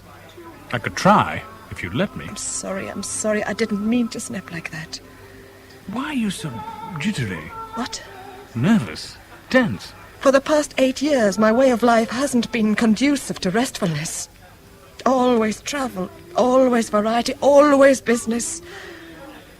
Always the sense of things happening behind locked doors in remote and ambiguous places. What hold has Max got over you? Hold? Don't echo me, answer me. Why do you stay with Max if life with him is so unsatisfactory? I don't want to talk about it. What else is there to talk about? That's at the heart of the matter. I first met Max 8 years ago through my father. I believe Max put money into my father's business when no one else wanted to invest. Max was just at the rough end of a divorce at the time, and I suppose he found me agreeably different from his recent wife. And I was flattered. Who wouldn't be at that age? He's handsome, distinguished, charming. And rich? You must try not to be bitter. I didn't know you then. Yes, of course he was rich. He gets richer all the time. To satisfy society, I was taken into his entourage as social secretary. A useless term for a banal occupation. I could neither type nor take shorthand. All I had was my presence. And you were lovers by then? Not for a long time after his divorce. Max is curiously fastidious about certain things. But eventually, yes. Why hasn't he married you? Natasha? It's all very complicated. I'm prepared to listen all day, if necessary. You'll have lunch with me, of course. Of course. But I'll have to make a telephone call first. To Max? A call to Max? No, to a friend. A girlfriend of ours in Kowloon. She was half expecting me for lunch, but I'd much rather stay with you. Shan't be a moment. And she didn't come back. She didn't come back. Once again, I was stuck at a bar, ordering drinks I didn't want, looking at my watch and waiting for Natasha. I waited for half an hour, then left a note with the bartender with my telephone number at the hotel in case Natasha eventually did go back there. What the hell is going on? She had every intention of having lunch with me before she made that telephone call. Presumably to Van Lint, and not to the girlfriend in Kowloon. Who else could have changed her mind so suddenly? It has to be Van Lint. And I still don't know where they're staying. Van Lint's manipulating, and of course, I get the feeling the whole time that she wants to break away from him, but can't. What end? Well, the one presupposes the other, doesn't it? I think I shall have to contact the police. Would that be wise? In the first place, you've got nothing to go to them with but doubts. In the second place, if Natasha is under some kind of duress, surely a lot of coppers scampering round is going to make matters far worse for her. I don't know. The whole thing's such a mess. Where are we going, by the way? To my apartment in MacDonald Road. You have an apartment here? No, company owned, of course. I asked a friend of mine to meet us there. Take your mind off things for a while. I think you'll like her. Good. That'll be the young charmer now. All right. I'm on my way, you impatient beast. Hello, darling. Hello, David. How have you been? Devastated till you arrived. Oh. Come and meet Harper, the unfortunate traveller. I've been telling you about Helen Lee. Louis Harper. Louis? How do you do, Helen? How do you do?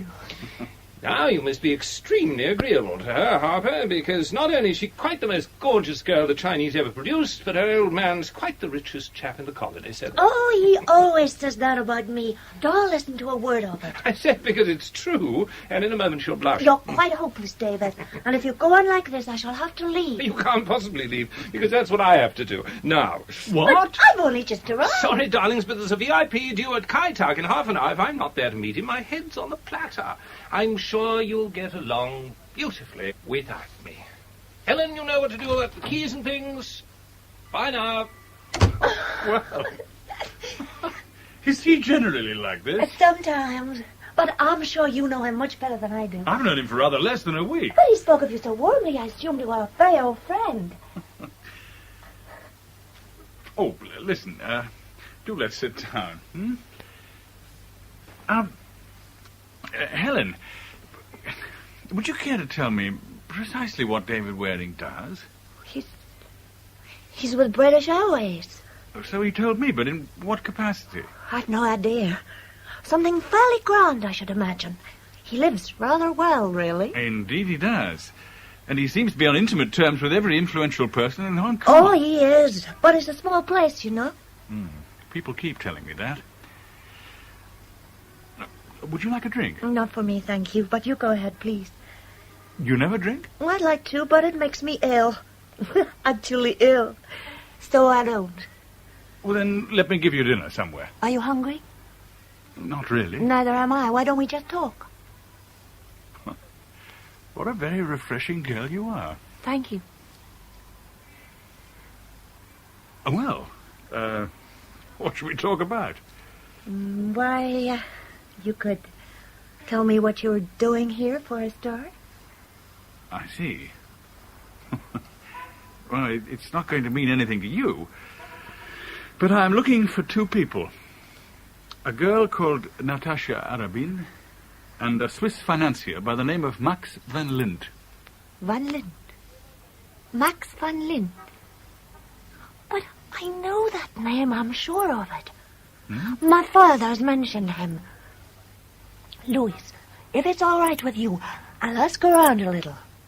My father's fairly communicative with me when it's a matter of business.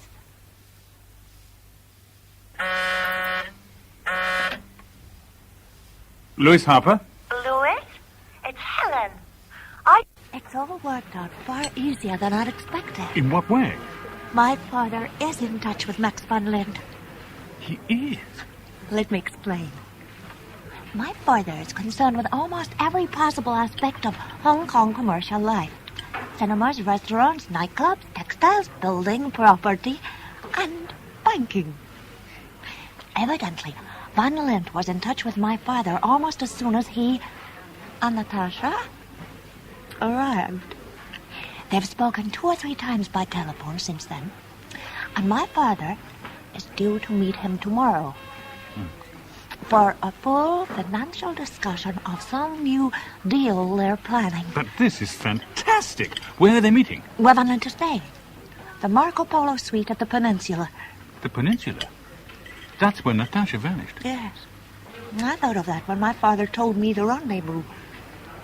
When I telephoned Van Lint to make the appointment, I discovered the suite was booked for 3 weeks in the name of a Swiss mercantile company, Cornelius de T.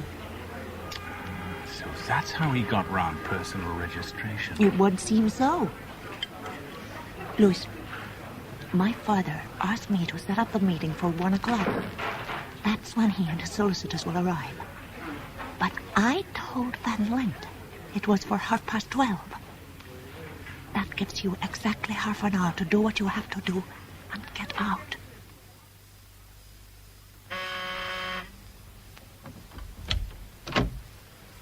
Sir? I'm representing Mr. Howard Lee. I have an appointment with Mr. Van Lint. But a meeting is for 1 o'clock, sir. Tell Mr. Van Lint I'm here. My name's Harper. Harper. Very well, sir. Would you please wait? Harper, my dear fellow, come in. Good to hear from you again. So, you finally made Just what the hell has been going on? Do take a chair, Harper. Where's Natasha?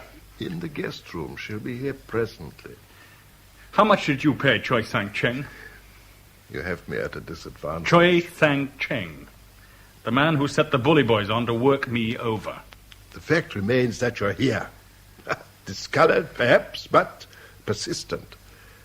What am I going to do with you? Let Natasha go. Let her come to me. You'd accept her? Oh. Would you accept her? I wonder if you knew her half as well as I do.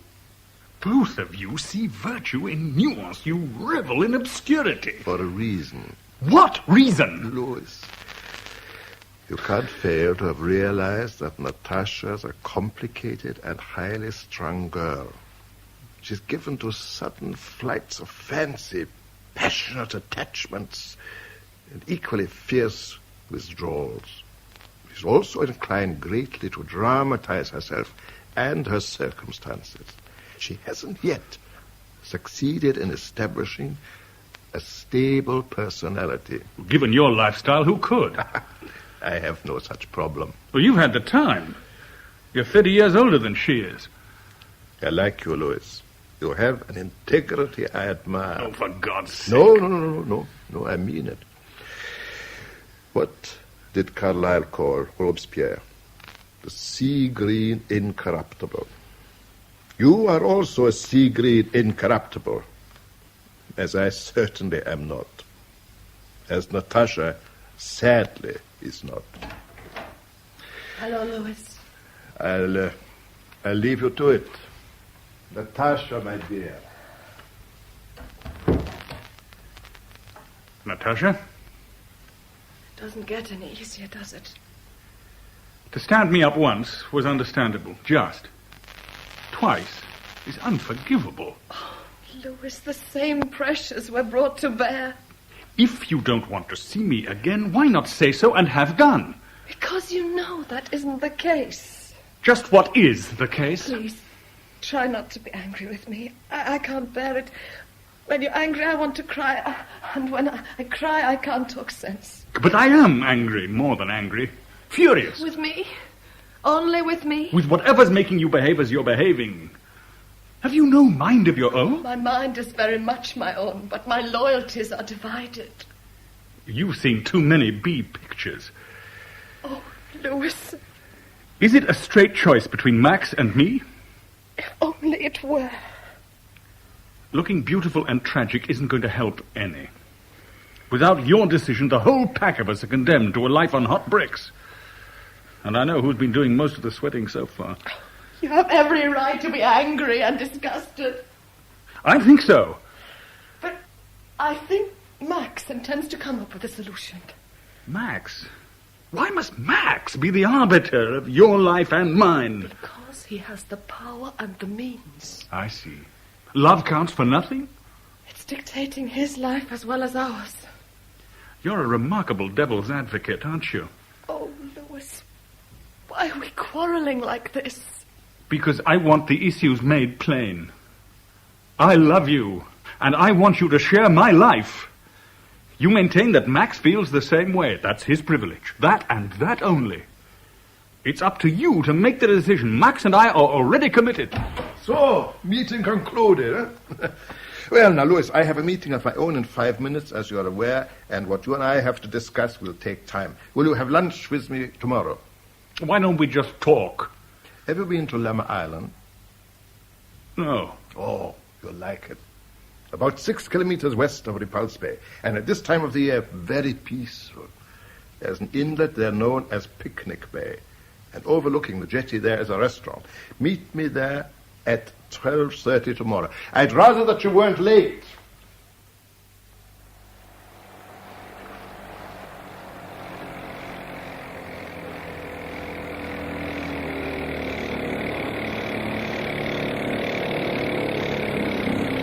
Well, here it is. Here's the jetty. It looks far from secure. What time is it? 12:15. Good, you're early. I wanted to get here before Max shows up. Anywhere he can be, I can be earlier. I think I'd better go now, Louis. What'll you do? I shall take the motorboat round the promontory, well out of sight, and have lunch in Locktow village. When would you like me to come back for you? 3:15, 3:30? I'll be waiting here at 3:30. And, Louis, be careful. It's very good of you to do all this for me. I want to help. Oh, God, what a mess. What an absurd mess. Thank you, Helen. You're a very dear person. So are you. See you. See you at 3:30.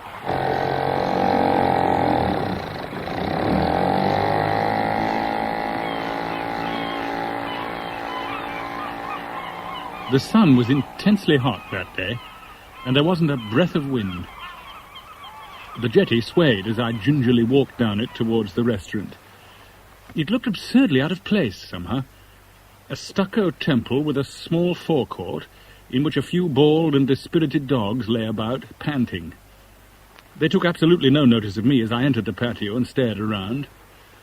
Some plastic tables, unwashed, were ranged about the place, haphazard.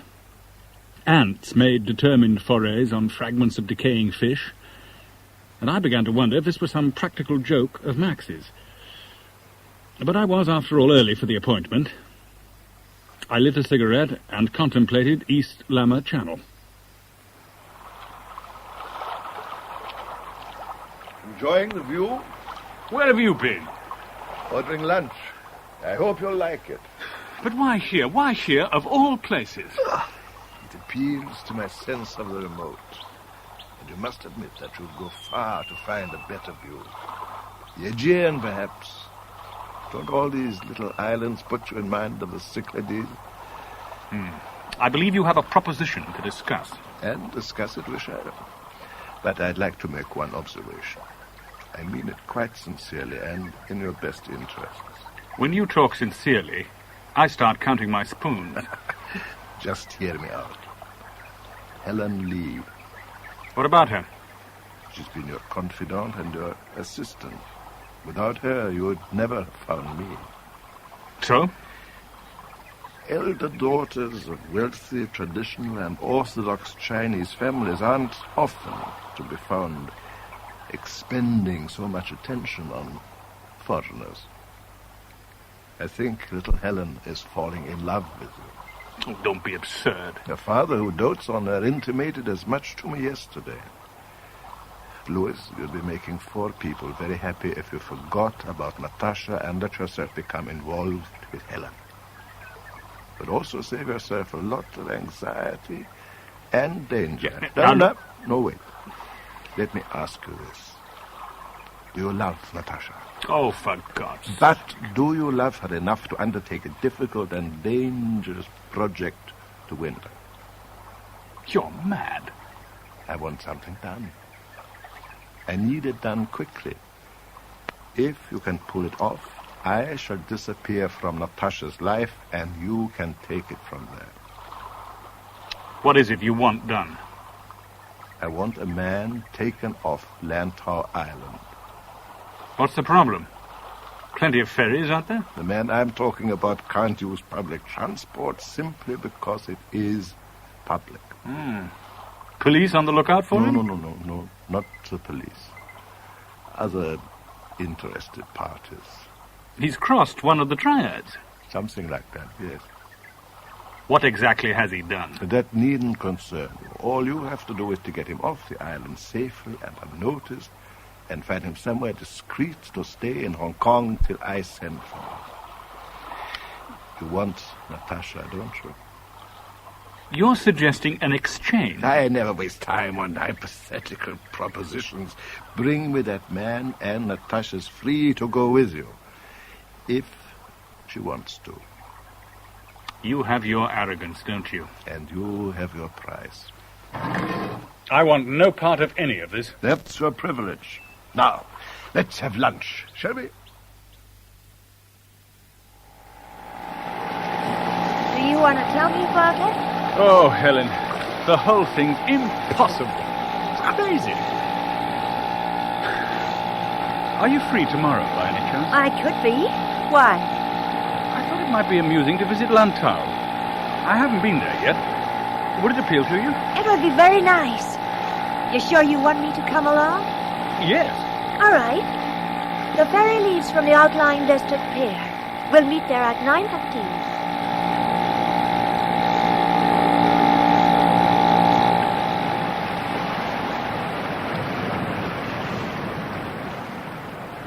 So my shabby misadventure began, with deceit and guilt padding at my heels. Lantau is the largest island in the colony, about twice the size of Hong Kong, but it's sparsely inhabited. The ferry put in at Silvermine Bay, and we hired a car and drove southwest along the only metalled road. We hit the coast again at Changsha, then drove up into the mountains to Po Lin Monastery. Helen was in high spirits. I tried to echo her mood, but the thought of what lay ahead was too bizarre and depressing. There. What do you think of the monastery? Is it always covered in cloud this time of year? Often, but not always. Are you ready to eat? They do a marvelous vegetarian meal here. Louis? I'm sorry, I was... You were thinking about your meeting with Max von Lind. Oh, Louis, what kind of trouble are you getting yourself into? I can't get you involved in this. Well, can't you at least tell me what's upsetting you? I want to know. It's weird and unlikely, but the situation is this. I have to get a man off this island. And it's possible I shall have to run the gauntlet of one of the triads to do so. You can't be serious. I'm afraid I am. But why? For the sake of Natasha Arabin. Oh, I see. You must love her very much, to run such horrible risks for her. I hope Natasha values you for what you're attempting on her account. I wish it were all some other way. But it isn't. Now, let me help you. You can't. I want to. Can't you understand? I want to. Very well. Now, I shall put at your disposal 10,000 Hong Kong dollars. There's a number of things I need someone to buy for me. A drink, Louis, before we talk business. No. You're sure? Yes, I'm sure. Clearly, you're not enjoying the cloak and dagger life. You make me sick. Oh, I'm sorry. But no one is forcing you into this situation. You are. You force everyone into intolerable situations all the time. Was it my fault that you met Natasha? Was it my fault you let yourself become utterly infatuated with her? I think that I am behaving extremely generously. Only because you evidently need this man, this fat chow, more than you need Natasha. Weren't you the one a few days ago who wanted to forego the social conventions and talk facts? So, shall we talk facts? How do you propose to get our fat chow off the island? I've spent 4 days on Lantau thinking of nothing else. I think he can be taken off safely, provided you find someone to give him the word well in advance. I've no doubt that that can be seen to. It has to be. Otherwise, it's all off. All right, then. Just as you wish. I want other things as well. I want a small, powered craft to be anchored in shallow water, 1 mile west of Changsha for 3 days and nights. The day I intend to lift the man off, and it has to be a day when cloud is at least partially obscuring the road and the beach, I'll leave a marker on the sand at Changsha, a stick with a fragment of green linen tied to it. Our fat chow and I will reach the craft and sail directly to St. George's Bay on Lama Island. You'll have another boat waiting there, and you will be there in person. You get your man, and I get Natasha. May I offer my congratulations? You can tell me why you need our fat chow so urgently, and why he can't leave the island under his own steam. Our fat chow has certain skills that I require. Business rivals will also like to acquire those skills. He is being watched by other men than mine. What no one will expect will be intervention from a respectable Englishman like yourself. You'll have the brief advantage of surprise. I urge you to make the most of it. And your business rivals presumably won't hesitate to kill both our fat and myself if we look like getting clean away. I never promised you an Easter parade, did I? Now I imagine that you want to talk to Natasha. You'll be in danger all the way. I hope you think I'm worth it. What kind of relationship is it when Max can barter you like a sack of pigs? You don't like me very much, do you? You're in love with me, I think, but that's something very different. Like you or not, I'm stuck with you. I need you. I can't foresee a life without you. Max sees you as his greatest rival because you're a wholly honest man. He wants your head on a platter. Stop making a performance of it, will you? This is a business deal. Why foul it up with histrionics? What are you talking about? Max has suggested that you're a schizophrenic. He wants me to believe you're off your rocker. You've never come up against a man like Max before. Don't you see he'll say anything to confuse you? Why are we always at odds? Forget it. I shall be at Kai Tak Airport every day from the moment you set foot on Lantau. Once you have achieved what you have to, make straight for the airport. I shall be waiting for you. I'll never forgive a third desertion. I returned to Lantau and pitched the tent in deep cover a mile up country of Changsha Beach. For 2 days, the sun shone endlessly, and I sweated and swore. The third day dawned more promisingly. Dark clouds already covered Lantau Peak, a mile from where I lay in hiding, and the clouds were descending fast.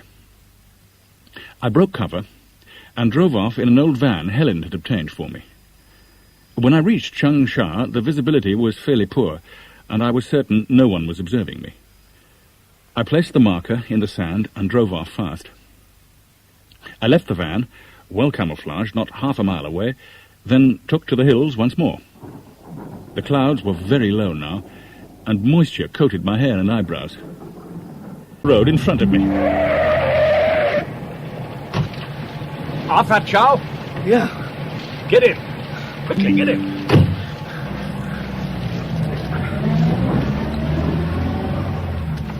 Were you followed? Was I followed? Were you? Yeah, I was followed. What do you expect, huh? On foot? I guess. Stop being vague. What's that, man? Were you followed on foot? And if so, by how many? 5, 6, I don't know. All right, on foot. But they also have vehicles. They what? Transport, cars, lorries, vans. They got what they need. Then I'm going to reverse and turn round, and we're getting out of this van. You're mad. Get out! Get out! Where are you going, huh? I'll be with you. I took the van into second gear, pointed it off the road and towards the beach, and got out fast. It was unbelievably painful, but the van behaved beautifully.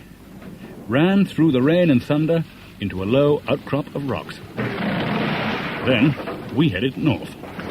Where were you making for? Up country, away from the road. Keep moving, will you? You're crazy. You're absolutely crazy.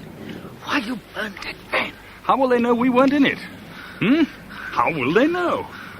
It'll be a couple of hours at least before they know for certain. Them and the police. Police? Why you say police? They're going to investigate a burning vehicle, aren't they? They'll throw a screen between that wreck and the outside world, won't they? So it'll take the people who are after you longer to get at the truth. And by then, we shall be lying low. I wish I knew what the hell was going on. So do I, Squire. So do I.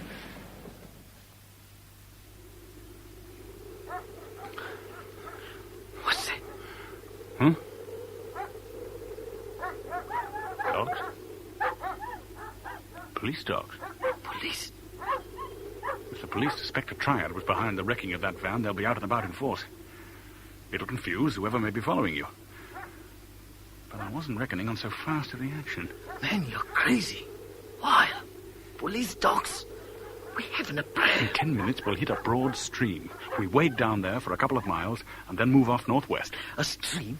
Find a stream in this darkness, this weather. I spent 4 days here planning every step of the way. Now, will you move it?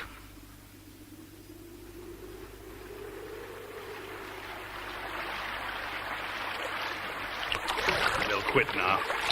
They won't start again till dawn. The police and your friends will be watching the harbors now. And tomorrow the helicopters will be out. This is all crazy, man. Everything's crazy to you, isn't it? Every little thing. You want to make this on your own? Do you? All right. So just keep waiting. We must have paid you a hell of a lot to take this risk. Who must? Chang. Who? Toy Sang Chang. Man about 35. Well-dressed, gold teeth, gold watch, gold cufflinks, improbable shoes. Yeah. Toy Sang Chang.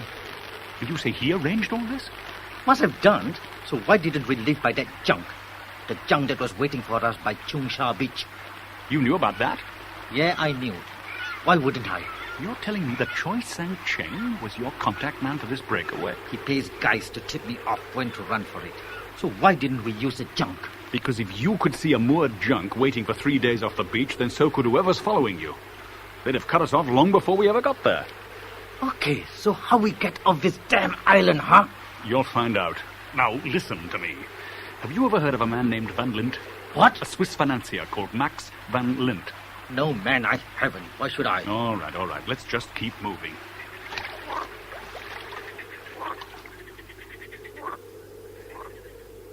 For 52 hours, we played hide-and-seek with police patrols and triad pursuers among the mountains and valleys of Lantau. We moved at night from one food cache to the next, and by day, we lay hidden and took turns on watch while the other slept. But our fat was a terrified and disgruntled wreck. The last man on earth you want beside you in an emergency.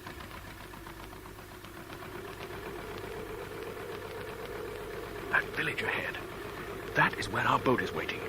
In 10 minutes or so, when it's fully dark, we'll move in and investigate. Another boat?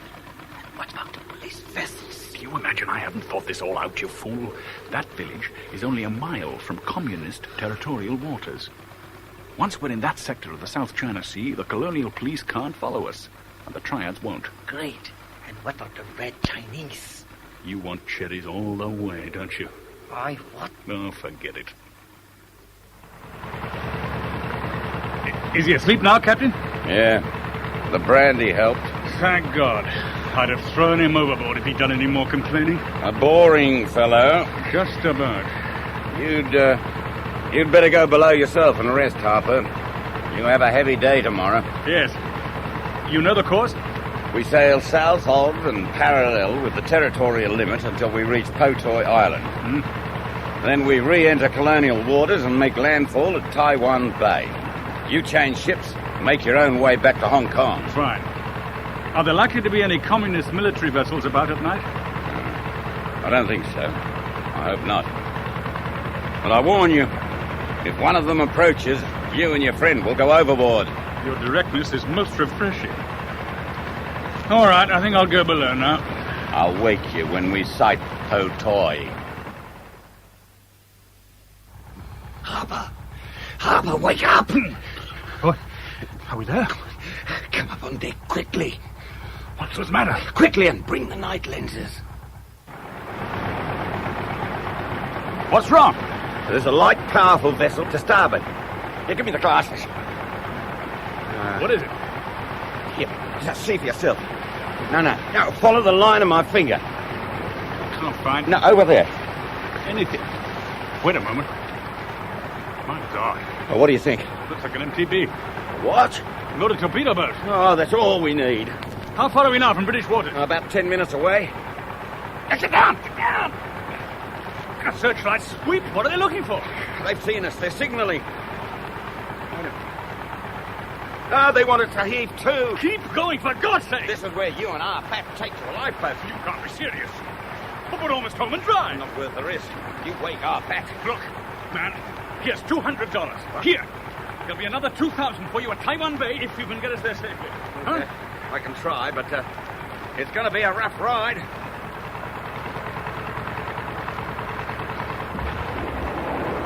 The maniac's shelling us. Oh, how observant you are, Harper. 3 or 4 more and he'll have our range. 3 or 4 more, he'll be shelling colonial waters. How will he care, do you think? How much did you say at Taiwan Bay? Was it 4,000? Come on! We must have passed 22 north by now. Tell the Reds that, will you, Harper?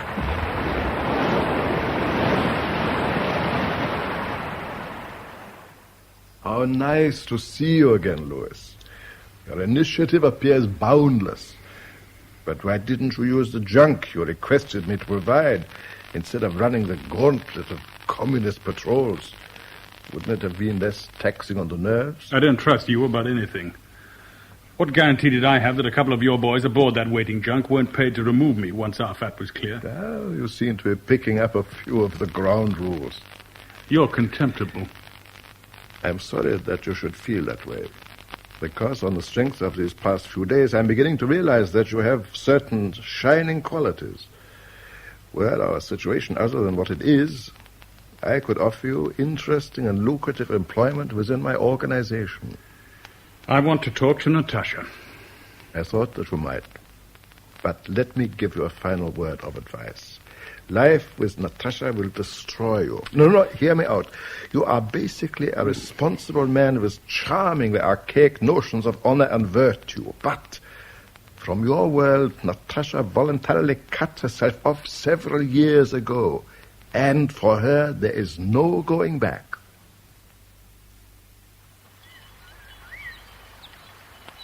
You've been very quiet all afternoon. Are you sure it's what you want? To leave Max and come with me? Of course I'm sure. It's just... It'll be strange at first, that's all. Like suddenly getting a divorce, however much you've longed for it. Natasha, I haven't any of Max's financial resources. I'm 40 and I'm out of work. There'll be no glamour with me.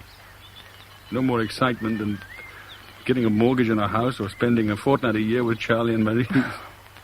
You'll be moving from pink champagne to small beer. Are you trying to put me off?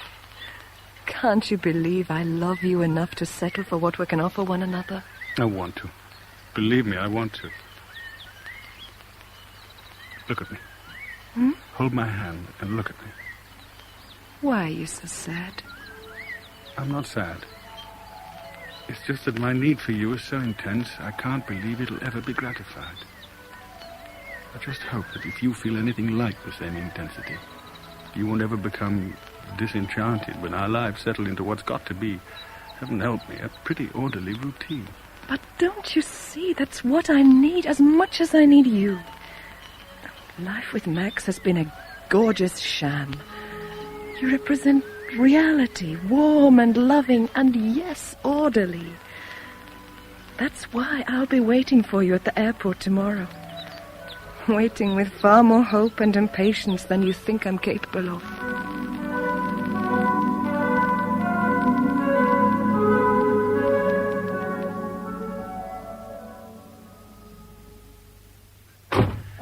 I'm glad you made it, Way. As you rightly judged, I'm curious. Where are we going? The airport.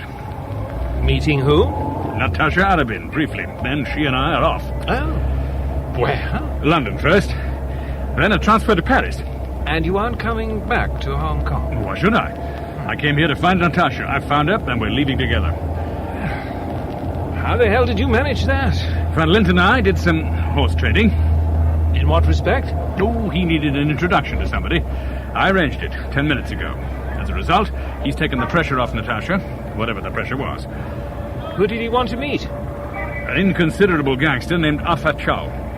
Arthur Chow? You know him? I know something about him. Louis, what exactly have you got yourself into? I fulfilled a business deal, that's all. Deal? Important enough for Van Lint to betrayed Natasha for this fat child? Don't ask me how or why, because I don't know. All I know is that Natasha's waiting for me at the British Airways desk. I spoke to her by telephone from the Shirama not 10 minutes ago. If I know one thing about this, I know it smells like trouble. Why? Why trouble? Certain of my colleagues, not associated with British Airways, will be very interested to know that our fat chow's on the loose. Why? There's a firm belief he's tied in with certain currency swindles. Look, where did he and Van Lin meet? At the Furama. Where did they go? Possibly back to Max's suite at the Peninsula. If I can trace an unbreakable connection between those two, I shall be a happier man. You've been very helpful. How gratifying. So, in turn, you might tell me what you actually do. I have certain responsibilities to the British Treasury, but I'll thank you to keep that information absolutely private. It had to be something like that. Yes, of course, I'll keep it to myself. All I want now is out of this place with Natasha beside me.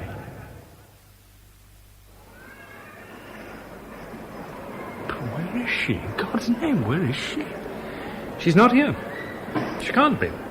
Or if she is, she's decided not to show. She couldn't have missed the announcements.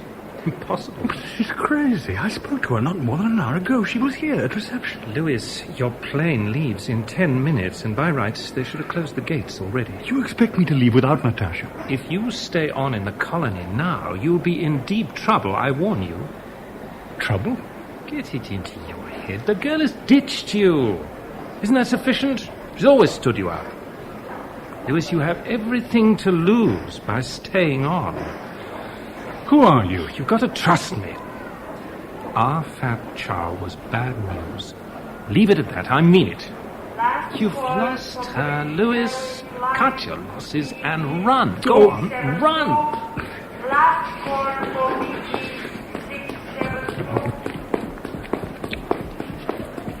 Louis? Oh, you're here. Oh, thank God for that. I told you I'd be here. I didn't want to speak to that man. You didn't want... Do you realize what I've been through thinking you weren't coming? I can't come with you. But I wanted to tell you face to face. Are you crazy? We can't get away from Max. Wherever we go, he'll always be with us. I made a deal with him. He kept his side, so why are you lousing it up?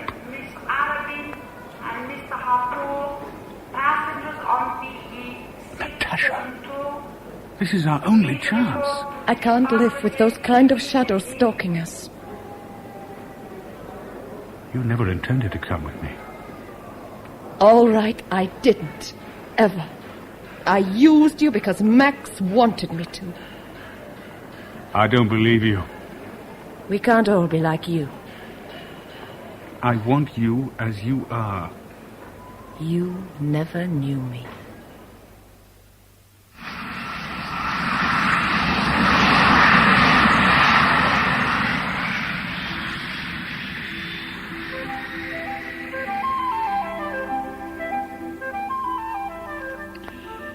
So, once again, I went back to the Auvergne. Back to Charlie and Marie's to lick my wounds.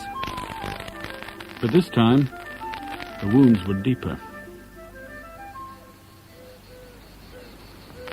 It's an extraordinary story, Louis. Quite extraordinary. That's the word I've used once or twice to describe recent affairs. Oh, Louis, you're well out of it.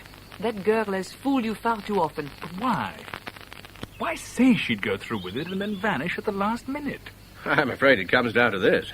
Max is an infinitely rich man, and Natasha's grown used to living with his kind of unbelievable luxury. She must have decided, however deeply she appeared to feel about you, that she couldn't give it up. Oh, she's worthless. Worthless. Oh, come on, Marie. But it's true. Isn't it, Charlie? What have I learned this past fortnight? To fall in love. To fall excessively in love at my time of life has brought me grotesque misadventure and unendurable heartache. I should have clung to my self-sufficiency. I shan't make the same mistake again. I'm not sure that's true. It was salutary.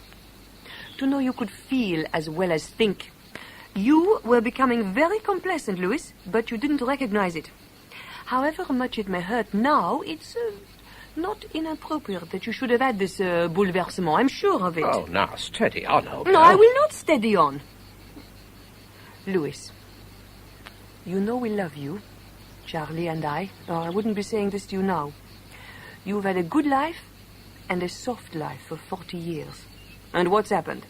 You fell for a girl who led you a dance and then let you down. That it all happened in exotic places and in strange circumstances doesn't alter the central fact. And it happens to almost everyone at some time in their lives. So, you should be thankful it happened now and not when you're 50 or 60 and far less flexible. Well, Louis? I'm about to count my blessings. Oh, I'm not quite over the top yet. I have money in the bank and a flat in London I can call my own. I have good friends. Next week, I shall pick up the threads and go job hunting. It shouldn't be too difficult. Just once in my life, I've lived dangerously. Just once, I wagered far too high, and I lost. And that makes me a better man, a more fulfilled man, a more complete man. Perhaps you're right. But it hurts. Oh, Charlie. Maurice. Oh, God, how it hurts.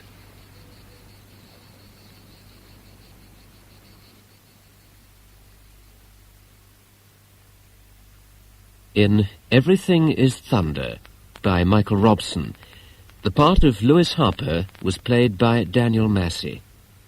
Max Van Lint by Anthony Newlands, Natasha Arabin by Patricia Gallimore, David Waring, Gabriel Wolfe, Helen Lee, Sheila Grant, Charlie Everest, Hugh Manning, and Maurice Everest, Nicolette Mackenzie.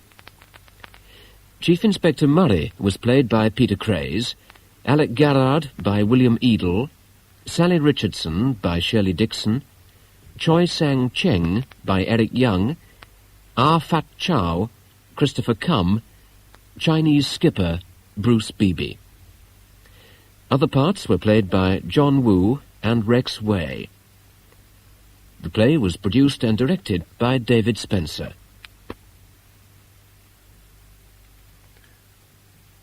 Next Saturday, you can hear the second play by Michael Robson, in which Lewis Harper returns to Hong Kong and becomes involved again with Natasha Arabin. But the involvement turns out to be very unexpected.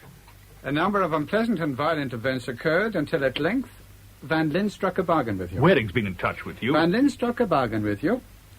He would allow Miss Arabin to leave Hong Kong in your company, provided you did something for him. That's so, isn't it? I was to bring a man off Lantau Island and take him to Max Van Lint. The man being a 22-year-old Chinese named Ah Fat Chow. Not the most endearing of men. Well, then, it won't distress you too greatly if I tell you that he's dead. He's what? He was found floating in Telegraph Bay 4 days ago. He'd been strangled. And you think Van Lint was responsible? Oh, it's tempting to assume so, but there's no proof, of course, there never will be.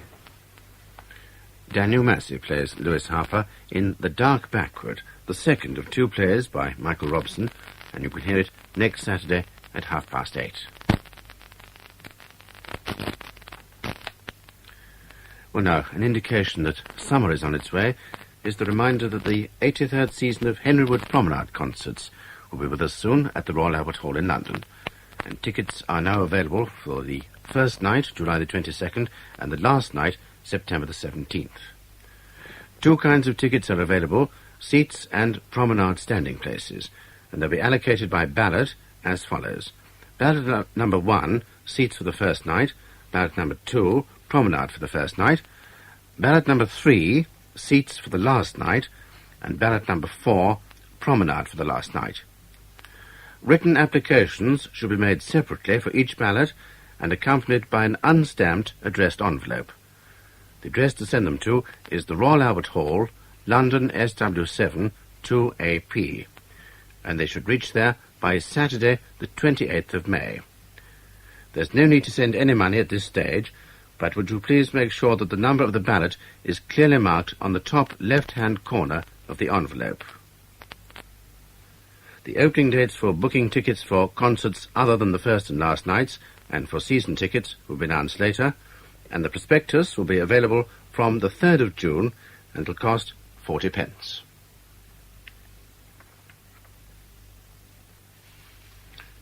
And now, the weather forecast for tomorrow. Scotland and Northern Ireland will have bright or sunny intervals and scattered showers which will fall as snow on the mountains. England and Wales will start mostly dry with sunny periods, but showers will develop during the morning. These will be heavy again in places, some with hail and thunder, and eastern districts will become mostly cloudy. Temperatures will be similar to those of today. And the outlook for Monday and Tuesday, becoming rather cloudy with some rain spreading to most places from the southeast. It'll become warmer later. That's the weather forecast. And now, Big Ben and the news, read by Brian Martin.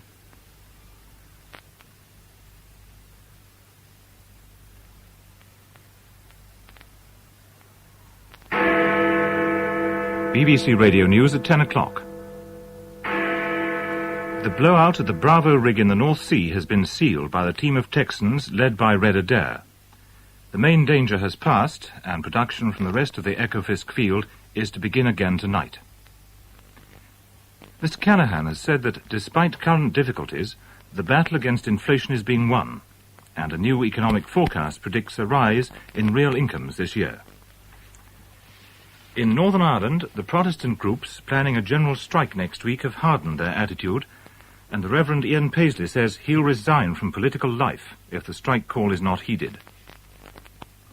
In Pakistan, the Prime Minister made a surprise tour in an open car after a demonstration by opposition supporters failed to make any headway.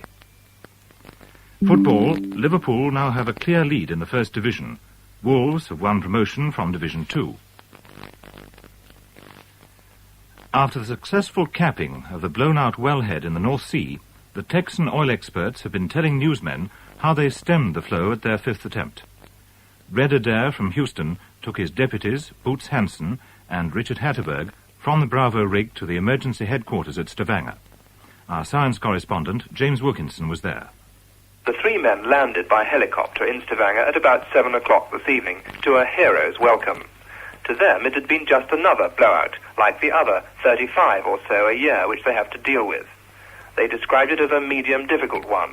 It would have been 10 times worse, they said, if the blowout preventer had not been on top of the well, even though it was upside down. The extra squeeze they gave the valves moved them just 1/8 of an inch closer together, and it was that 1/8 of an inch which made all the difference between success and failure. When they arrived back on dry land, I asked Boots Hansen what conditions had been like on the platform.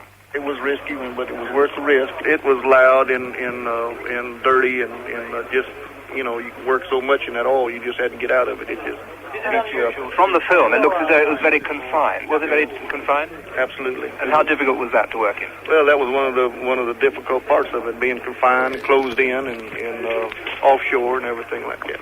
How do you feel now it's finished? Saturday Night Theatre. Hello, stop your little games. The Brighton Trade by T.D. Webster. It isn't the girl I saw you with at Brighton. Ho, ho, who's your lady friend?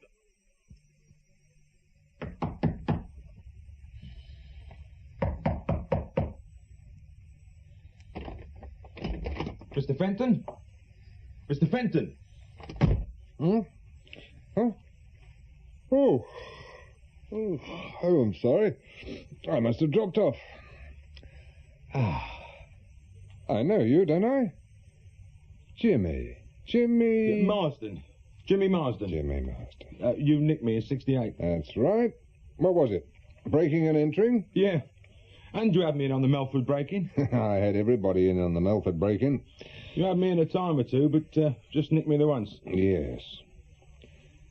Well, you just looked in to have a chat about old times, have you, Jimmy? No, it's business. I'd heard you'd left the force and set up on your own. It took some finding. Right, now you've found me. What is it? Well, it's a bit awkward, really. Jimmy, if it's anything to do with your old line of business, I don't want to know. You go down to the Nick and tell them. No, it's nothing like that. I'm straight now. I have been since I came out 4 years back. I've got my own business. Do-it-yourself shop in Martin Street. No, what I've come about is personal. That's why I said it was a bit awkward. What is it? Your wife? How do you know that? I'm psychic. I don't know, really. That's the trouble. I mean, it could be nothing. Right, let's hear it. Wife's name? Lynn. Lynn. What happened to, Molly? Maggie. Maggie? Yeah. She divorced me in '69 while I was inside. I married Lynn just under 2 years ago. What do you think she's up to? Well, the usual, I suppose.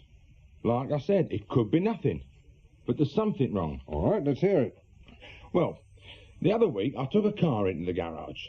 She's got her own car. I bought it for her as a wedding present. I was taking it in for a service. Now, exactly 12,000 miles on the clock, right? Right.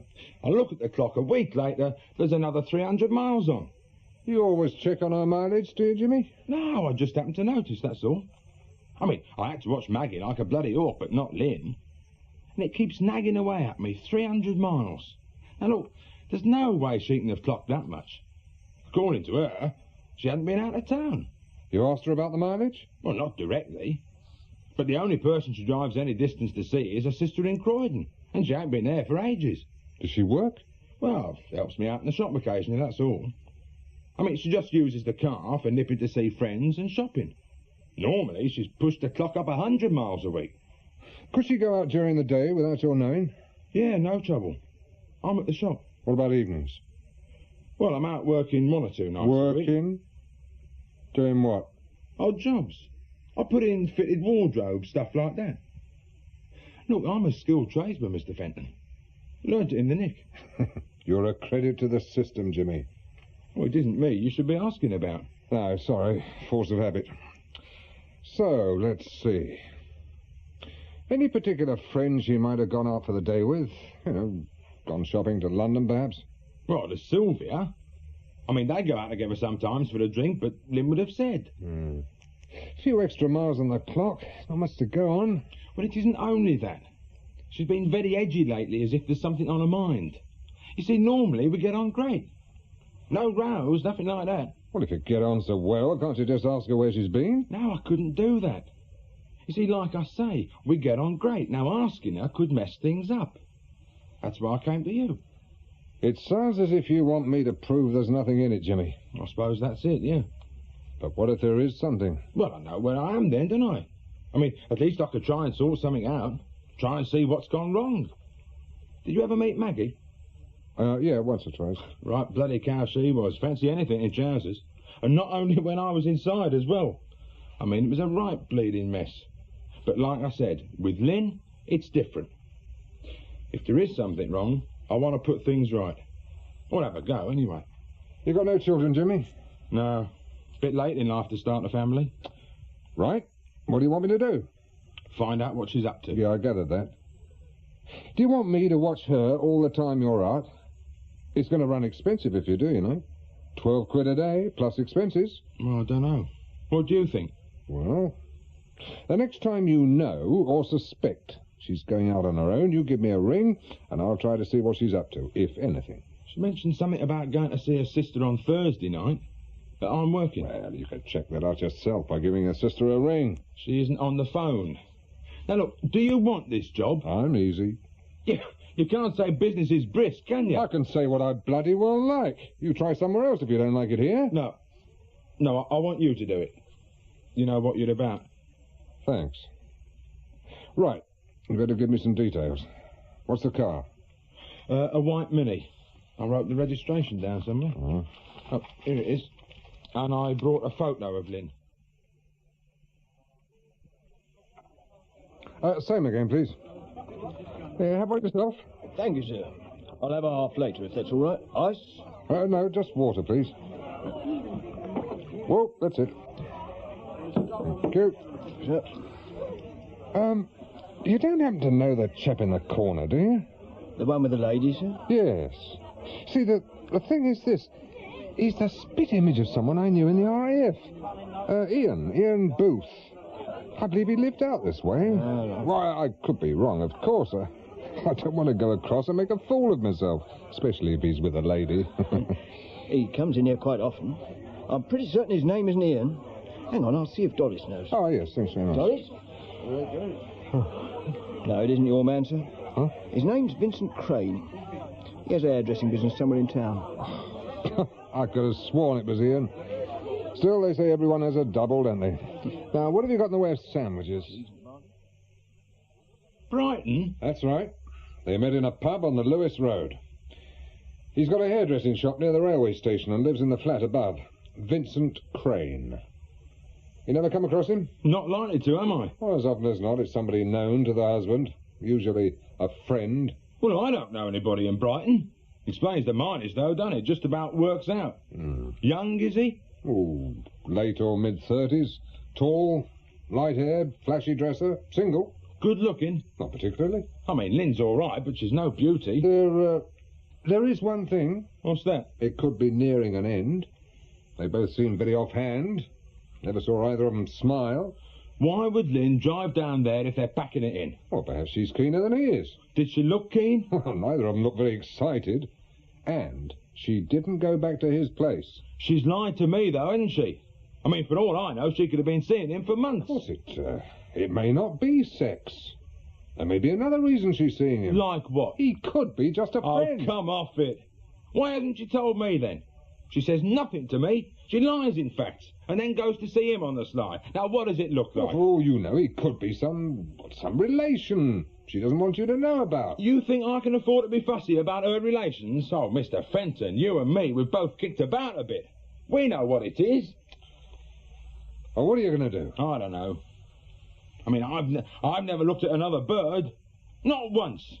And I've had chances. Look, Jimmy, why don't you let it ride for a while, If there's anything between Lynn and this man, it could well be over. But I know now, don't I? Well, that doesn't mean to say you've got to do something. Just don't go knocking her about. That's not my style, never was. You should know that.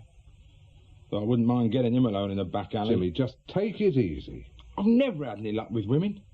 Been let down all along the bleeding line. This time I thought I'd got it all settled. Going straight, nice house, steady business. Although sometimes, just once or twice, I got the feeling Lynn was, I don't know, a bit disappointed. Disappointed? How? Well, when I first met her, I made a bit of a show. Spent money. Took her out, you know. I suppose she expected it to be like that all the time. Perhaps she didn't realise the money and the time I had to spend on the business. I feel bloody sickened, I do straight. Jimmy, do you want my advice? Yes. Well, do nothing, say nothing. Just sit back, see how it goes. Easier said than done. But I'll try. Yeah. You can always give me a ring if you want to take it any further. Slow down. What is it? There, amongst the trees. The white Mini. It was there when we came past yesterday evening at 9. An all-night job. Not in a Mini this time of year. Pull in. I'll have a walk over. Where's the torch? Here. You're getting voyeuristic tendencies, you know that. Must have called it off you.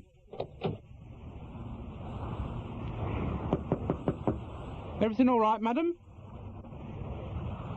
Madam? Excuse me. Bloody hell. What's wrong? There's a woman in there. Looks to me as if she's dead. Cold as ice. Get onto HQ. Ambulance and a doctor. I'll get back over there, although I think she's gone. Well, get the car registration. Right. Whiskey 5 calling Mike 1. Whiskey 5 calling Mike 1. Police Constable Buckley, sir. She's over there in the white Mini. Did you find the body? No, sir. PC Cartwright.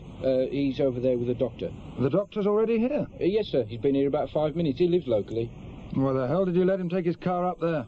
You realise he may have obliterated other car tracks? We wanted him over there quickly, sir. Good morning. Hallbrook. And Chief Inspector Wilmot. Any ideas, Doctor? Strangled. Manual? It doesn't look like it. A scarf or a tie, something like that. Here, have the torch. Thanks. Any signs of a sexual assault? No, it doesn't look like it. Any views on time of death? Difficult. Rigor mortis well underway. I'd say she's been dead 4 hours at least. That's very approximate. The pathologist should be able to place it when you get her back. Right, I'm off to my bed, unless you want me for anything else. Not just now. I'll be in touch. Oh, the ambulance came. Then they had an emergency call. I told them to go. I thought you wouldn't want the body moving yet. No, we shan't be moving her for some time yet. Thank you, Doctor. Good morning. Good morning. Cartwright. Sir? How was she sitting? More or less as she is now, sir. Except her head was slumped forward on the wheel. What time did you find her? 01:17, sir. We'd noticed the car parked here about 4 hours earlier. Any other cars parked here? We didn't see any, sir. Any identification? Yes, sir. Her handbag is in the car. Mrs. Lynn Marsden, 7 Larch Avenue, Copley Heath. And the car is hers. There's a logbook in the glove compartment. Marsden? It's Jimmy Marsden's wife, sir. He's known to us. Edgar Fenton nicked him some years back. He's got a shop on Martin Street. A short, stoutish build. Moustache? That's him, sir. We'd better have him in. Get on the radio and tell somebody to fetch him. To the station, sir? Yes. No, wait. Tell them to bring him here. He may as well identify her first. And when you've spoken to HQ, stay over by the road and keep the others from driving over here. Right, sir.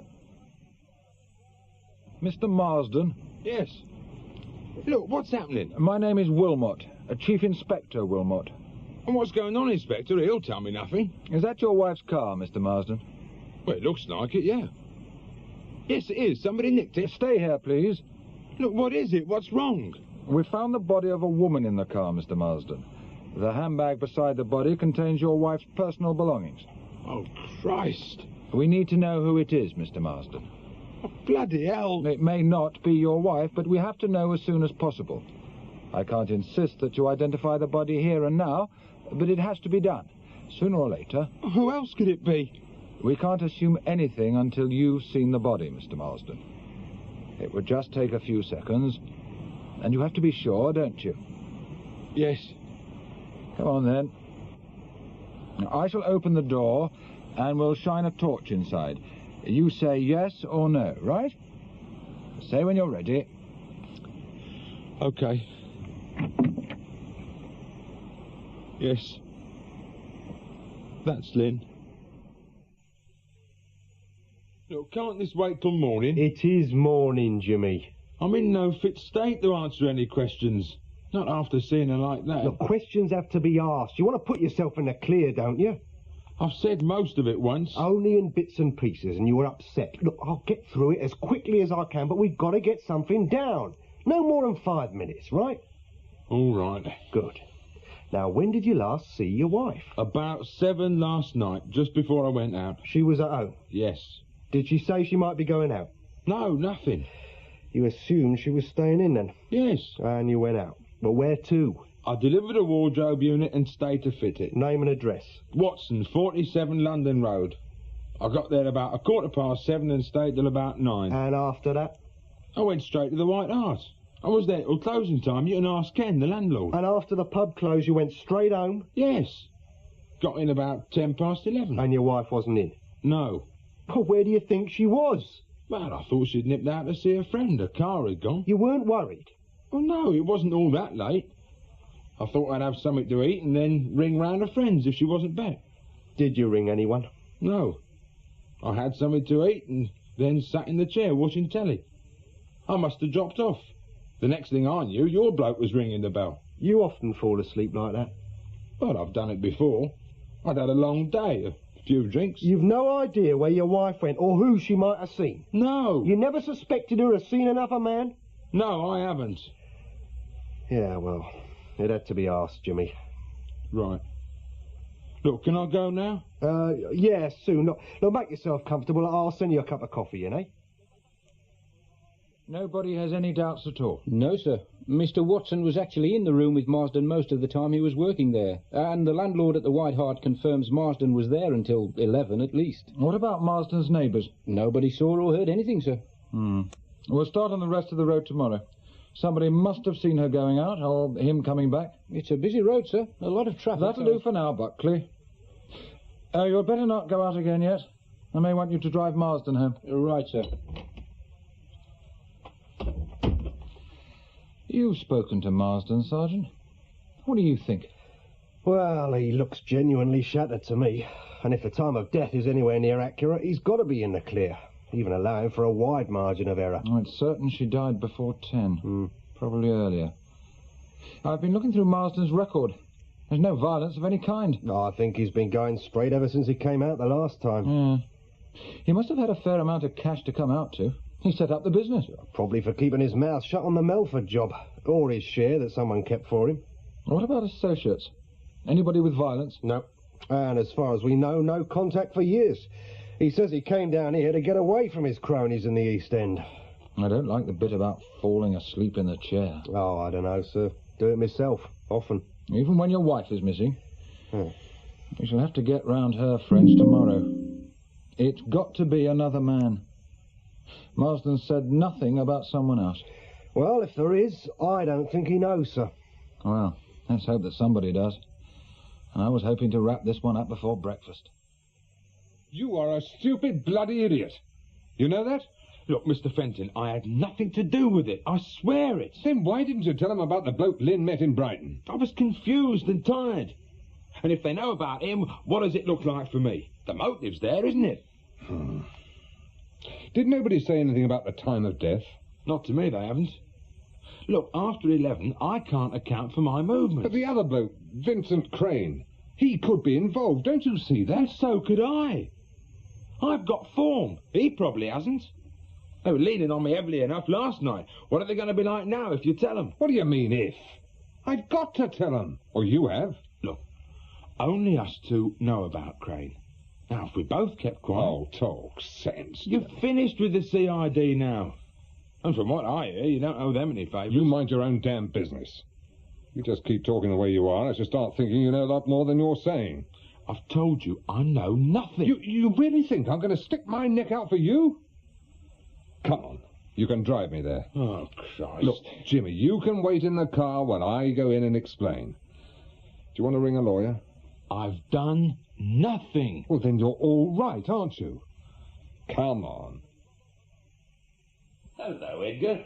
Morning, Jack. Oh, you all right? Oh, fine, thanks. You're looking well. Clean living, regular hours. Who's looking after the Lynn Marsden murder? How do you know about that? I've got my methods, Jack. Who is it? Wilmot. Wilmot. That's all I need. Where's Malcolm? This is just up his street. Oh, he's away on a course. Oh, well, right, I suppose I better see Wilmot. That'll just about make my day. And his as well, I should think. Hang on.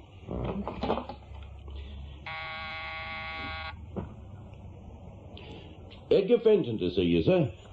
The Marsden case. Yes. Right, sir. He'll see you straight away, Edgar. Room 8. Yeah, I know the way. See you, Jack. Yeah. He seems to know his way about. He was a detective sergeant with the CID before your time. Fenton, is it? That's right. Doesn't think much of our leader, does he?